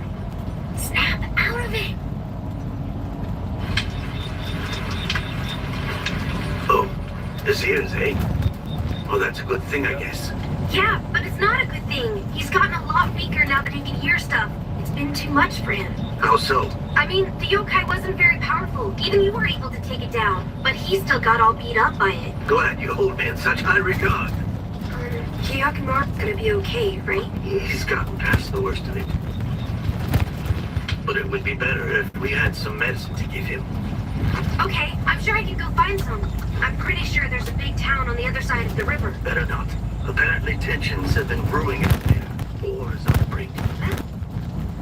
It would seem Lord Sakai has betrayed one of the neighboring territories. Now the two armies are at a standoff. For outsiders like us to go anywhere near them would be both incredibly risky and foolish. That's why I turned back in the first place and wound up coming across you two. Oh man, why do samurais like to fight so dang much? Oh, I was being loud. Sorry. Try not to move around. Your wound will open up. Honestly, son, you are like a wounded beast hiding in his cave, scared of his own shadow. Hear this now. This is a human's voice. The other sounds you hear are the fire, the wind, and the creatures of the forest. You must get acclimated to it in order to come out of your cave and venture into this world. Wait, no! Come on, you know he's hurt. You can't force him like that. He just needs time to figure it out himself, you know?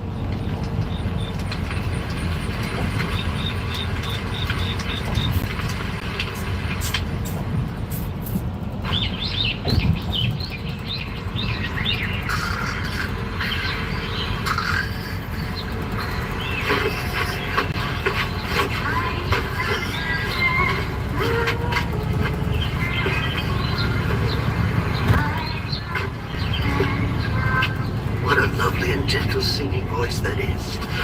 It is not wise for you to be moving. Oh, confound it.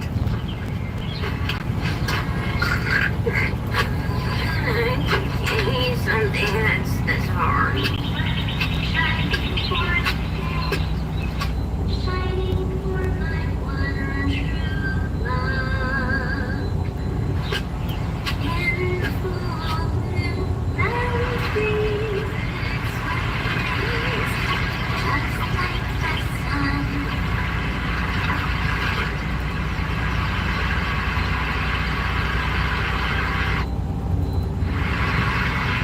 Are you hurt?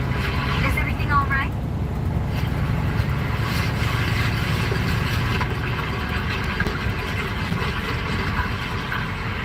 So you're blind, are you?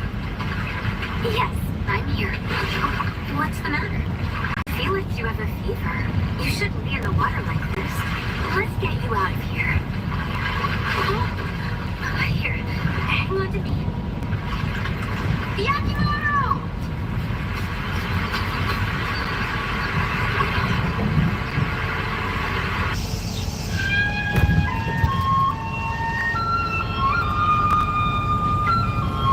I've never seen him looking so profoundly weak like this before.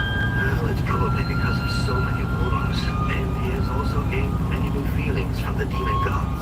Perhaps it is all simply too much for him to handle. Here, these rags may be old, but they're clean. Thank you. Excuse me, Miss Neil. Forgive us for not only intruding on you, but also being a bother. Not at all. Please stay as long as you want until he's feeling better. Are you sure? Oh, of course. There are a lot of kids here just like your big brother, so don't worry about putting us out at all. We're all used to it here. Kids, don't lurk around. Come say hello properly. Come on.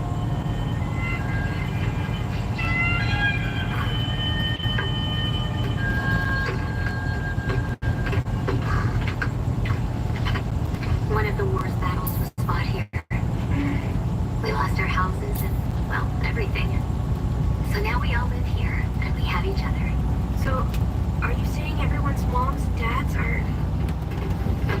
Yes, that they're wonderful children. We make do somehow, even though they're so young. Jeez, Neil! You should not still be up. Come on, let's go, move. Listen, Neo, you gotta get some rest while you can. We need you healthy. I'll watch over the hurt guy for a while so you can go get some sleep. Okay, sure. Right, if you need anything, just ask Tucky again. Go on, go. They already made breakfast, so make sure you eat first. You need the yes. There's enough for you too.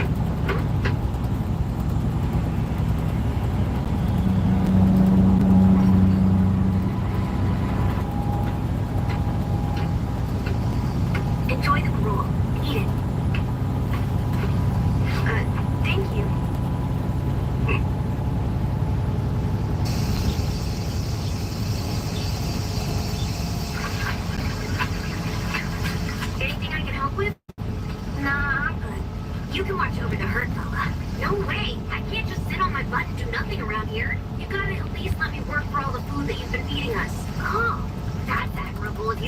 Even though you were crying and sobbing. What? I was not. That's a lie. I wasn't crying ever. Hey, no. Keep it down. You'll wake up Theo. Sorry, but why is she sleeping in the middle of the day? Because she works at nighttime. Lord Sakai's army doesn't really know when the war might start back up again. So they have to stay up all night and need someone there to serve them. And well, the pay is better at night. Leo must be real good at it too. She even gets food. Anyway, she has to get her sleep during the day. You're pretty important around here, you know? You going somewhere? I am. I was thinking perhaps there's a path where one could avoid the battlefield. So I'm taking a little stroll. But if I do not return, then you can assume I found myself a game trail or some way to sneak out. Good day. Okay. What's up? I thought you guys were together. We just kind of crossed paths. He's some weird roaming monk. I can't help but wonder if there's going to be another war soon. Yeah? If there is, we're not in a very good place. Sakai's army at the border has yet to make a move. We stand at a deadlock. If this lasts any longer, I am afraid we will have to send additional provisions. We have more than enough stocked up for that. Yes, but it has not rained for almost a month now. The people are growing weary. It is uncommon for it to be so dry during this season. I believe we should retain our reserves just in case. This land is the most fertile in all the region. Yes, sir. How can you be so sure? Excuse me? This thing with Lord Sakai, and now this drought seems unending. And if you recall, we also had a landslide this year as well. It's as though we've gone back to the way things used to be. What are you saying? It is very simple. This domain and everyone in it sits atop a very fragile foundation, and I would ask that you never forget where you've put us. It could crumble apart at any moment. To hell with Sakai and his army. Tell the men to take care of them quickly. Yes, sir.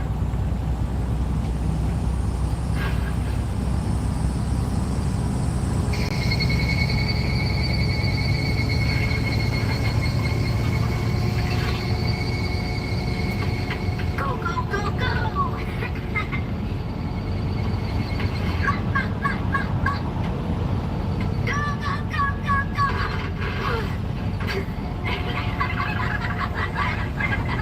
Children, don't just laugh, help out.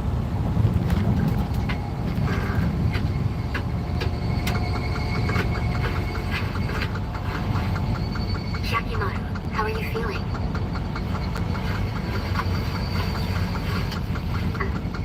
You still have a fever. I have an idea. I'll get some medicine tonight. I'm sure Lord Sakai's army must have some. Okay, I'm headed off to work. Hey, get up! It's almost time for us to eat dinner!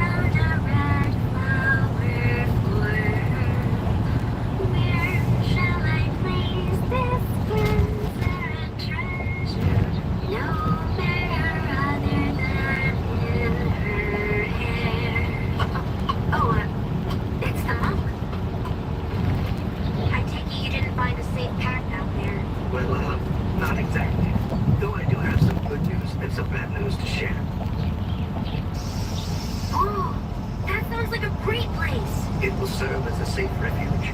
Even if there is a war, you shouldn't be caught in the middle. I did stop and give the soil a bit of a taste, and it seemed pretty hardy to me. Let's go. It sounds great. We can live there. Right. There is a slight catch, I'm afraid. Something has already laid claim to that piece of land. Claimed it? But you said it was vacant. A demon god. And a big one at that. It's not something we want to face unprepared. Here we go again. Demon god? Is that like a monster? It is, but it's way stronger than just your run-of-the-mill yokai. Okay then.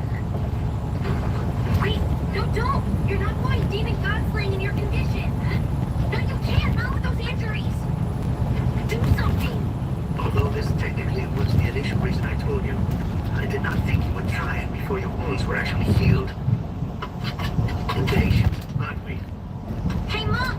Watch after him for me, alright? And I'll do more. Whatever I can.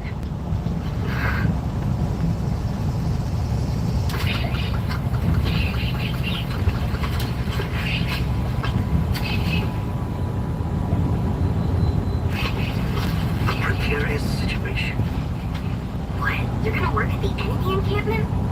You would be going to work for both Lord Sakai's army and the enemy? Mm-hmm. Starting tonight. That can't even be possible. He's right. It's hard enough on you as it is. But moving to a new location means we'll have to be properly prepared. There's no point if all there is land. I guess that's all true, but don't you worry. War took a lot from this Take. This is how we take some back from it. yeah. Okay, with that settled, I should rest up while I can. Good night. Good night. Mio's really stubborn when she gets her mind set on something. And I heard there's a lot of roughnecks in the enemy bivouac. Right! I'll just go keep an eye on her. You? Then I'm going to. No, Take! You gotta stay here and take care of everyone else. Don't worry. If it looks like she's doing too much, I'll make her quit. Okay, I appreciate it. She wants to take back from the war, huh? It's a good idea. And not only that, we should take back from the samurai too.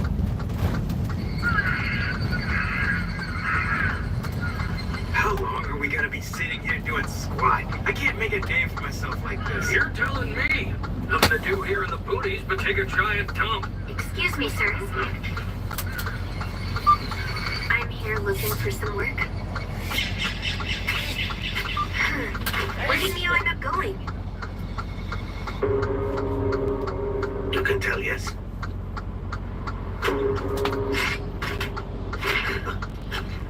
Are you up for this? Perhaps this isn't the right time yet.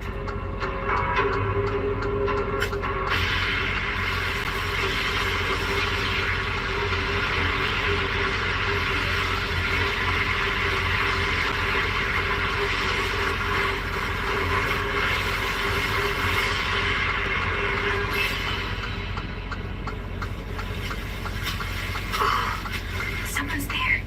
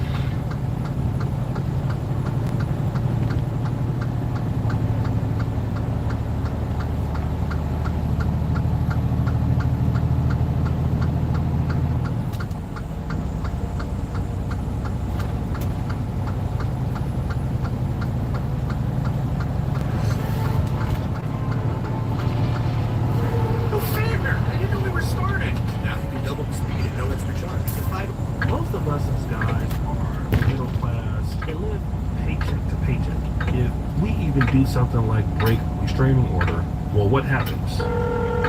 Yeah, your ex-wife or your ex-girlfriend or even current girlfriend will call the police. Want to know why?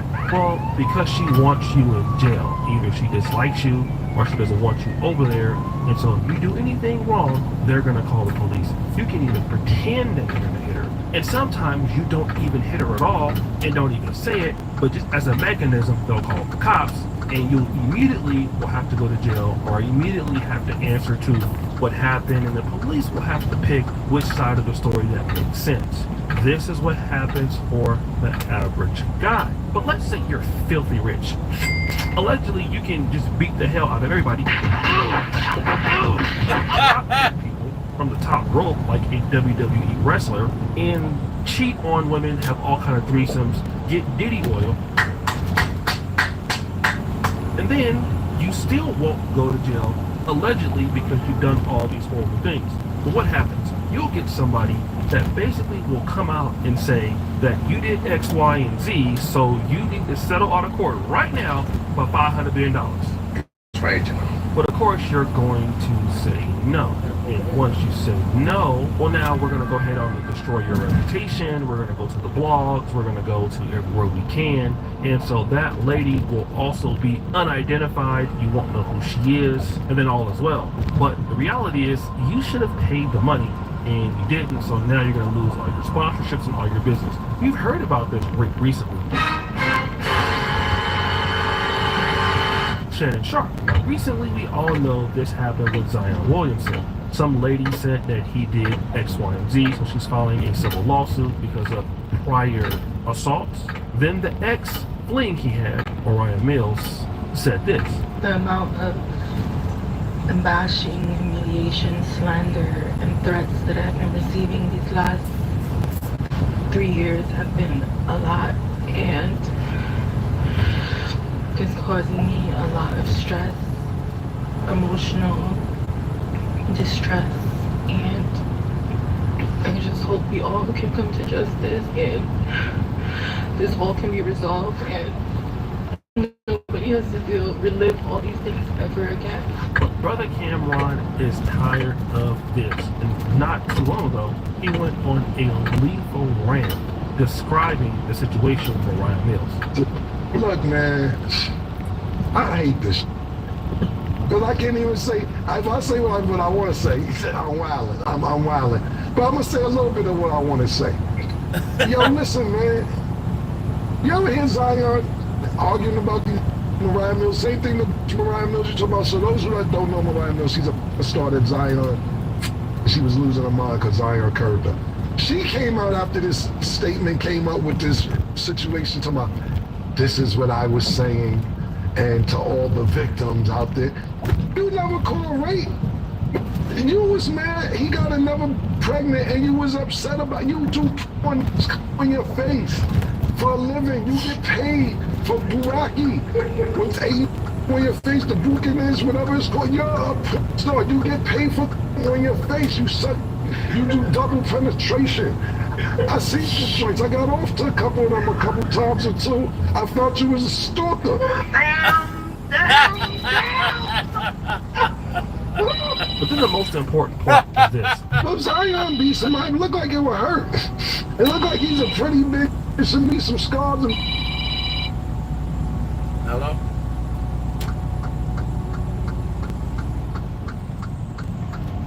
Hey, I'm good. How are you?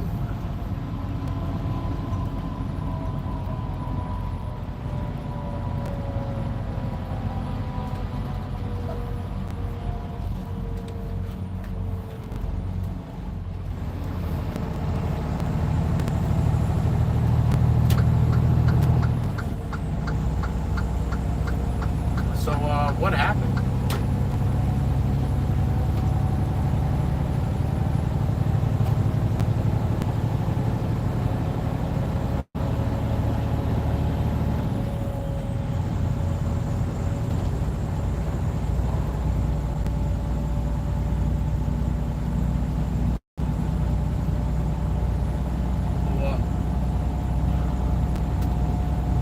Oh, injuries and treatment. So I would have had to been at the hospital a bunch of times.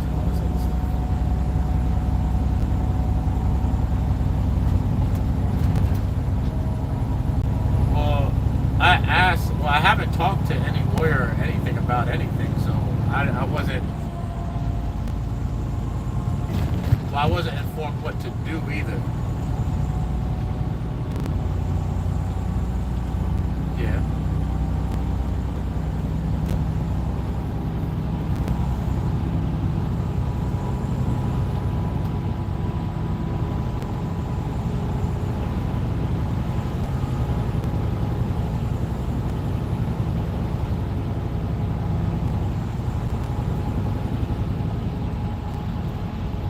Guys get the video and watch it?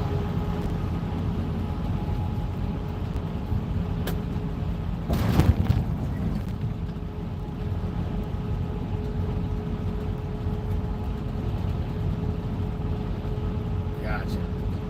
Okay.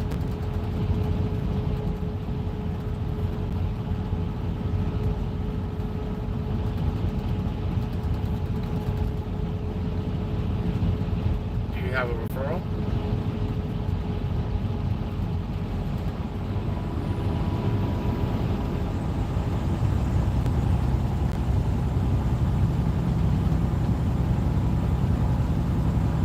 Okay, thank you. You have a good weekend also. Bye for now.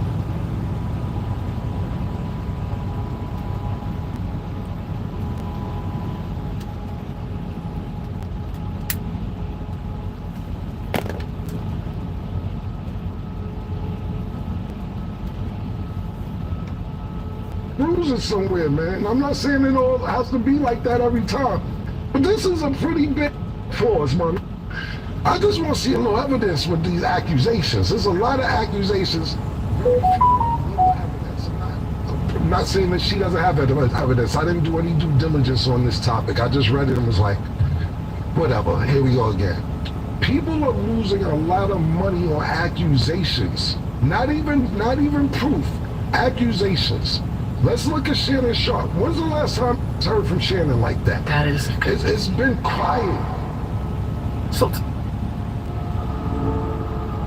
I knew I wanted to be a pilot, honestly, as early as I can remember. It's really the first job that I ever thought about as a child. I was originally planning on going in the military, spent all 4 years. It's been quiet. So to me, this is the most important part, because why? Well, Zion Williamson is 6'7", over 200 something pounds.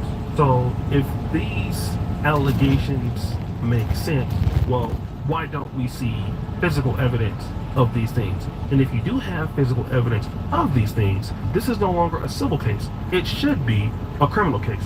Here's what we gotta understand. One of the things that I have noticed more now in the last 10 years is that a lot of ladies are basically blowing up, not like the old IG models used to. Don't get me wrong, Kim Kardashian did blow up with the booty clap tape with Ray J, but to be fair, Kim Kardashian, you know, her dad was a big time lawyer. She was in the LA party scene for some time, and she was kind of making her name as a socialite. And Amber Rose was attached to Kanye West, and that was her ticket into the industry. But now people are getting a little bit more raunchy with it. So I can get my ticket into the industry by saying that, you know, either A, I've messed with you, or 2, you have, you know, you're crazy about me, you know, like Gorgeous Doll, the chick, you know, that talks about Future. And here's my way into the industry, and what do you get? Well, you can get onto reality shows, you can get on the podcast. And let me kind of give you an idea of what a person can make. If you can get onto like a baddie season or something like that, and you get your following up, you can make $65,000 per show, something like that. I mean, let's just look at Aaron the Plumber. Aaron the Plumber blew up off Artlet Amuli's Pop the Balloon, and he wasn't necessarily trying to go viral. He just happened to go viral, and look at all of the opportunities that he has. It wouldn't surprise me if he was able to get into some level of like mainstream TV shows, mainstream streaming now as IRL on Twitch. I mean, once you're in the industry, everything opens up for you. You will get all kind of collaborations and sponsorships and stuff like that. And so women understand that. So if they can attach themselves to you with this handle, that can take them from 10,000 Instagram followers to like 1 million followers or 200,000 followers. And now you got deals with Fashion Nova, You have opportunities with all the brands, and then you have collaborations with other people. You can start an OnlyFans and monetize there. This could give an individual or a female like 6 to 7 different streams of income in like a year. And guys, let me just tell you how real it can get. In these industries, you can literally meet the right people. Like, look at somebody like Kai Cenat. He's been, doing things for some time. Mr. Beast. Like, look at Feastables, guys. They have Feastables over in Africa. Do you think that Mr. Beast, when he started doing YouTube videos, thought about doing Feastables or something like that? Of course not. But you meet these kind of people who can be really great management. They can set things up for you. And now you have all of this extra talent that you never had before, just because you basically said that basketball player over there or that athlete, he assaulted me. Look at Gabrielle Zuniga. I talked about it. She was selling literally individual SEGS tape for how much? $2,000. And so people bought that tape on OnlyFans believing that it was Shannon Sharp, and it wasn't, and you won't get a refund. So that person's career could catapult. Like, just even doing podcasts. Look at somebody like Charleston White. Charleston White probably won't show up for no less than $10,000 for 1 or 2 or 3 hours. Sometime probably $20,000. Look at Boosie, $40,000 rates for podcast appearances. This is what the game is now. So, and if you're a woman, you can drive up your value like that. You're rich. Some of these ladies make millions of dollars a month on OnlyFans. That was money and opportunity they would have never had. And not only are they getting that money, they're already getting money from the people that they were messing with. This is why it is so important for these guys to understand, like, yo, you're messing with a lady. Not only is she going to destroy your career with most likely false allegations, she's going to build up her career. And even if she is lying, it doesn't matter because people have now liked her. All you got to do is go and act up on a reality show, be completely ridiculous, and people will completely forget about your past. As long as they like your character or they like how you are online, it doesn't matter. You're entertaining to them. So that way it makes you rich. So, but I am glad that Cameron basically explained it like this. Like, yo, you're trying to ruin this guy's career, and all you do is you get your cheek clapped. So as a booty clapper, you should stay in the booty clapper's place. But as men, we gotta understand, especially if you have money, you are putting a lady in a very dangerous situation to blow her Instagram up. They don't want to do the work. They don't want to do the content creation. Here you are doing all the work all of your life, excelling at basketball or football, whatever else. You put them on, they have a kid by you. All of a sudden they're famous, they got fans, they getting sponsorships, and they're doing nothing. Congratulations. They used you without even marrying you. So guys, what do you think? It's your boy Usher Jackson back at it again for another episode of The Celebrity Junk. I appreciate you for all that you do. Subscribe, hit the bell. We're out.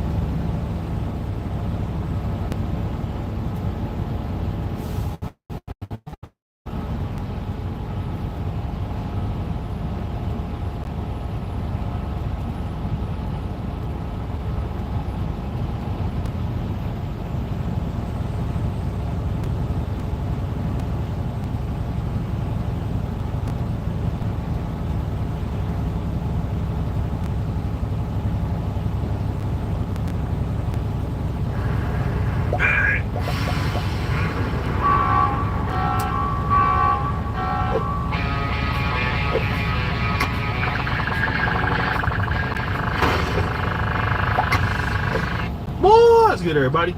It's your boy, O'Shea Duke Jackson, back at it again with another episode of the Celebrity Junk. Guys, you know that we in Donovan Sharp, since about 2018, 2019, have been in somewhat of a disagreement. Others would call it a beef. Every now and then we take some shots at one another. It's never really pretty, and we kind of move on with our lives. But this takes the cake, family. Donovan is down bad. I want you guys to pray for him, pray for his cheeks. No, he's not getting his cheeks clapped from what I understand, but we'll find out in a minute. Now, if you guys don't know, Donovan Sharp probably came to his height 2019, 2020. Of course, he doesn't get along with anybody. Of course, nobody likes him. Anthony Johnson, 21 Studios, destroyed his career. We found out that Donovan doesn't tell the truth. He has like 6 or 7 felonies. He tried to scam his own dad. He's just been a down bad individual, and so he's dusty and broke now. He made all that money, sold all of these courses. He couldn't really get on with the white keep it hypes, the white guys, and he's living in Reno with his wife, who is a single mother, and he knew it, and then he was on here lying and saying that he would never date single moms. Well, Donovan has even admitted to doing something worse. When your pubic accueductus muscle sort of releases, the pee, you got muscles around the anus that sort of relax a little bit, and if you feel a little bubble, we all, while we pee. We all do it, we're men. Well, I thought I felt what I thought I felt. I felt what I thought was a bubble, and I very quickly realized that it was not gas. I literally shit myself. But wait, it gets better. It's funny talking about it now, but think about that. Think about that. This is what alcohol does to you. I'm a 47-year-old man, and I'm embarrassed, and I'm in the bathroom, and Devin's like, hey, are you okay? And I'm like, not really. I said, I literally shit myself. Devin's like, okay, no problem. She comes right in. She's like, okay, take off your drawers, blah, blah, blah, blah, blah. I'll clean this up. Devin's a real one, man. Now, guys, I want to continue on with this. Why? Because here is Donovan Sharp, and his commentary over the last decade has been very critical, and even, as young folk would say, diabolical towards black women. I think that it is safe to say that it has been diabolical. He's been very disrespectful. Don't get me wrong. It's okay to criticize. It's okay to point out.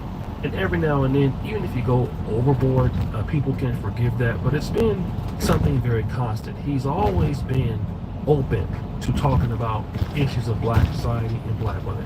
But then, let me then rephrase the question to Donovan.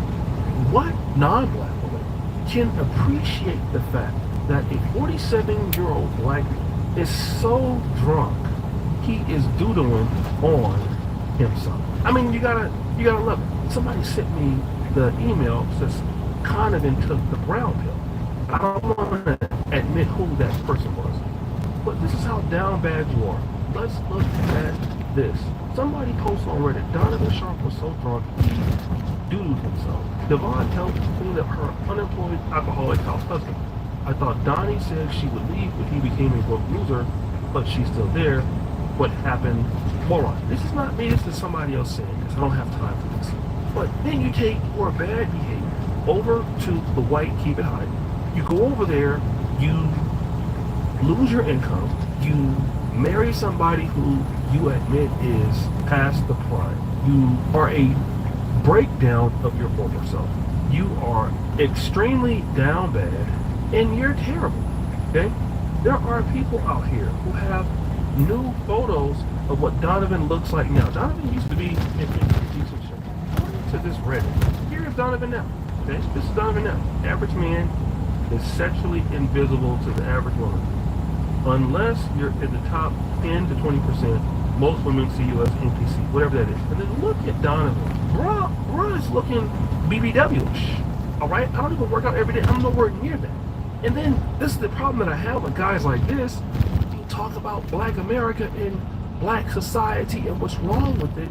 And the problem is that you're what's wrong with it. You go to somebody else's community and then you get felonies. You go to somebody else's community and then you scam. You go to somebody else's community and then you drink and then you open your cheeks up and then you doo-doo all over the floor. And then so the white lady that you married has to come up and clean it up. Now, what if she would have stayed with her husband? I know she wishes that she would have, because she left her husband, got divorced, and then she ended up with you.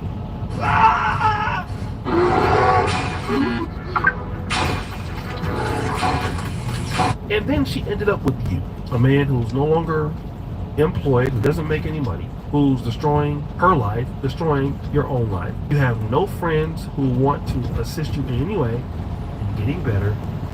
And then you're out here just doodling it up, like just everywhere. At least, let me say this, as a foe of yours of many years. You see, if I were to do what